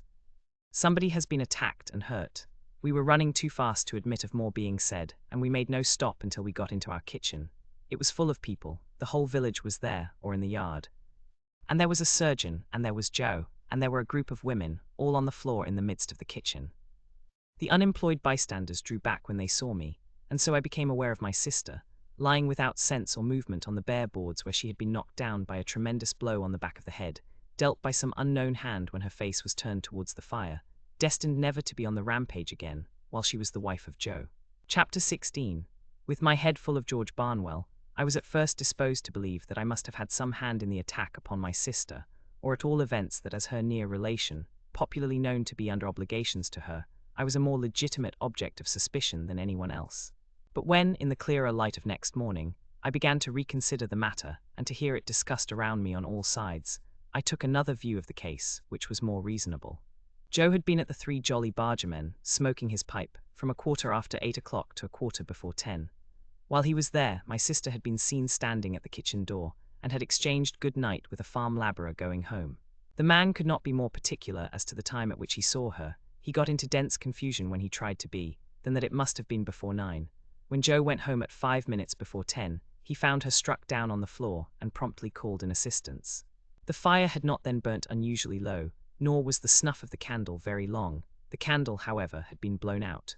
Nothing had been taken away from any part of the house. Neither, beyond the blowing out of the candle, which stood on a table between the door and my sister, and was behind her when she stood facing the fire and was struck, was there any disarrangement of the kitchen, excepting such as she herself had made, in falling and bleeding. But there was one remarkable piece of evidence on the spot. She had been struck with something blunt and heavy, on the head and spine. After the blows were dealt, something heavy had been thrown down at her with considerable violence, as she lay on her face. And on the ground beside her, when Joe picked her up, was a convict's leg iron which had been filed asunder. Now Joe, examining this iron with a smith's eye, declared it to have been filed asunder some time ago. The hue and cry going off to the hulks, and people coming thence to examine the iron, Joe's opinion was corroborated. They did not undertake to say when it had left the prison ships to which it undoubtedly had once belonged. But they claimed to know for certain that that particular manacle had not been worn by either of the 2 convicts who had escaped last night.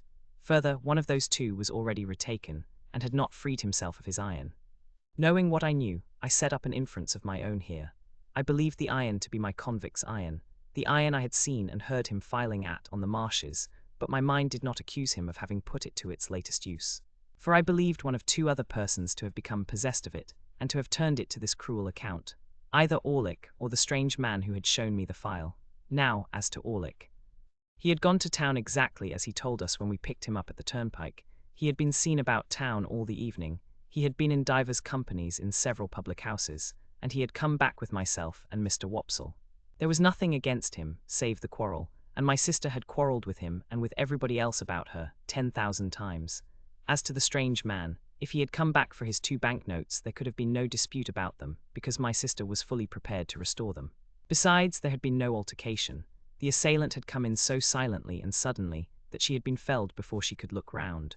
It was horrible to think that I had provided the weapon, however unadesigned, but I could hardly think otherwise. I suffered unspeakable trouble, while I considered and reconsidered whether I should at last dissolve that spell of my childhood and tell Joe all the story. For months afterwards, I every day settled the question finally in the negative, and reopened and re-egged it next morning. The contention came, after all, to this. The secret was such an old one now, had so grown into me and become a part of myself, that I could not tear it away. In addition to the dread that, having led up to so much mischief, it would be now more likely than ever to alienate Joe from me if he believed it, I had a further restraining dread that he would not believe it, but would assort it with the fabulous dogs and veal cutlets as a monstrous invention. However, I temporized with myself, of course, for was I not wavering between right and wrong, when the thing is always done, and resolved to make a full disclosure if I should see any such new occasion as a new chance of helping in the discovery of the assailant. The constables and the Bow Street men from London, for this happened in the days of the extinct red-waistcoated police, were about the house for a week or 2, and did pretty much what I have heard and read of like authorities doing in other such cases. They took up several obviously wrong people, and they ran their heads very hard against wrong ideas, and persisted in trying to fit the circumstances to the ideas, instead of trying to extract ideas from the circumstances. Also, they stood about the door of the Jolly Bargermen, with knowing and reserved looks that filled the whole neighbourhood with admiration, and they had a mysterious manner of taking their drink that was almost as good as taking the culprit. But not quite, for they never did it. Long after these constitutional powers had dispersed, my sister lay very ill in bed.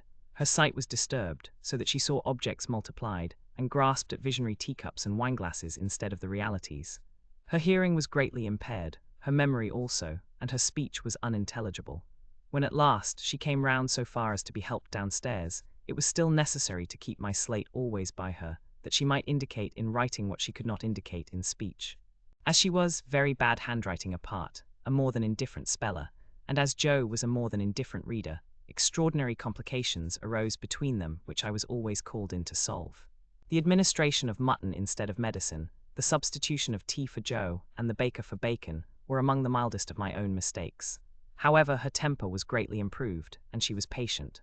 A tremulous uncertainty of the action of all her limbs soon became a part of her regular state, and afterwards, at intervals of 2 or 3 months, she would often put her hands to her head, and would then remain for about a week at a time in some gloomy aberration of mind. We were at a loss to find a suitable attendant for her, until a circumstance happened conveniently to relieve us. Mr. Wopsle's great-aunt conquered a confirmed habit of living into which she had fallen, and Biddy became a part of our establishment. It may have been about a month after my sister's reappearance in the kitchen, when Biddy came to us with a small speckled box containing the whole of her worldly effects, and became a blessing to the household.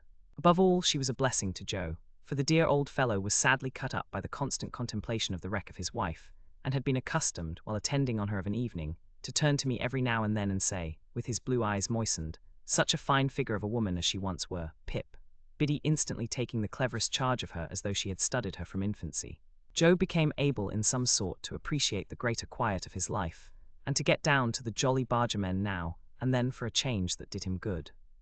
It was characteristic of the police people that they had all more or less suspected poor Joe, though he never knew it, and that they had to a man concurred in regarding him as one of the deepest spirits they had ever encountered. Biddy's first triumph in her new office was to solve a difficulty that had completely vanquished me. I had tried hard at it, but had made nothing of it. Thus it was. Again and again and again, my sister had traced upon the slate a character that looked like a curious T, and then with the utmost eagerness had called our attention to it as something she particularly wanted. I had in vain tried everything producible that began with a T, from tar to toast and tub. At length it had come into my head that the sign looked like a hammer, and on my lustily calling that word in my sister's ear, she had begun to hammer on the table and had expressed a qualified assent. Thereupon I had brought in all our hammers one after another, but without avail.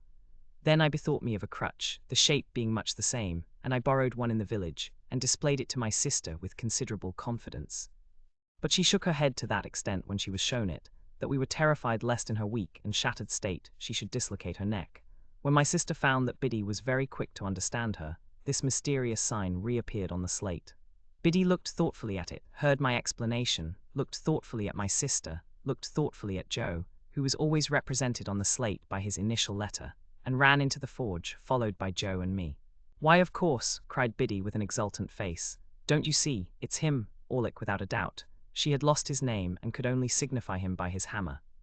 We told him why we wanted him to come into the kitchen, and he slowly laid down his hammer, wiped his brow with his arm, took another wipe at it with his apron, and came slouching out, with a curious loose vagabond bend in the knees that strongly distinguished him.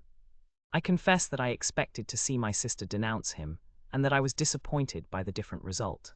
She manifested the greatest anxiety to be on good terms with him, was evidently much pleased by his being at length produced, and motioned that she would have him given something to drink. She watched his countenance as if she were particularly wishful to be assured that he took kindly to his reception. She showed every possible desire to conciliate him, and there was an air of humble propitiation in all she did, such as I have seen pervade the bearing of a child towards a hard master. After that day, a day rarely passed without her drawing the hammer on her slate, and without Orlick slouching in and standing doggedly before her, as if he knew no more than I did what to make of it. Chapter 17. I now fell into a regular routine of apprenticeship life, which was varied beyond the limits of the village and the marshes, by no more remarkable circumstance than the arrival of my birthday and my paying another visit to Miss Havisham. I found Miss Sarah Pocket still on duty at the gate. I found Miss Havisham just as I had left her, and she spoke of Estella in the very same way, if not in the very same words. The interview lasted but a few minutes, and she gave me a guinea when I was going, and told me to come again on my next birthday. I may mention at once that this became an annual custom. I tried to decline taking the guinea on the first occasion, but with no better effect than causing her to ask me very angrily if I expected more. Then, and after that, I took it. So unchanging was the dull old house, the yellow light in the darkened room, the faded spectre in the chair by the dressing-table glass, that I felt as if the stopping of the clocks had stopped time in that mysterious place, and while I and everything else outside it grew older, it stood still. Daylight never entered the house as to my thoughts and remembrances of it, any more than as to the actual fact.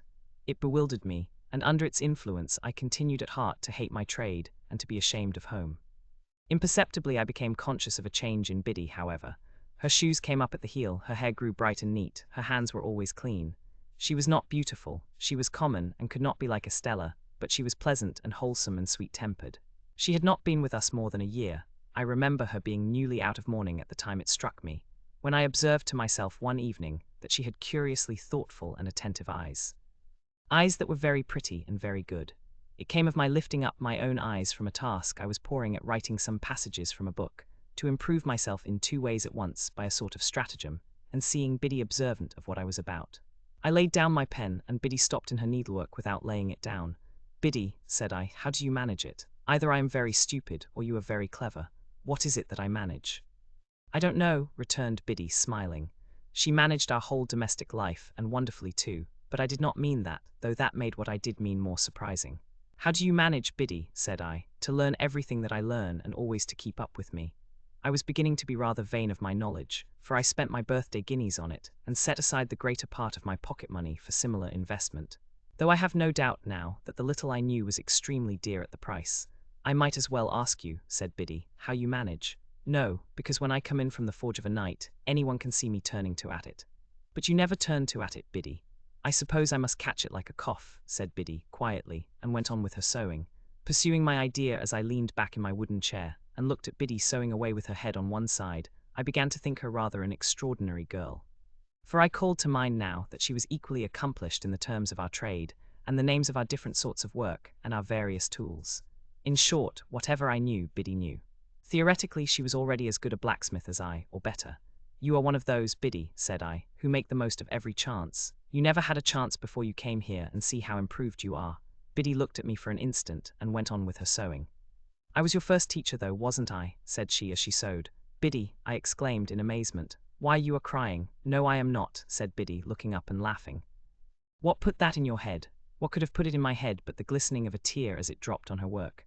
I sat silent, recalling what a drudge she had been until Mr. Wopsle's great-aunt successfully overcame that bad habit of living, so highly desirable to be got rid of by some people. I recalled the hopeless circumstances by which she had been surrounded in the miserable little shop, and the miserable little noisy evening school, with that miserable old bundle of incompetence always to be dragged and shouldered. I reflected that even in those untoward times there must have been latent in Biddy what was now developing, for in my first uneasiness and discontent I had turned to her for help, as a matter of course. Biddy sat quietly sewing, shedding no more tears, and while I looked at her and thought about it all, it occurred to me that perhaps I had not been sufficiently grateful to Biddy. I might have been too reserved and should have patronized her more, though I did not use that precise word in my meditations with my confidence. Yes, Biddy, I observed when I had done turning it over, you were my first teacher, and that at a time when we little thought of ever being together like this in this kitchen. Ah, poor thing, replied Biddy. It was like her self-forgetfulness to transfer the remark to my sister, and to get up and be busy about her, making her more comfortable. That's sadly true. Well, said I, we must talk together a little more, as we used to do, and I must consult you a little more, as I used to do. Let us have a quiet walk on the marshes next Sunday, Biddy, and a long chat. My sister was never left alone now, but Joe more than readily undertook the care of her on that Sunday afternoon, and Biddy and I went out together. It was summer time, and lovely weather. When we had passed the village and the church and the churchyard, and were out on the marshes and began to see the sails of the ships as they sailed on, I began to combine Miss Havisham and Estella with the prospect, in my usual way. When we came to the riverside and sat down on the bank, with the water rippling at our feet, making it all more quiet than it would have been without that sound, I resolved that it was a good time and place for the admission of Biddy into my inner confidence. Biddy, said I after binding her to secrecy, I want to be a gentleman. Oh, I wouldn't if I was you, she returned. I don't think it would answer. Biddy, said I with some severity, I have particular reasons for wanting to be a gentleman. You know best, Pip. But don't you think you are happier as you are? Biddy, I exclaimed impatiently, I am not at all happy as I am. I am disgusted with my calling and with my life. I have never taken to either since I was bound. Don't be absurd. Was I absurd? Said Biddy, quietly raising her eyebrows. I am sorry for that. I didn't mean to be. I only want you to do well and to be comfortable.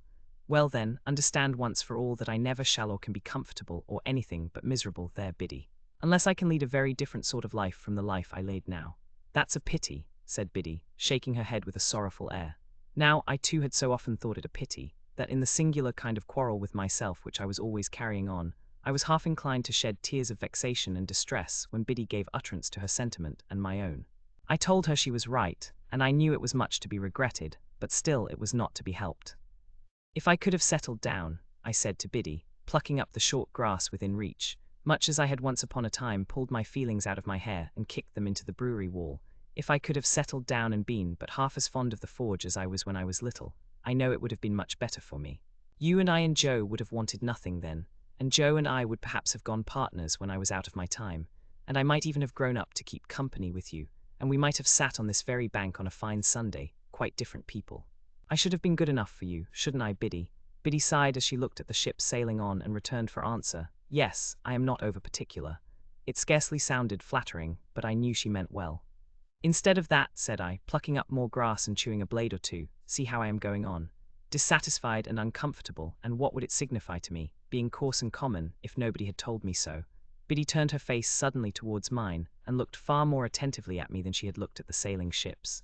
It was neither a very true nor a very polite thing to say, she remarked, directing her eyes to the ships again. Who said it? I was disconcerted, for I had broken away without quite seeing where I was going to. It was not to be shuffled off now, however, and I answered, the beautiful young lady at Miss Havisham's, and she's more beautiful than anybody ever was, and I admire her dreadfully, and I want to be a gentleman on her account. Having made this lunatic confession, I began to throw my torn-up grass into the river, as if I had some thoughts of following it. Do you want to be a gentleman, to spite her or to gain her over? Biddy quietly asked me after a pause. I don't know, I moodily answered. Because if it is to spite her, Biddy pursued, I should think, but you know best, that might be better and more independently done by caring nothing for her words. And if it is to gain her over, I should think, but you know best, she was not worth gaining over. Exactly what I myself had thought, many times. Exactly what was perfectly manifest to me at the moment. But how could I, a poor dazed village lad, avoid that wonderful inconsistency into which the best and wisest of men fall every day? It may be all quite true, said I to Biddy, but I admire her dreadfully. In short, I turned over on my face when I came to that, and got a good grasp on the hair on each side of my head, and wrenched it well. All the while knowing the madness of my heart to be so very mad and misplaced, that I was quite conscious it would have served my face right, if I had lifted it up by my hair, and knocked it against the pebbles as a punishment for belonging to such an idiot. Biddy was the wisest of girls, and she tried to reason no more with me. She put her hand, which was a comfortable hand though roughened by work, upon my hands, one after another, and gently took them out of my hair. Then she softly patted my shoulder in a soothing way, while with my face upon my sleeve I cried a little, exactly as I had done in the brewery yard, and felt vaguely convinced that I was very much illused by somebody, or by everybody. I can't say which. I am glad of one thing, said Biddy, and that is that you have felt you could give me your confidence, Pip. And I am glad of another thing, and that is, that of course you know you may depend upon my keeping it, and always so far deserving it. If your first teacher, dear, such a poor one and so much in need of being taught herself, had been your teacher at the present time, she thinks she knows what lesson she would set. But it would be a hard one to learn, and you have got beyond her, and it's of no use now. So with a quiet sigh for me, Biddy rose from the bank and said with a fresh and pleasant change of voice, shall we walk a little farther or go home? Biddy, I cried, getting up, putting my arm round her neck and giving her a kiss, I shall always tell you everything. Till you're a gentleman, said Biddy. You know I never shall be, so that's always. Not that I have any occasion to tell you anything, for you know everything I know, as I told you at home the other night. Ah, said Biddy, quite in a whisper, as she looked away at the ships. And then repeated, with her former pleasant change, shall we walk a little farther or go home? I said to Biddy we would walk a little farther, and we did so, and the summer afternoon toned down into the summer evening, and it was very beautiful. I began to consider whether I was not more naturally and wholesomely situated, after all, in these circumstances, than playing beggar my neighbour by candlelight in the room with the stopped clocks, and being despised by Estella. I thought it would be very good for me if I could get her out of my head, with all the rest of those remembrances and fancies, and could go to work determined to relish what I had to do, and stick to it, and make the best of it. I asked myself the question whether I did not surely know that if Estella were beside me at that moment instead of Biddy, she would make me miserable. I was obliged to admit that I did know it for a certainty, and I said to myself, Pip, what a fool you are. We talked a good deal as we walked, and all that Biddy said seemed right.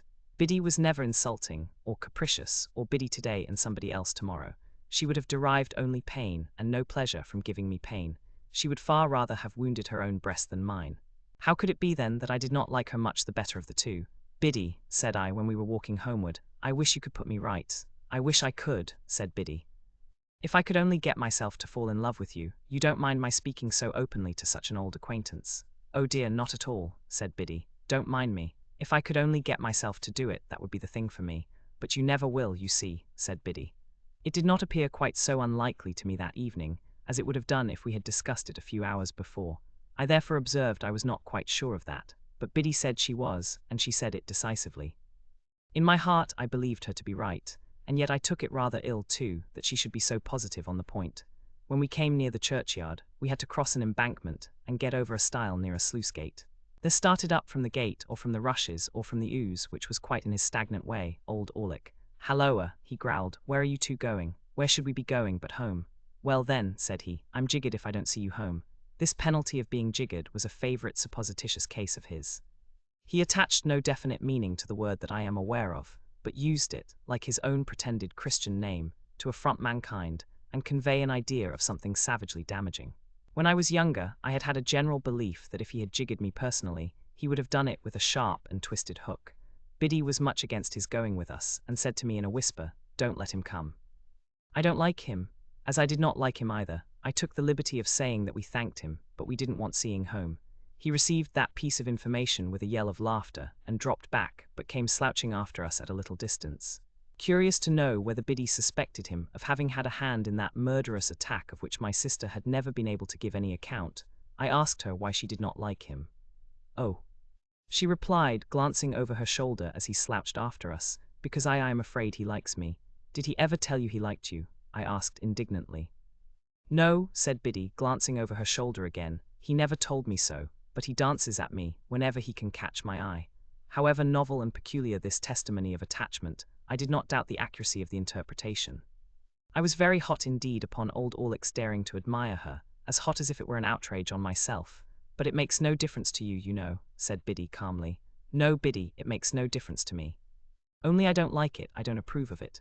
"Nor I neither," said Biddy, "though that makes no difference to you." "Exactly," said I, "but I must tell you I should have no opinion of you, Biddy, if he danced at you with your own consent." I kept an eye on Orlick after that night, and whenever circumstances were favourable to his dancing at Biddy, got before him to obscure that demonstration. He had struck root in Joe's establishment, by reason of my sister's sudden fancy for him, or I should have tried to get him dismissed. He quite understood and reciprocated my good intentions, as I had reason to know thereafter. And now, because my mind was not confused enough before, I complicated its confusion 50,000-fold, by having states and seasons when I was clear that Biddy was immeasurably better than Estella, and that the plain honest working life to which I was born had nothing in it to be ashamed of, but offered me sufficient means of self-respect and happiness. At those times, I would decide conclusively that my disaffection to dear old Joe and the forge was gone, and that I was growing up in a fair way to be partners with Joe, and to keep company with Biddy, when all in a moment some confounding remembrance of the Havisham days would fall upon me like a destructive missile, and scatter my wits again. Scattered wits take a long time picking up, and often before I had got them well together, they would be dispersed in all directions by one stray thought, that perhaps after all Miss Havisham was going to make my fortune when my time was out. If my time had run out, it would have left me still at the height of my perplexities, I dare say. It never did run out, however, but was brought to a premature end, as I proceed to relate. Chapter 18. It was in the 4th year of my apprenticeship to Joe, and it was a Saturday night. There was a group assembled round the fire at the Three Jolly Bargermen, attentive to Mr. Wopsle as he read the newspaper aloud. Of that group I was one. A highly popular murder had been committed, and Mr. Wopsle was imbrued in blood to the eyebrows. He gloated over every abhorrent adjective in the description, and identified himself with every witness at the inquest. He faintly moaned, "I am done for," as the victim, and he barbarously bellowed, "I'll serve you out," as the murderer. He gave the medical testimony, in pointed imitation of our local practitioner. And he piped and shook, as the aged turnpike keeper who had heard blows, to an extent so very paralytic as to suggest a doubt regarding the mental competency of that witness. The coroner in Mr. Wopsle's hands became Timon of Athens, the beadle Coriolanus. He enjoyed himself thoroughly, and we all enjoyed ourselves and were delightfully comfortable. In this cosy state of mind, we came to the verdict wilful murder. Then, and not sooner, I became aware of a strange gentleman leaning over the back of the settle opposite me, looking on. There was an expression of contempt on his face, and he bit the side of a great forefinger as he watched the group of faces. "Well," said the stranger to Mr. Wopsle, when the reading was done, "you have settled it all to your own satisfaction, I have no doubt." Everybody started and looked up, as if it were the murderer. He looked at everybody coldly and sarcastically. "Guilty, of course," said he. "Out with it." "Come, sir," returned Mr. Wopsle, "without having the honour of your acquaintance, I do say guilty." Upon this we all took courage to unite in a confirmatory murmur. "I know you do," said the stranger. "I knew you would, I told you so. But now I'll ask you a question. Do you know or do you not know that the law of England supposes every man to be innocent until he is proved to be guilty?" "Sir," Mr. Wopsle began to reply, "as an Englishman myself, Come," said the stranger, biting his forefinger at him. "Don't evade the question. Either you know it or you don't know it. Which is it to be?" He stood with his head on one side and himself on one side, in a bullying, interrogative manner, and he threw his forefinger at Mr. Wopsle, as it were to mark him out, before biting it again. "Now," said he, "do you know it or don't you know it?" "Certainly I know it," replied Mr. Wopsle. "Certainly you know it, then why didn't you say so at first? Now I'll ask you another question," taking possession of Mr. Wopsle as if he had a right to him. "Do you know that none of these witnesses have yet been cross-examined?" Mr. Wopsle was beginning, "I can only say," when the stranger stopped him. "What, you won't answer the question, yes or no? Now I'll try you again," throwing his finger at him again. "Attend to me. Are you aware, or are you not aware, that none of these witnesses have yet been cross-examined? Come, I only want one word from you. Yes or no?" Mr. Wopsle hesitated, and we all began to conceive rather a poor opinion of him. "Come," said the stranger, "I'll help you. You don't deserve help, but I'll help you. Look at that paper you hold in your hand. What is it? What is it?" repeated Mr. Wopsle, eyeing it, much at a loss. "Is it," pursued the stranger in his most sarcastic and suspicious manner, "the printed paper you have just been reading from?" "Undoubtedly, undoubtedly." "Now turn to that paper, and tell me whether it distinctly states that the prisoner expressly said that his legal advisers instructed him altogether to reserve his defense." "I read that just now," Mr. Wopsle pleaded. "Never mind what you read just now, sir. I don't ask you what you read just now. You may read the Lord's Prayer backwards if you like, and perhaps have done it before today. Turn to the paper. No, no, no, my friend. Not to the top of the column, you know better than that, to the bottom, to the bottom." We all began to think Mr. Wopsle full of subterfuge. "Well, have you found it?" "Here it is," said Mr. Wopsle. "Now follow that passage with your eye, and tell me whether it distinctly states that the prisoner expressly said that he was instructed by his legal advisers wholly to reserve his defense. Come. Do you make that of it?" Mr. Wopsle answered. "Those are not the exact words." "Not the exact words," repeated the gentleman bitterly. "Is that the exact substance?" "Yes," said Mr. Wopsle. "Yes," repeated the stranger, looking round at the rest of the company with his right hand extended towards the witness, Wopsle. "And now I ask you what you say to the conscience of that man who, with that passage before his eyes, can lay his head upon his pillow after having pronounced a fellow creature guilty, unheard."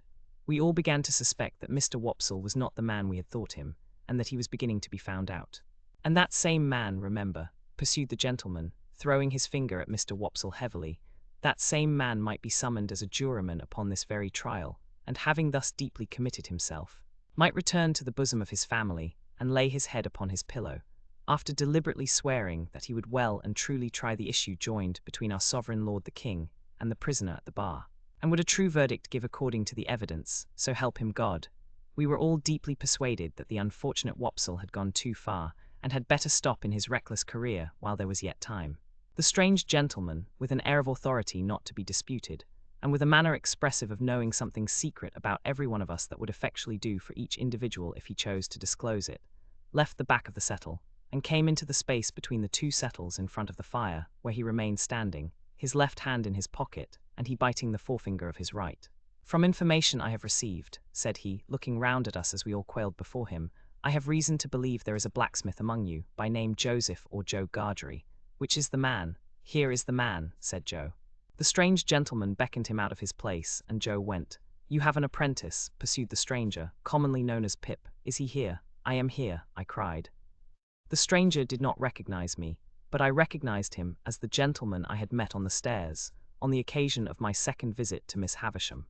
I had known him the moment I saw him looking over the settle, and now that I stood confronting him with his hand upon my shoulder, I checked off again in detail his large head, his dark complexion, his deep-set eyes, his bushy black eyebrows, his large watch chain, his strong black dots of beard and whisker, and even the smell of scented soap on his great hand. "I wish to have a private conference with you too," said he, when he had surveyed me at his leisure. "It will take a little time. Perhaps we had better go to your place of residence. I prefer not to anticipate my communication here. You will impart as much or as little of it as you please to your friends afterwards. I have nothing to do with that." Amidst a wondering silence, we three walked out of the Jolly Bargemen, and in a wondering silence walked home. While going along, the strange gentleman occasionally looked at me, and occasionally bit the side of his finger. As we neared home, Joe, vaguely acknowledging the occasion as an impressive and ceremonious one, went on ahead to open the front door. Our conference was held in the state parlor, which was feebly lighted by one candle. It began with the strange gentleman sitting down at the table, drawing the candle to him, and looking over some entries in his pocketbook. He then put up the pocketbook and set the candle a little aside, after peering round it into the darkness at Joe and me, to ascertain which was which. My name, he said, is Jaggers, and I am a lawyer in London. I am pretty well known. I have unusual business to transact with you, and I commence by explaining that it is not of my originating. If my advice had been asked, I should not have been here. It was not asked, and you see me here. What I have to do is the confidential agent of another, I do. No less, no more. Finding that he could not see us very well from where he sat, he got up, and threw one leg over the back of a chair and leaned upon it. Thus having one foot on the seat of the chair, and one foot on the ground. Now, Joseph Gargery, I am the bearer of an offer to relieve you of this young fellow your apprentice. You would not object to cancel his indentures at his request, and for his good. You would want nothing for so doing. Lord forbid that I should want anything for not standing in Pip's way, said Joe, staring. Lord forbidding is pious, but not to the purpose, returned Mr. Jaggers. The question is, would you want anything? Do you want anything? The answer is, returned Joe sternly, no. I thought Mr. Jaggers glanced at Joe, as if he considered him a fool for his disinterestedness. But I was too much bewildered between breathless curiosity and surprise, to be sure of it. Very well, said Mr. Jaggers. Recollect the admission you have made, and don't try to go from it presently. Who's a-going to try? Retorted Joe. I don't say anybody is. Do you keep a dog? Yes, I do keep a dog. Bear in mind then that Bragg is a good dog, but Holdfast is a better. Bear that in mind, will you? Repeated Mr. Jaggers, shutting his eyes and nodding his head at Joe, as if he were forgiving him something. Now I return to this young fellow, and the communication I have got to make is that he has great expectations. Joe and I gasped and looked at one another. I am instructed to communicate to him, said Mr. Jaggers, throwing his finger at me sideways, that he will come into a handsome property. Further, that it is the desire of the present possessor of that property, that he be immediately removed from his present sphere of life and from this place, and be brought up as a gentleman, in a word, as a young fellow of great expectations. My dream was out. My wild fancy was surpassed by sober reality. Miss Havisham was going to make my fortune on a grand scale. Now, Mr. Pip, pursued the lawyer, I address the rest of what I have to say to you. You are to understand, first, that it is the request of the person from whom I take my instructions that you always bear the name of Pip. You will have no objection, I dare say, to your great expectations being encumbered with that easy condition. But if you have any objection, this is the time to mention it. My heart was beating so fast, and there was such a singing in my ears, that I could scarcely stammer I had no objection. I should think not. Now you are to understand, secondly, Mr. Pip, that the name of the person who is your liberal benefactor remains a profound secret, until the person chooses to reveal it. I am empowered to mention that it is the intention of the person to reveal it at first hand by word of mouth to yourself. When or where that intention may be carried out, I cannot say. No one can say. It may be years hence. Now, you are distinctly to understand that you are most positively prohibited from making any inquiry on this head, or any allusion or reference, however distant, to any individual whomsoever as the individual, in all the communications you may have with me. If you have a suspicion in your own breast, keep that suspicion in your own breast. It is not the least to the purpose what the reasons of this prohibition are. They may be the strongest and gravest reasons, or they may be mere whim. This is not for you to inquire into. The condition is laid down. Your acceptance of it, and your observance of it as binding, is the only remaining condition that I am charged with, by the person from whom I take my instructions, and for whom I am not otherwise responsible. That person is the person from whom you derive your expectations, and the secret is solely held by that person and by me. Again, not a very difficult condition with which to encumber such a rise in fortune. But if you have any objection to it, this is the time to mention it. Speak out. Once more I stammered with difficulty that I had no objection. I should think not. Now, Mr. Pip, I have done with stipulations. Though he called me Mr. Pip, and began rather to make up to me, he still could not get rid of a certain air of bullying suspicion. And even now he occasionally shut his eyes and threw his finger at me while he spoke, as much as to express that he knew all kinds of things to my disparagement, if he only chose to mention them. We come next to mere details of arrangement. You must know that, although I have used the term expectations more than once, you are not endowed with expectations only. There is already lodged in my hands a sum of money amply sufficient for your suitable education and maintenance. You will please consider me your guardian. Oh, for I was going to thank him. I tell you at once, I am paid for my services, or I shouldn't render them. It is considered that you must be better educated, in accordance with your altered position, and that you will be alive to the importance and necessity of at once entering on that advantage. I said I had always longed for it. Never mind what you have always longed for, Mr. Pip, he retorted. Keep to the record. If you long for it now, that's enough. And I answered that you are ready to be placed at once under some proper tutor. Is that it? I stammered. Yes, that was it. Good. Now your inclinations are to be consulted. I don't think that wise, mind, but it's my trust. Have you ever heard of any tutor whom you would prefer to another? I had never heard of any tutor but Biddy and Mr. Wopsle's great-aunt. So I replied in the negative. There is a certain tutor, of whom I have some knowledge, who I think might suit the purpose, said Mr. Jaggers. I don't recommend him, observe, because I never recommend anybody. The gentleman I speak of is one Mr. Matthew Pocket. Ah, I caught at the name directly. Miss Havisham's relation, the Matthew whom Mr. and Mrs. Camilla had spoken of. The Matthew whose place was to be at Miss Havisham's head, when she lay dead, in her bride's dress on the bride's table. You know the name, said Mr. Jaggers, looking shrewdly at me, and then shutting up his eyes while he waited for my answer. My answer was that I had heard of the name. Oh, said he, you have heard of the name, but the question is, what do you say of it? I said, or tried to say, that I was much obliged to him for his recommendation. No, my young friend, he interrupted, shaking his great head very slowly. Recollect yourself. Not recollecting myself, I began again that I was much obliged to him for his recommendation. No, my young friend, he interrupted, shaking his head and frowning and smiling both at once. No, no, no. It's very well done, but it won't do. You are too young to fix me with it. Recommendation is not the word, Mr. Pip. Try another. Correcting myself, I said that I was much obliged to him for his mention of Mr. Matthew Pocket. That's more like it, cried Mr. Jaggers. And I added, I would gladly try that gentleman. Good. You had better try him in his own house. The way shall be prepared for you, and you can see his son first, who is in London. When will you come to London? I said, glancing at Joe, who stood looking on motionless, that I supposed I could come directly. First, said Mr. Jaggers, you should have some new clothes to come in, and they should not be working clothes. Say this day week. You'll want some money. Shall I leave you 20 guineas? He produced a long purse with the greatest coolness, and counted them out on the table and pushed them over to me. This was the first time he had taken his leg from the chair. He sat astride of the chair when he had pushed the money over, and sat swinging his purse and eyeing Joe. Well, Joseph Gargery. You look dumbfounded. I am, said Joe in a very decided manner. It was understood that you wanted nothing for yourself, remember. It were understood, said Joe, and it are understood. And it ever will be similar according. But what, said Mr. Jaggers, swinging his purse, what if it was in my instructions to make you a present, as compensation? As compensation what for? Joe demanded. For the loss of his services. Joe laid his hand upon my shoulder with the touch of a woman. I have often thought him since, like the steam hammer that can crush a man or pat an eggshell, in his combination of strength with gentleness. Pip is that hearty welcome, said Joe, to go free with his services, to honour and fortune, as no words can tell him. But if you think as money can make compensation to me for the loss of the little child, what come to the forge, and ever the best of friends. Oh dear good Joe, whom I was so ready to leave and so unthankful to, I see you again, with your muscular blacksmith's arm before your eyes, and your broad chest heaving, and your voice dying away. Oh dear good faithful tender Joe, I feel the loving tremble of your hand upon my arm, as solemnly this day as if it had been the rustle of an angel's wing. But I encouraged Joe at the time. I was lost in the mazes of my future fortunes, and could not retrace the bypaths we had trodden together. I begged Joe to be comforted, for as he said, we had ever been the best of friends, and as I said, we ever would be so. Joe scooped his eyes with his disengaged wrist, as if he were bent on gouging himself, but said not another word. Mr. Jaggers had looked on at this, as one who recognized in Joe the village idiot, and in me his keeper.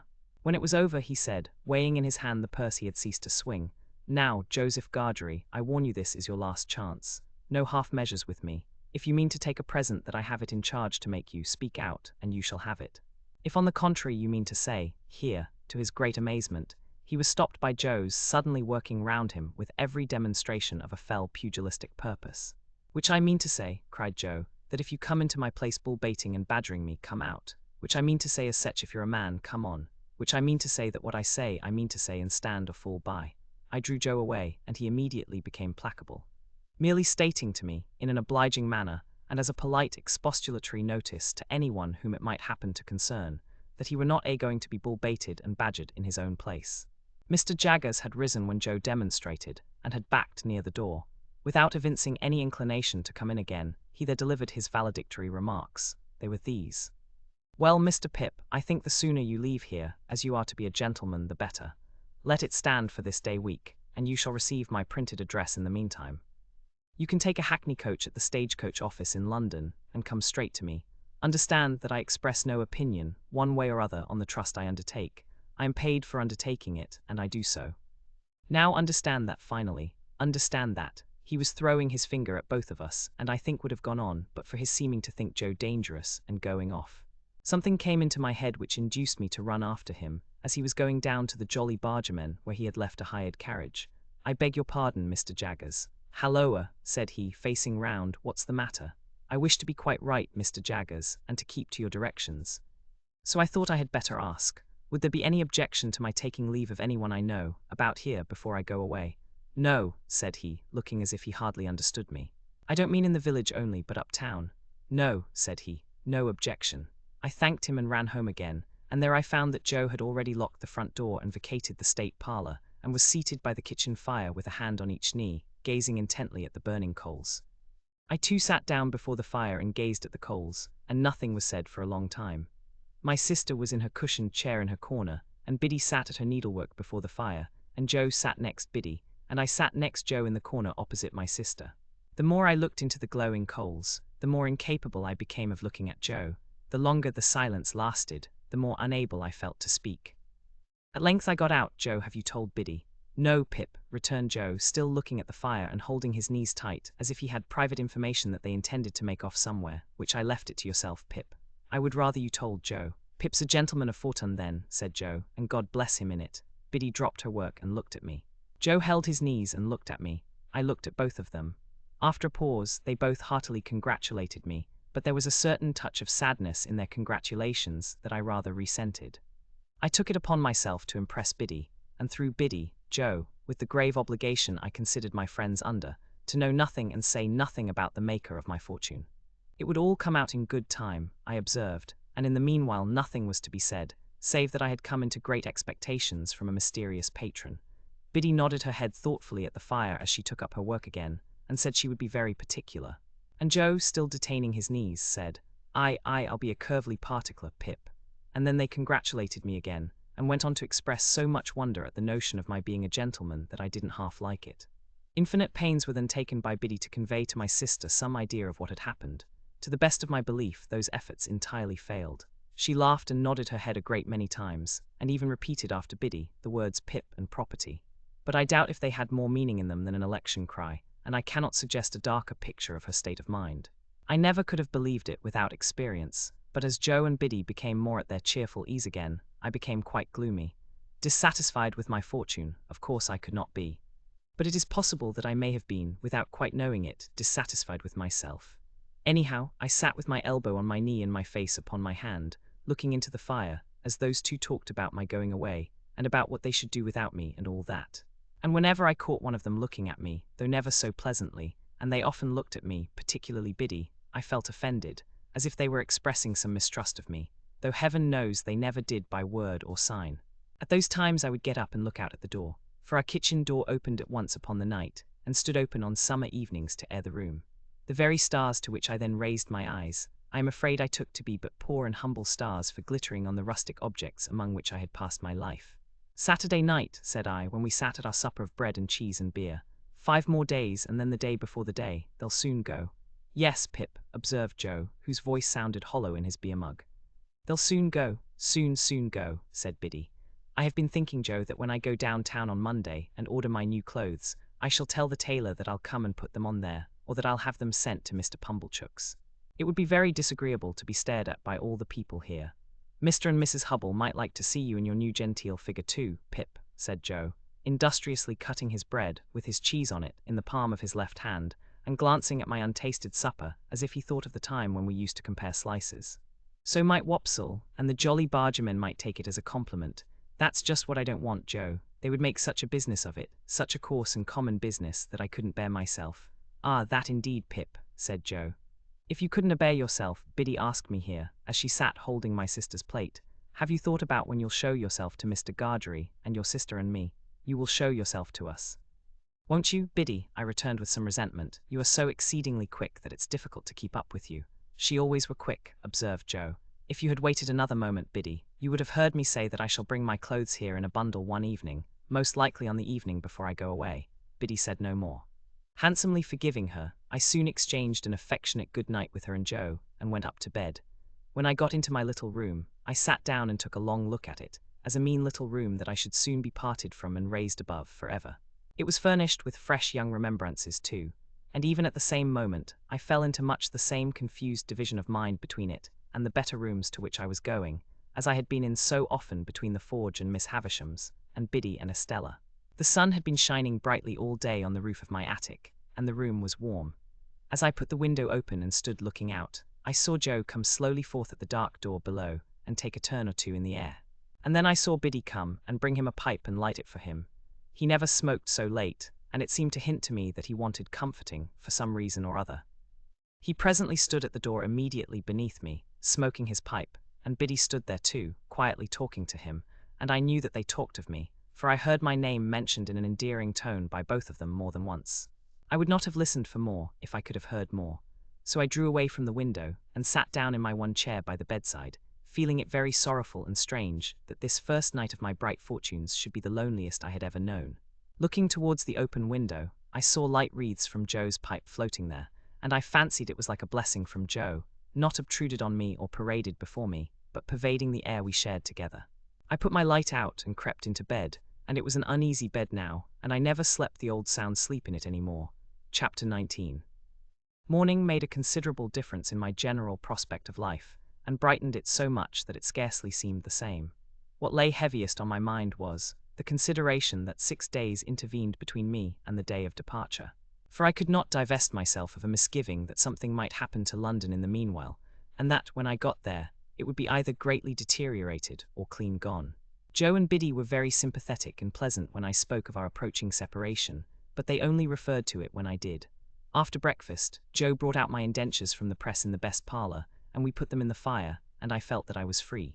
With all the novelty of my emancipation on me, I went to church with Joe, and thought perhaps the clergyman wouldn't have read that about the rich man and the kingdom of heaven, if he had known all. After our early dinner, I strolled out alone, purposing to finish off the marshes at once and get them done with. As I passed the church, I felt, as I had felt during service in the morning, a sublime compassion for the poor creatures who were destined to go there, Sunday after Sunday, all their lives through, and to lie obscurely at last among the low green mounds. I promised myself that I would do something for them one of these days, and formed a plan in outline for bestowing a dinner of roast beef and plum pudding, a pint of ale, and a gallon of condescension, upon everybody in the village. If I had often thought before, with something allied to shame, of my companionship with the fugitive whom I had once seen limping among those grave, what were my thoughts on this Sunday, when the place recalled the wretch, ragged and shivering, with his felon iron and badge? My comfort was that it happened a long time ago, and that he had doubtless been transporting a long way off, and that he was dead to me, and might be veritably dead into the bargain.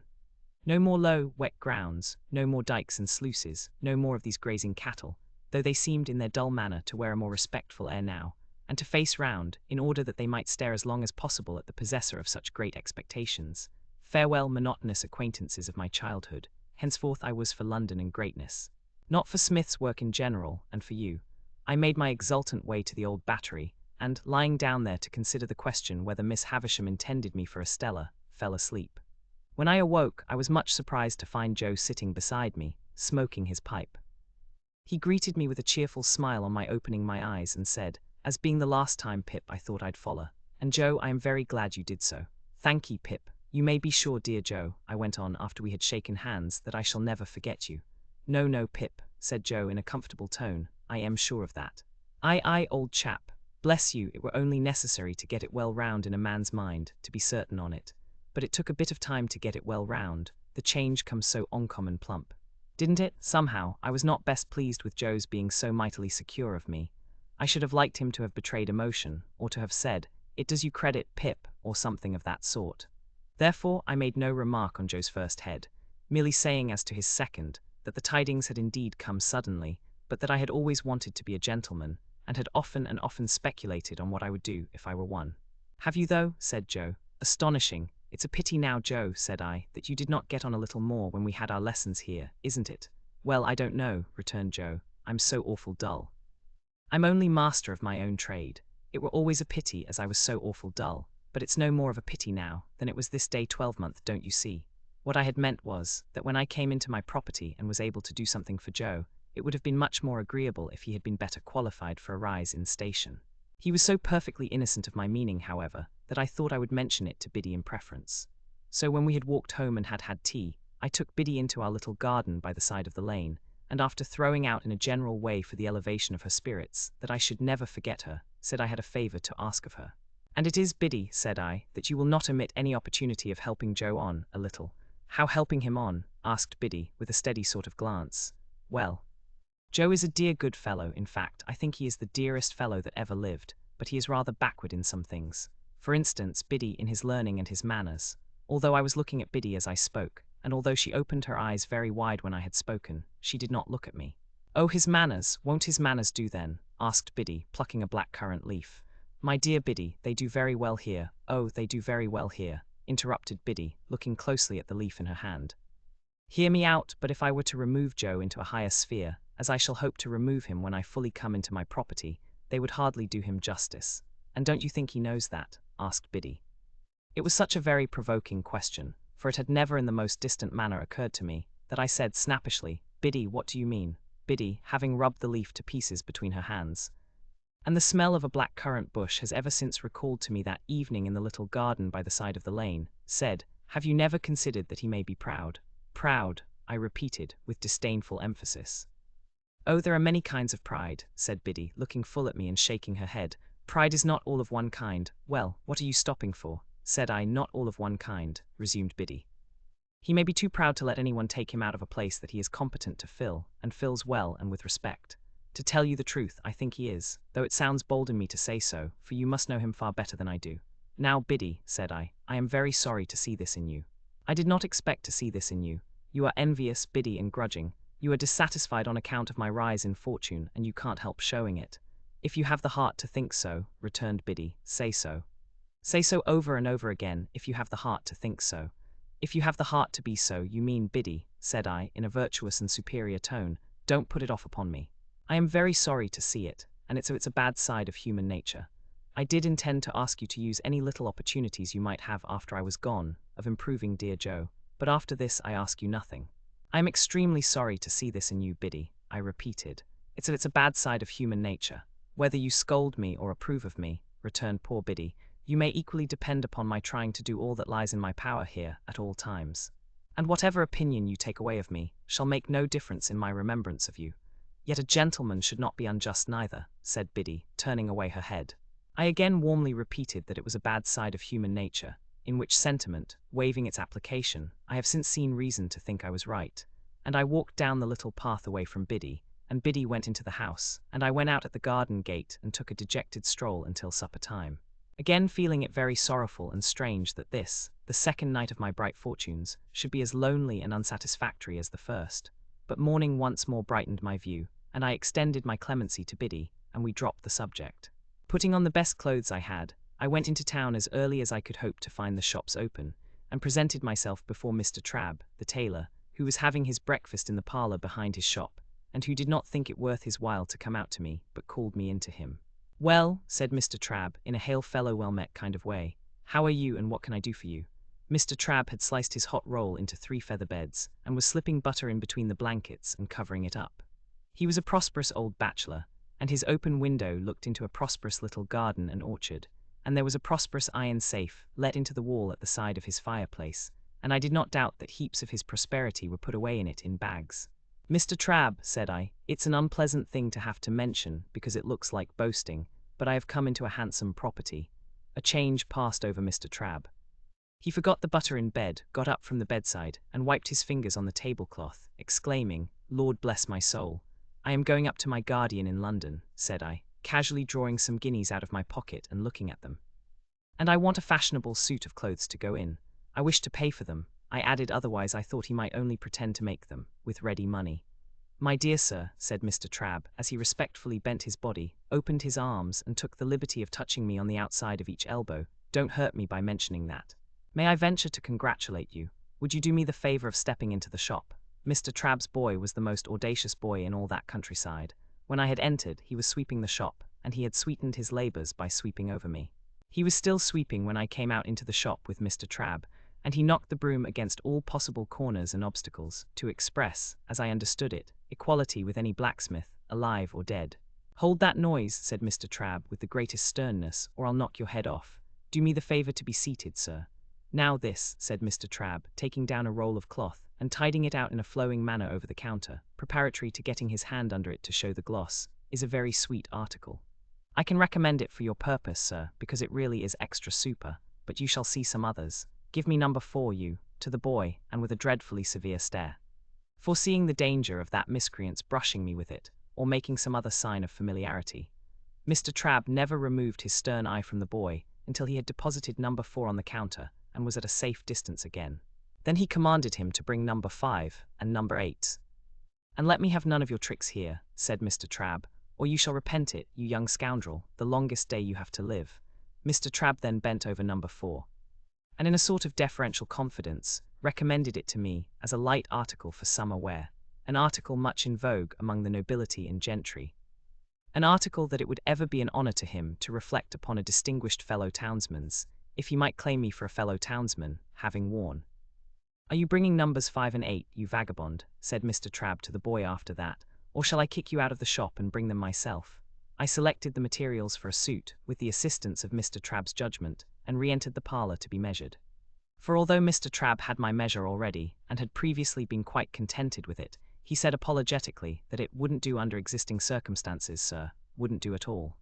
So, Mr. Trabb measured and calculated me in the parlour, as if I were an estate and he the finest species of surveyor, and gave himself such a world of trouble that I felt that no suit of clothes could possibly remunerate him for his pains. When he had at last done and had appointed to send the articles to Mr. Pumblechook's on the Thursday evening, he said, with his hand upon the parlour lock, "I know, sir, that London gentlemen cannot be expected to patronize local work, as a rule. But if you would give me a turn now and then in the quality of a townsman, I should greatly esteem it. Good morning, sir, much obliged." Door. The last word was flung at the boy, who had not the least notion what it meant. But I saw him collapse as his master rubbed me out with his hands, and my first decided experience of the stupendous power of money was that it had morally laid upon his back Trabb's boy. After this memorable event, I went to the hatters, and the bootmakers, and the hosiers, and felt rather like Mother Hubbard's dog, whose outfit required the services of so many trades. I also went to the coach office, and took my place for 7 o'clock on Saturday morning. It was not necessary to explain everywhere that I had come into a handsome property, but whenever I said anything to that effect, it followed that the officiating tradesman ceased to have his attention diverted through the window by the High Street, and concentrated his mind upon me. When I had ordered everything I wanted, I directed my steps towards Pumblechook's, and as I approached that gentleman's place of business, I saw him standing at his door. He was waiting for me with great impatience. He had been out early with the chaise cart, and had called at the forge and heard the news. He had prepared a collation for me in the Barnwell parlour, and he too ordered his shopman to come out of the gangway as my sacred person passed. "My dear friend," said Mr. Pumblechook, taking me by both hands when he and I and the collation were alone, "I give you joy of your good fortune. Well deserved, well deserved." This was coming to the point, and I thought it a sensible way of expressing himself. "To think," said Mr. Pumblechook, after snorting admiration at me for some moments, "that I should have been the humble instrument of leading up to this, is a proud reward." I begged Mr. Pumblechook to remember that nothing was to be ever said or hinted on that point. "My dear young friend," said Mr. Pumblechook, "if you will allow me to call you so," I murmured, "certainly." And Mr. Pumblechook took me by both hands again and communicated a movement to his waistcoat which had an emotional appearance, though it was rather low down. "My dear young friend, rely upon my doing my little all in your absence, by keeping the fact before the mind of Joseph." "Joseph," said Mr. Pumblechook in the way of a compassionate adjuration. "Joseph, Joseph." Thereupon he shook his head and tapped it, expressing his sense of deficiency in Joseph. "But my dear young friend," said Mr. Pumblechook, "you must be hungry, you must be exhausted. Be seated. Here is a chicken had round from the boar, here is a tongue had round from the boar, here's 1 or 2 little things had round from the boar that I hope you may not despise."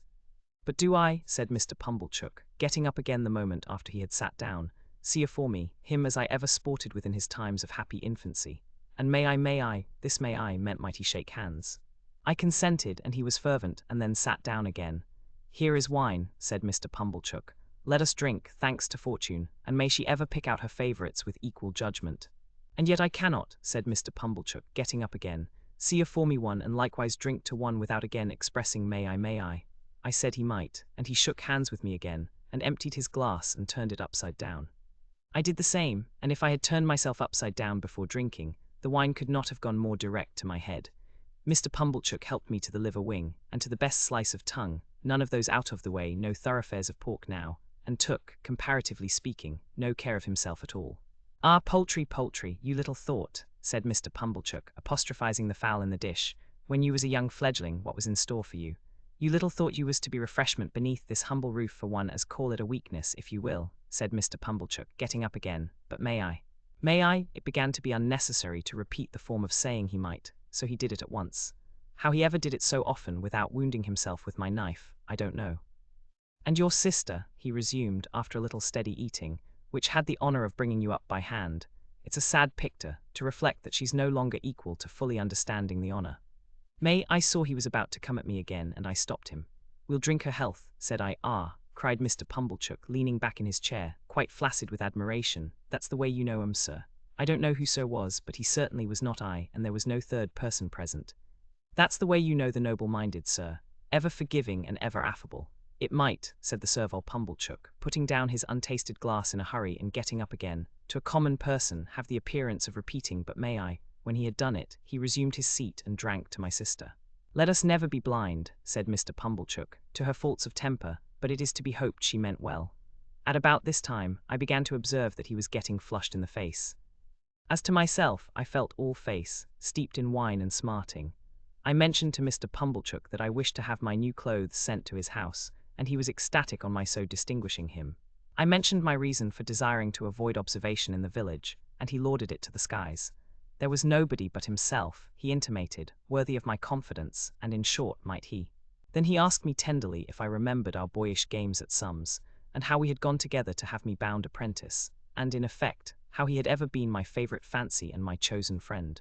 If I had taken 10 times as many glasses of wine as I had, I should have known that he never had stood in that relation towards me, and should in my heart of hearts have repudiated the idea. Yet for all that, I remember feeling convinced that I had been much mistaken in him, and that he was a sensible, practical, good-hearted prime fellow. By degrees he fell to reposing such great confidence in me as to ask my advice in reference to his own affairs.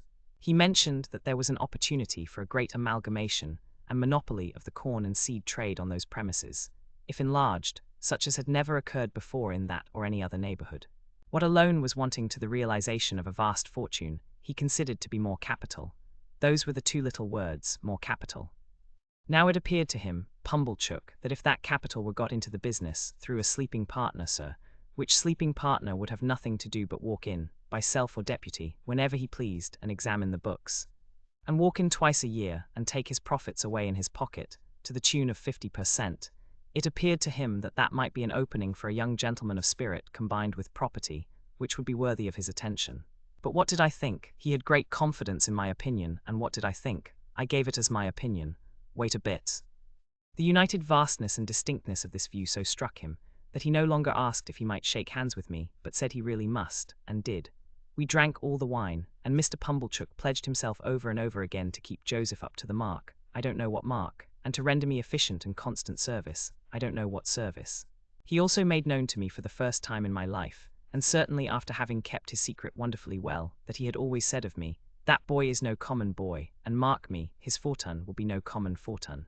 He said with a tearful smile that it was a singular thing to think of now, and I said so too. Finally, I went out into the air, with a dim perception that there was something unwonted in the conduct of the sunshine, and found that I had slumberously got to the turnpike, without having taken any account of the road. There I was roused by Mr. Pumblechook's hailing me. He was a long way down the sunny street, and was making expressive gestures for me to stop. I stopped, and he came up breathless. "No, my dear friend," said he, when he had recovered wind for speech, "not if I can help it. This occasion shall not entirely pass without that affability on your part. May I, as an old friend and well-wisher?" May I? We shook hands for the 100th time at least, and he ordered a young carter out of my way with the greatest indignation. Then he blessed me and stood waving his hand to me until I had passed the crook in the road. And then I turned into a field, and had a long nap under a hedge before I pursued my way home. I had scant luggage to take with me to London, for little of the little I possessed was adapted to my new station. But I began packing that same afternoon, and wildly packed up things that I knew I should want next morning, in a fiction that there was not a moment to be lost. So Tuesday, Wednesday, and Thursday passed. And on Friday morning I went to Mr. Pumblechook's, to put on my new clothes and pay my visit to Miss Havisham. Mr. Pumblechook's own room was given up to me to dress in, and was decorated with clean towels expressly for the event. My clothes were rather a disappointment, of course. Probably every new and eagerly expected garment ever put on since clothes came in fell a trifle short of the wearer's expectation. But after I had had my new suit on some half an hour, and had gone through an immensity of posturing with Mr. Pumblechook's very limited dressing-glass, in the futile endeavour to see my legs, it seemed to fit me better. It being market morning at a neighbouring town some 10 miles off, Mr. Pumblechook was not at home. I had not told him exactly when I meant to leave, and was not likely to shake hands with him again before departing. This was all as it should be, and I went out in my new array, fearfully ashamed of having to pass the shopman, and suspicious after all that I was at a personal disadvantage, something like Joe's in his Sunday suit. I went circuitously to Miss Havisham's by all the back ways, and rang at the bell constrainedly, on account of the stiff long fingers of my gloves. Sarah Pocket came to the gate, and positively reeled back when she saw me so changed. Her walnut-shell countenance likewise turned from brown to green and yellow. "You," said she, "you, good gracious, what do you want?" "I am going to London, Miss Pocket," said I, "and want to say good-bye to Miss Havisham." I was not expected, for she left me locked in the yard while she went to ask if I were to be admitted. After a very short delay, she returned and took me up, staring at me all the way. Miss Havisham was taking exercise in the room with the long spread table, leaning on her crutch stick. The room was lighted as of yore, and at the sound of our entrance she stopped and turned. She was then just abreast of the rotted bride cake. "Don't go, Sarah," she said. "Well, Pip, I start for London, Miss Havisham, tomorrow." I was exceedingly careful what I said, and I thought you would kindly not mind my taking leave of you. "This is a gay figure, Pip," said she, making her crutch stick play round me, as if she, the fairy godmother who had changed me, were bestowing the finishing gift. "I have come into such good fortune since I saw you last, Miss Havisham," I murmured, "and I am so grateful for it, Miss Havisham." "I," said she, looking at the discomfited and envious Sarah with delight. "I have seen Mr. Jaggers. I have heard about it, Pip, so you go tomorrow?" "Yes, Miss Havisham." "And you are adopted by a rich person?" "Yes, Miss Havisham." "Not named?" "No, Miss Havisham." "And Mr. Jaggers is made your guardian?" "Yes, Miss Havisham." She quite gloated on these questions and answers, so keen was her enjoyment of Sarah Pocket's jealous dismay. "Well," she went on, "you have a promising career before you. Be good, deserve it, and abide by Mr. Jaggers's instructions." She looked at me and looked at Sarah, and Sarah's countenance wrung out of her watchful face a cruel smile. "Goodbye, Pip, you will always keep the name of Pip, you know." "Yes, Miss Havisham." "Goodbye, Pip." She stretched out her hand, and I went down on my knee and put it to my lips. I had not considered how I should take leave of her. It came naturally to me at the moment to do this. She looked at Sarah Pocket with triumph in her weird eyes, and so I left my fairy godmother, with both her hands on her crutch stick, standing in the midst of the dimly lighted room, beside the rotten bride cake that was hidden in cobwebs. Sarah Pocket conducted me down, as if I were a ghost who must be seen out. She could not get over my appearance, and was in the last degree confounded. I said, "Goodbye, Miss Pocket," but she merely stared, and did not seem collected enough to know that I had spoken. Clear of the house, I made the best of my way back to Pumblechook's, took off my new clothes, made them into a bundle, and went back home in my older dress, carrying it, to speak the truth, much more at my ease too, though I had the bundle to carry. And now, those 6 days which were to have run out so slowly, had run out fast and were gone, and tomorrow looked me in the face more steadily than I could look at it. As the 6 evenings had dwindled away, to 5, to 4, to 3, to 2, I had become more and more appreciative of the society of Joe and Biddy. On this last evening, I dressed myself out in my new clothes for their delight, and sat in my splendor until bedtime. We had a hot supper on the occasion, graced by the inevitable roast fowl, and we had some flip to finish with. We were all very low, and none the higher for pretending to be in spirits. I was to leave our village at 5 in the morning, carrying my little hand portmanteau, and I had told Joe that I wished to walk away all alone. I am afraid, sore afraid, that this purpose originated in my sense of the contrast there would be between me and Joe, if we went to the coach together. I had pretended with myself that there was nothing of this taint in the arrangement, but when I went up to my little room on this last night, I felt compelled to admit that it might be so, and had an impulse upon me to go down again and entreat Joe to walk with me in the morning. I did not. All night there were coaches in my broken sleep, going to wrong places instead of to London, and having in the traces, now dogs, now cats, now pigs, now men, never horses. Fantastic failures of journeys occupied me until the day dawned and the birds were singing. Then I got up and partly dressed, and sat at the window to take a last look out, and in taking it fell asleep. Biddy was astir so early to get my breakfast, that, although I did not sleep at the window an hour, I smelt the smoke of the kitchen fire when I started up with a terrible idea that it must be late in the afternoon. But long after that, and long after I had heard the clinking of the teacups and was quite ready, I wanted the resolution to go downstairs. After all, I remained up there, repeatedly unlocking and unstrapping my small portmanteau and locking and strapping it up again, until Biddy called to me that I was late. It was a hurried breakfast with no taste in it. I got up from the meal, saying with a sort of briskness, as if it had only just occurred to me, "Well, I suppose I must be off." And then I kissed my sister, who was laughing and nodding and shaking in her usual chair, and kissed Biddy, and threw my arms around Joe's neck. Then I took up my little portmanteau and walked out. The last I saw of them was, when I presently heard a scuffle behind me, and looking back, saw Joe throwing an old shoe after me and Biddy throwing another old shoe. I stopped then to wave my hat, and dear old Joe waved his strong right arm above his head, crying huskily, "Horror," and Biddy put her apron to her face. I walked away at a good pace, thinking it was easier to go than I had supposed it would be, and reflecting that it would never have done to have had an old shoe thrown after the coach, in sight of all the high street. I whistled and made nothing of going, but the village was very peaceful and quiet, and the light mists were solemnly rising, as if to show me the world, and I had been so innocent and little there, and all beyond was so unknown and great, that in a moment with a strong heave and sob I broke into tears. It was by the finger-post at the end of the village, and I laid my hand upon it and said, "Goodbye, oh my dear, dear friend. Heaven knows we need never be ashamed of our tears, for they are rain upon the blinding dust of earth, overlying our hard hearts." I was better after I had cried than before, more sorry, more aware of my own ingratitude, more gentle. If I had cried before, I should have had Joe with me then.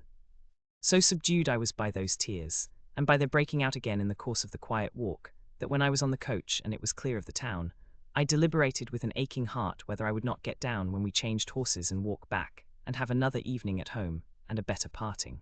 We changed, and I had not made up my mind, and still reflected for my comfort that it would be quite practicable to get down and walk back, when we changed again.